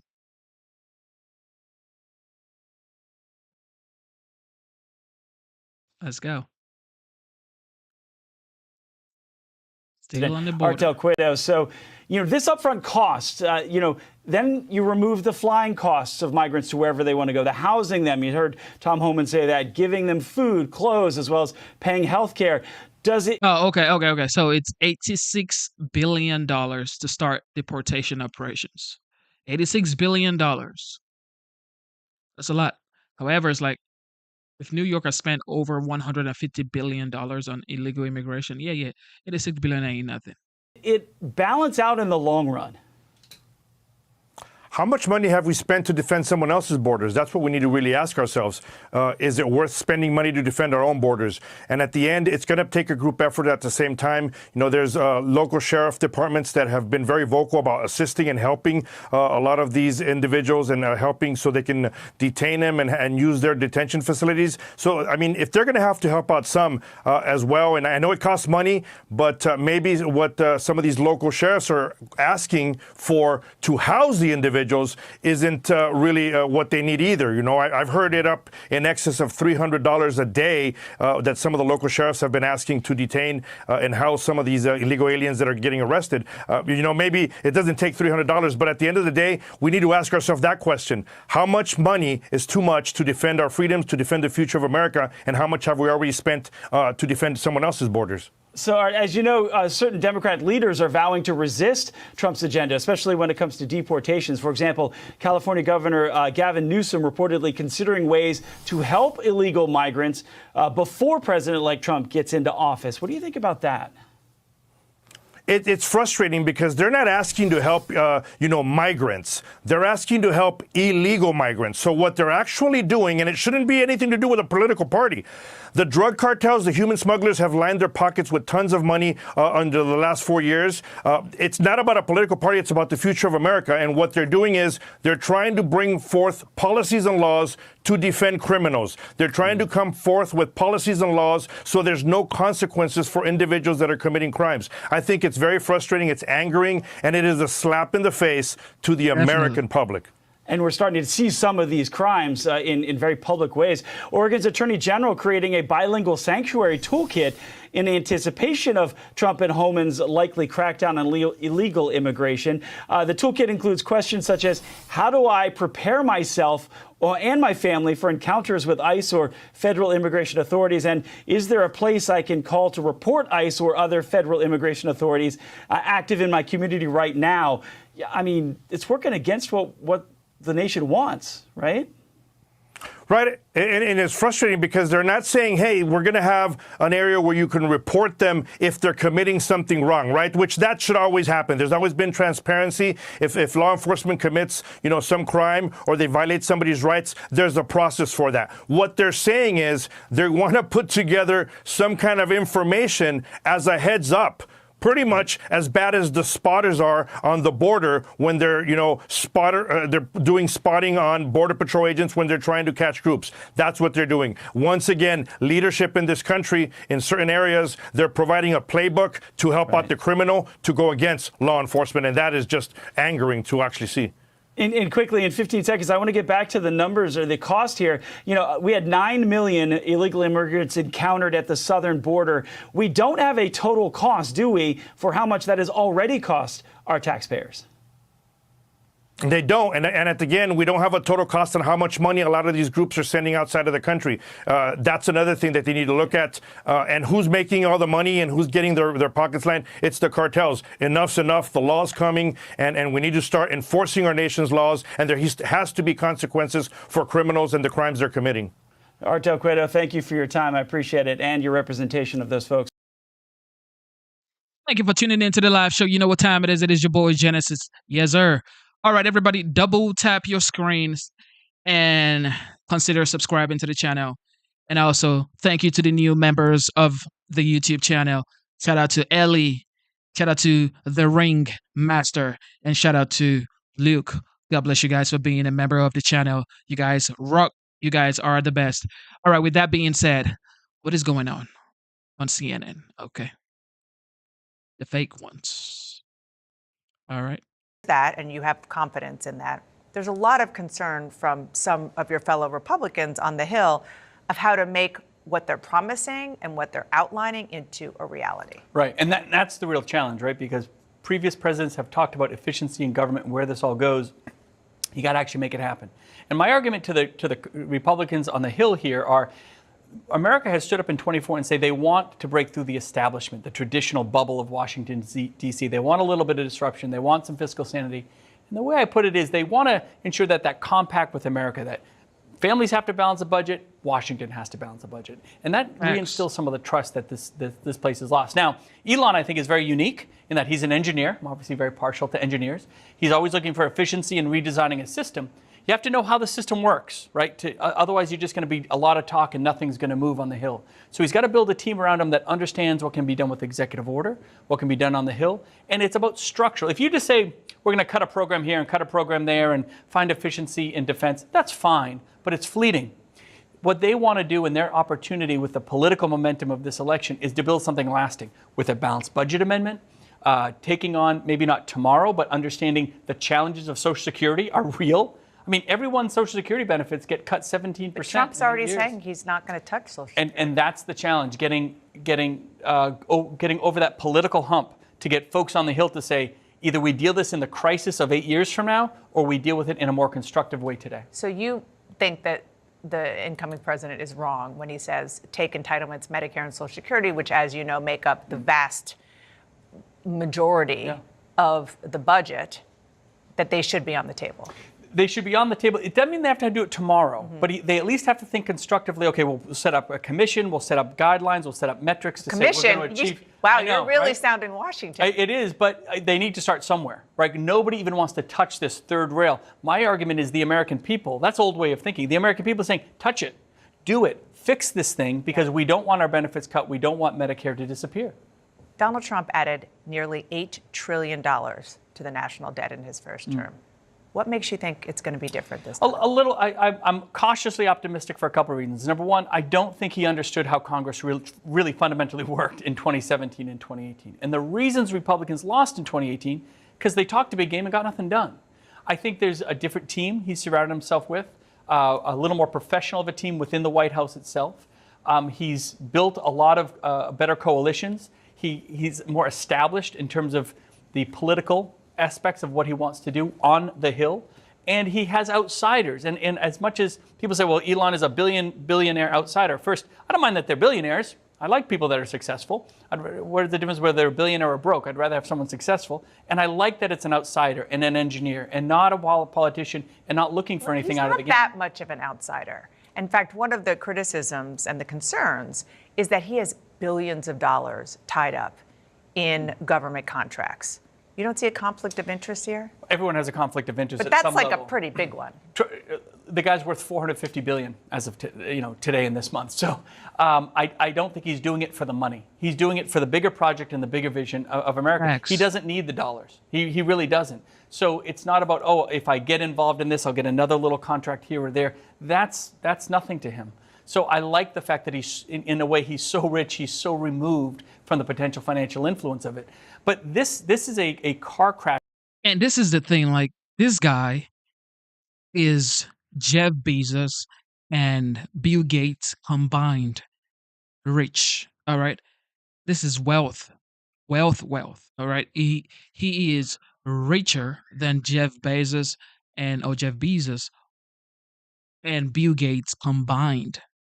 Do you know the amount of wealth financially that is? That is just unfathomable. It's like, what? How can you be this financially rich? How? Jeff Bezos and Bill Gates combined is not worth what Elon Musk is. It is incredible what that man has done. And just to think about 10, 15 years ago, we never thought about Elon Musk as, top 3 richest people alive. Now he's by far richer than Bill Gates and Jeff Bezos combined. Incredible. If you will, of financial crises coming. We pay about $1 trillion in debt this year. It goes to about $1.8 trillion in 10 years because our rates are so high now. So when those interest payments come due, $1.8 trillion, Social Security, Medicare, but you got to find efficiencies in government. You got to deregulate. You have to, they want to move Department of Agriculture out to the Midwest. I think that's great. They want to massively downsize the Department of Education and block grant back to the states.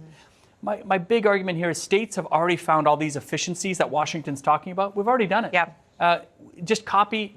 Somebody in the chat says Elon Musk's net worth is about 200 billion plus. Nope. His net worth is over 400 billion plus. Okay. Go check 2024 today. His net worth is over 400 billion plus.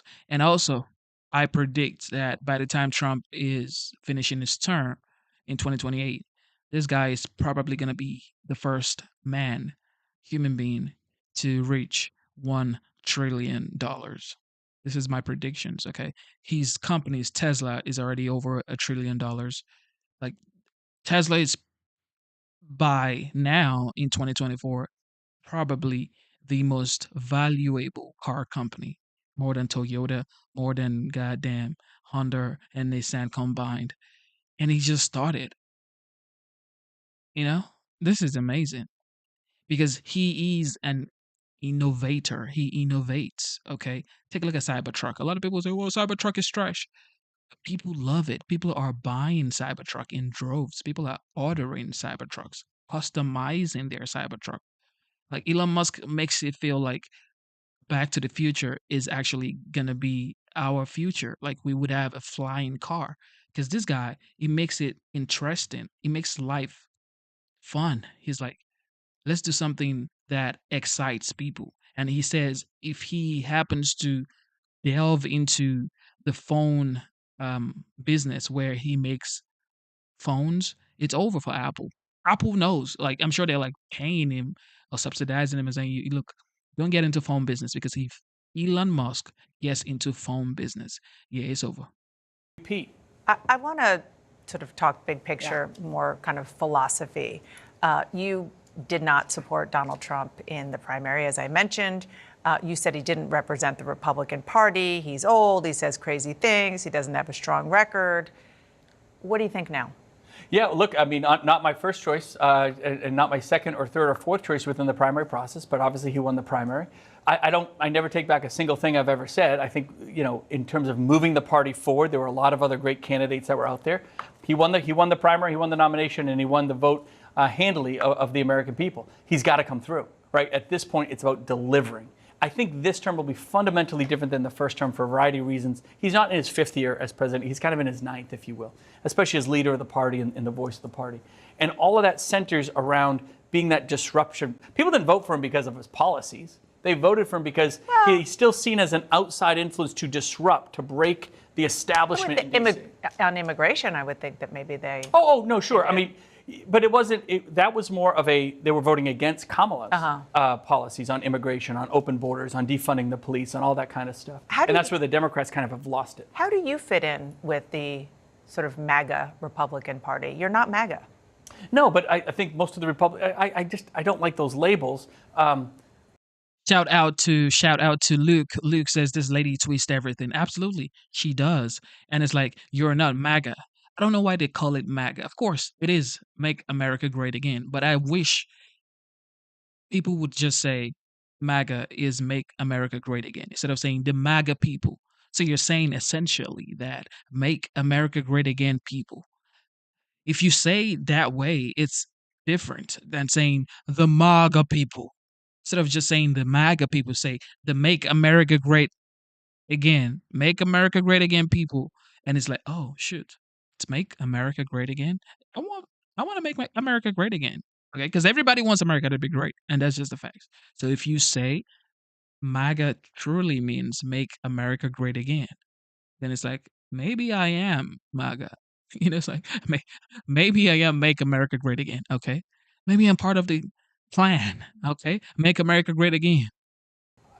The vast majority of Republicans have galvanized around their candidate to break through this kind of establishment here in D.C. We've always been a spectrum in the party. We've had moderates, we've had fiscal conservatives and social moderates and social conservatives. It's a huge spectrum, and it's a big tent, and it will be. It will continue to be. Trump is Trump. There's no Trump light. There's no Trump 2.0 coming up. I always say that Trump is who he is, because he's built up himself in the American psyche for 40 years. I mean, really, since the 80s. Has he permanently changed your party? Oh, no. No, definitely not. You think it's going to bounce back to sort of regular conservatism and not the I think there's a lot more populism? Of that hardcore regular conservatism already in there, frankly. That traditional conservatism is already in there. He brings a different style to it, which I have a lot of issues with at times, to be sure. But fundamentally, on principle, they're still right there. The bigger DNA problem is with the Democrat Party. You were governor during Yeah, that's wrong. He's absolutely wrong when it comes to what he just said. The statement he just made saying the Republican Party is going to go back to what? But go back to what, though? You're not going back anywhere because Trump has changed the landscape of politics in the United States. As a matter of fact, he's changed the landscape of the Republican Party, the way voters see political candidate. He has changed it. He is absolutely a maverick, okay? He has changed absolutely everything when it comes to voting, when it comes to listening to your political leaders. You have to be authentic to change it, like the way he did. And nobody can change what Trump has done. And, you know, once in a while, some people come along and they cause an uproar. I think Trump is that person. And I don't see anybody like Trump in the Republican Party in the next 8 to 12 years. Nobody's going to come. I think Vivek would try. JD, definitely not. JD is not another Trump. I think Vivek is sort of kind of, he is Trumpy. Okay, if that's a word. He is Trumpy, but not exactly Trump. Vivek is the only thing that is close to what Trump is, the kind of breed Trump is, but still not Trump. Ron DeSantis, JD Vance, they're not. Nah, they're not. So the combination that I would like to see, the combo I would like to see in 2032 is Vivek, Tulsi Gabbard. I don't want Vivek or Tulsi Gabbard to go again for 2028. Or Vivek, because Tulsi didn't go anywhere for 2028. She was in 2024, she was Democrat. Now she's a Republican. So I want JD Vance and maybe Ron DeSantis to go for 2028. But for 2032, I want Vivek and Tulsi Gabbard. That would be a dangerous combination. Donald Trump's first term. You tangled a bit. As you leave and your fellow Republican Kelly Ayotte takes over, what's your advice to her on how to deal with him? Yeah, I've never worried about dealing with Trump. As governor, I focus on New Hampshire. We call it the 603, the live free or die state. Do right by the people of New Hampshire. Call the balls and strikes like you see them. Give credit where credit is due and call criticism where that's due as well. And if you're fair and even-keeled about it, not mean-spirited and not doing it for political purpose, people understand it, they'll galvanize behind it, and you take care of what you got to take care of, which is the 1.5 million people in New Hampshire. What's next for you? I don't know. I left a resume off at the front desk. No, I'm just kidding. I don't know. Private sector. I'm excited to go into the private sector, but believe me, I'll still be itching. Here it is. Why is there nothing on it? Okay, is that Floridian? I don't know.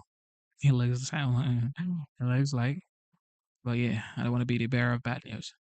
I want to get your take on what could happen in foreign affairs. I know that there's been a lot of conversation about the hostages in Gaza. Do you expect that Hamas and the terrorists will unleash those hostages, send them back to America as President Trump takes office? Well, President Trump has been very clear, Maria, and we have needed this clear-eyed leadership that there will be all hell to pay in the Middle East, and especially targeted on Hamas if we don't see Americans alive. President Trump is going to lead. He did this in his first term. That around the world, everybody needs to be on notice. If you touch the hair on an American's head, there is going to be consequences so severe you better think twice. Because unfortunately, for too long, there's been nothing but upside for taking Americans hostage. They just take one and see what they can get. And what they're going to get from Donald Trump is nothing but pain and severe consequences. President-elect Trump's incoming national security advisor, Michael Waltz, talking to Maria last week. Let's bring in Ambassador Robert O'Brien, Trump's former national security advisor. Really do appreciate joining us, Ambassador. I want to start off and talk about China, because you look at most of the issues around the world, it's somehow they start bumping into China. So the president's going to take a very different approach than Joe Biden. I mean, we just saw pictures of Joe Biden coddling up to help do business with Hunter Biden, for goodness sake. How is Trump going to deal with things differently with China? What's at the top of the agenda? Well, Happy New Year, Jason. Thank you for having me on. Look, I think you just saw one of the President Trump's great decisions during the transition was appointing Mike Waltz to be the new national security advisor. Mike's going to be a terrific NSA. He's going to bring strength back. He's a former Green Beret. And between Mike Waltz and President Trump, you're not going to have the foreign dictators and terrorists pushing America around the way they have the last 4 years. And that goes to Hamas. I mean, the fact that Iran and Hamas have taken all these American hostages, that on October 7th, they killed 40 Americans in the October 7th attack, and have faced no repercussions for it. In fact, we've been paying Iran ransom for hostages and doing sanctions relief on Iran. And Tony Blinken's been having tea with the Hamas leaders in Doha. So that's all going to end when President Trump comes into power.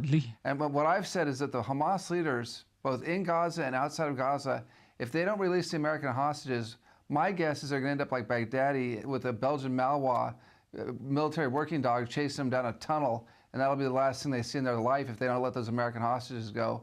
And the fact that you've got President Trump and Mike Waltz saying that, openly, watch out, Hamas, if you don't let those Americans, if you don't free the Americans immediately.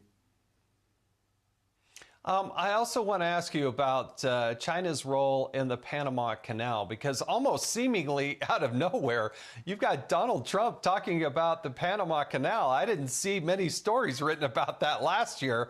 Why the sudden urgency in taking on the Panama Canal? Well, Jason, as you know, the Panama Canal is one of the engineering achievements of the last millennia, and we built it, we paid for it, and we operated it for many years. And then in a tremendous act of generosity, it was probably foolish, Jimmy Carter gave the canal back to the Panamanians. But it wasn't just a free gift. There are conditions that the canal remain neutral. And so what the Panamanians have done, and generally we love the Panamanians, they're good people, they're friends of America. but they gave the ports on both ends of the canal to the Chinese. And even the New York Times is saying, which has been an apologist for China for years, is saying that the Chinese are committing espionage, or they could shut down the canal without military efforts, just using these Hong Kong companies that control the canal. And then on top of that, they're raising the prices on American shipping. So 75% of the commerce that goes to the canal ends up at American ports or departs from American ports, and they're ripping us off. And so the idea that they've This is why I fully support. This is why I fully support uh, President-elect Donald J. Trump concerning the Panama Canal. In case people don't know, Panama Canal was first attempted to be built by the France, and they couldn't build it because their men were dying of malaria and yellow fever and a lot of crazy diseases, and they didn't have enough investment to finish the Panama Canal. So this was the 1800s. So what happened? In the 1900s, the United States took over and they completed it, they built it, they made sure it was Gucci. Okay. They made sure it was good to go. And in 1914, it was open for business, or it was commissioned. And it's like, and if I may add, the United States lost 38,000 people building the canal. Because don't forget, the French couldn't complete it because their men were dying of malaria and yellow fever. So they didn't have enough men, they didn't have enough investment. So they couldn't finish it. So the United States took it over in the 1900s and they finished it up. So if Trump is saying, you know what, you guys are not respecting the sacrifice of these people that built your Panama Canal that we gave you, and he wants to take it back or take control of the Panama Canal, and then the president of Panama is saying, oh, he needs to go read history books. Man, you better go to Mar-a-Lago and kiss the goddamn ring. given the canal to China, basically, in essence, and are charging us high prices, and the Chinese are taking that and using that money to build their own military up. That doesn't work for America anymore. We're not going to be chumps. We love the Panamanian people. We're happy to have them run the canal, but they can't, charge exorbitant prices to American taxpayers ultimately and consumers, and they can't let the Chinese have access to both ends of the canal and run the thing. That violates the neutrality provision of the Panama Canal Treaty, under which they got the canal back. So Donald Trump is the first person since Ronald Reagan, and there are so many parallels between Trump and Reagan. I talked about this when I was National Security Advisor on Peace Through Strength. Trump saw what's happening to the canal, and he says, we're not going to put up with it anymore, and the Panamanians can get with the program, or we may have to take the canal back. Wow. Let's talk about Greenland, because President Trump's also talking actively about Greenland. What's the latest there? Well, the latest is Greenland is a highway from the Arctic all the way to North America to the United States. It's strategically very important to the Arctic, which is going to be the critical battleground of the future, because as the climate gets warmer, the Arctic is going to be a pathway that maybe cuts down on the usage of the Panama Canal. And the Russians and Chinese are all over the Arctic. Now, the Kingdom of Denmark owns Greenland, and they've got an obligation to defend Greenland. And so President Trump said, if you don't defend Greenland, we'll buy it, and we'll defend it, but we're not going to defend it for free and let you, and not develop Greenland and not extract the minerals and oil and resources of Greenland. And while we defend it, Denmark gets rich, and the King of Denmark, becomes even wealthier. Denmark is now on the front lines of the war against Russia and China. They're like the Baltic states, they're like Poland, because of their vast territory in Greenland. And so they've got to defend Greenland, and if they can't defend it, we're going to have to, and we're not going to do it for free. So the Danes can either put the frigate that's necessary there, they can put the air wings, they can put the missiles in Greenland, and they can put the infantry there that they need to defend the country, just like the Latvia, Lithuania, and Estonia are doing in Eastern Europe. Or they can pay us to do it, and we'll do it, but they can cover the cost of the defense. Or if they don't want to do either of those things, they can let us buy Greenland from them, and Greenland can become part of Alaska. I mean, the native people in Greenland are very closely related to the people of Alaska, and we'll make it a part of Alaska. But they can't have it. The U.S. can't defend it for nothing, and the days of the U.S. taxpayer defending Western Europe and and kingdoms in Europe and defending their empire for nothing. Those days are over. And we love the Danish people. They're great. Denmark's a wonderful place. Copenhagen is a wonderful city.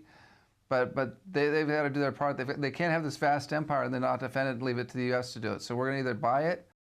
Oh man, this is wild. Trump is talking big talk. This is like big dog conversation right here. Because Putin is trying to get into Ukraine, but now Trump is here. Trump is saying, you know what, we're not going to have that. Xi Jinping is trying to get into Taiwan, and Trump is saying, you know what, we're not going to have that. Trump is saying, Greenland, how much? Okay, this ain't, we're not invading you or nothing. Just name a price, because Denmark, who you happen to be a part of, is not even fulfilling their NATO obligations, okay? They're 5% quota, they're not even meeting it. So it's like, you're not paying your fair share in NATO, Denmark. How much is Greenland? And as a matter of fact, you need to sell Greenland to us for free so we can cover your debt on NATO. This is the greatest deal I've ever seen. They're going to defend it, or they can pay us to defend it. But it's no more free riding, even for people we love like the Danes. Yeah, I love the consistency of President Trump, right? You're not going to just lean on the United States and allow the people of the United States. Why should the people of Tennessee have to pay for everybody's defense around the world, whether it's the Panama Canal or Greenland? Now, one other thing I want to transition to and talk about very briefly, we have a very short amount of time here, but the high-tech sector is very important to our economy. We lead the world in technology development, but again, the Chinese, the spying that's going on, with what's going on with their what they're trying to do to our technology industry, the reports of tapping into our telecoms and trying to extract data there. How is President Trump going to deal with all of those issues as well and put China back in its place? So, Jason, the competitive advantage that America has, and the reason I tell people in the long run we win and they lose against China, is our tech industry. The Googles, the Apples, the Microsofts, the Twitters, the Netflix. And we may not like them as conservatives, everything they've done, the deplatforming and some of the censorship, although I think that's getting better. But we've got they're under a two-prong attack. One from our adversaries of China, which is stealing all the data they can get and stealing our AI technology and taking advantage of us that way. Right. And then you've got the Europeans who are putting these massive fines on the companies because they can't innovate, they can only regulate, they don't have any tech companies of their own. So they're basically putting billion-dollar fines and $10 billion fines on Apple and Google and these big companies and trying to take money from America and transfer it to Europe for nothing. So our tech industry, which is our competitive advantage, it's to keep America safe and free, is under attack from the Chinese on one hand and the Europeans on the other. President Trump is going to put a stop to it on both sides. Trust me about that on day one. Adults are back in the White House. Thank you for tuning into the live stream. You know what time it is. It is your boy Genesis, and I will be signing out of the premises, okay? Shout out to Ellie. Shout out to the Ringmaster. Shout out to the legend, Luke. Shout out to Luke. All right. Thank you for being a member of the channel. Shout out to the moderators. Shout out to everybody who tuned in and was a part of the live stream. All right. I hear my daughter screaming in her room. It is currently 1:34 a.m. Your boy gotta go be a daddy. I gotta put my daughter to bed. It is, yeah. She doesn't go to bed early. Okay. She's like me. Anyway, thank you for tuning into the live show. Instead of looking for perfection, seek for consistency. Never give up on yourself. Never give up on your dreams. Never, ever give up on God. Believe in yourself, believe in your dreams, and believe in God. It is your boy Genesis. Thank you to the military. Thank you to the veterans. Thank you for your service. And I am signing out. I love you guys.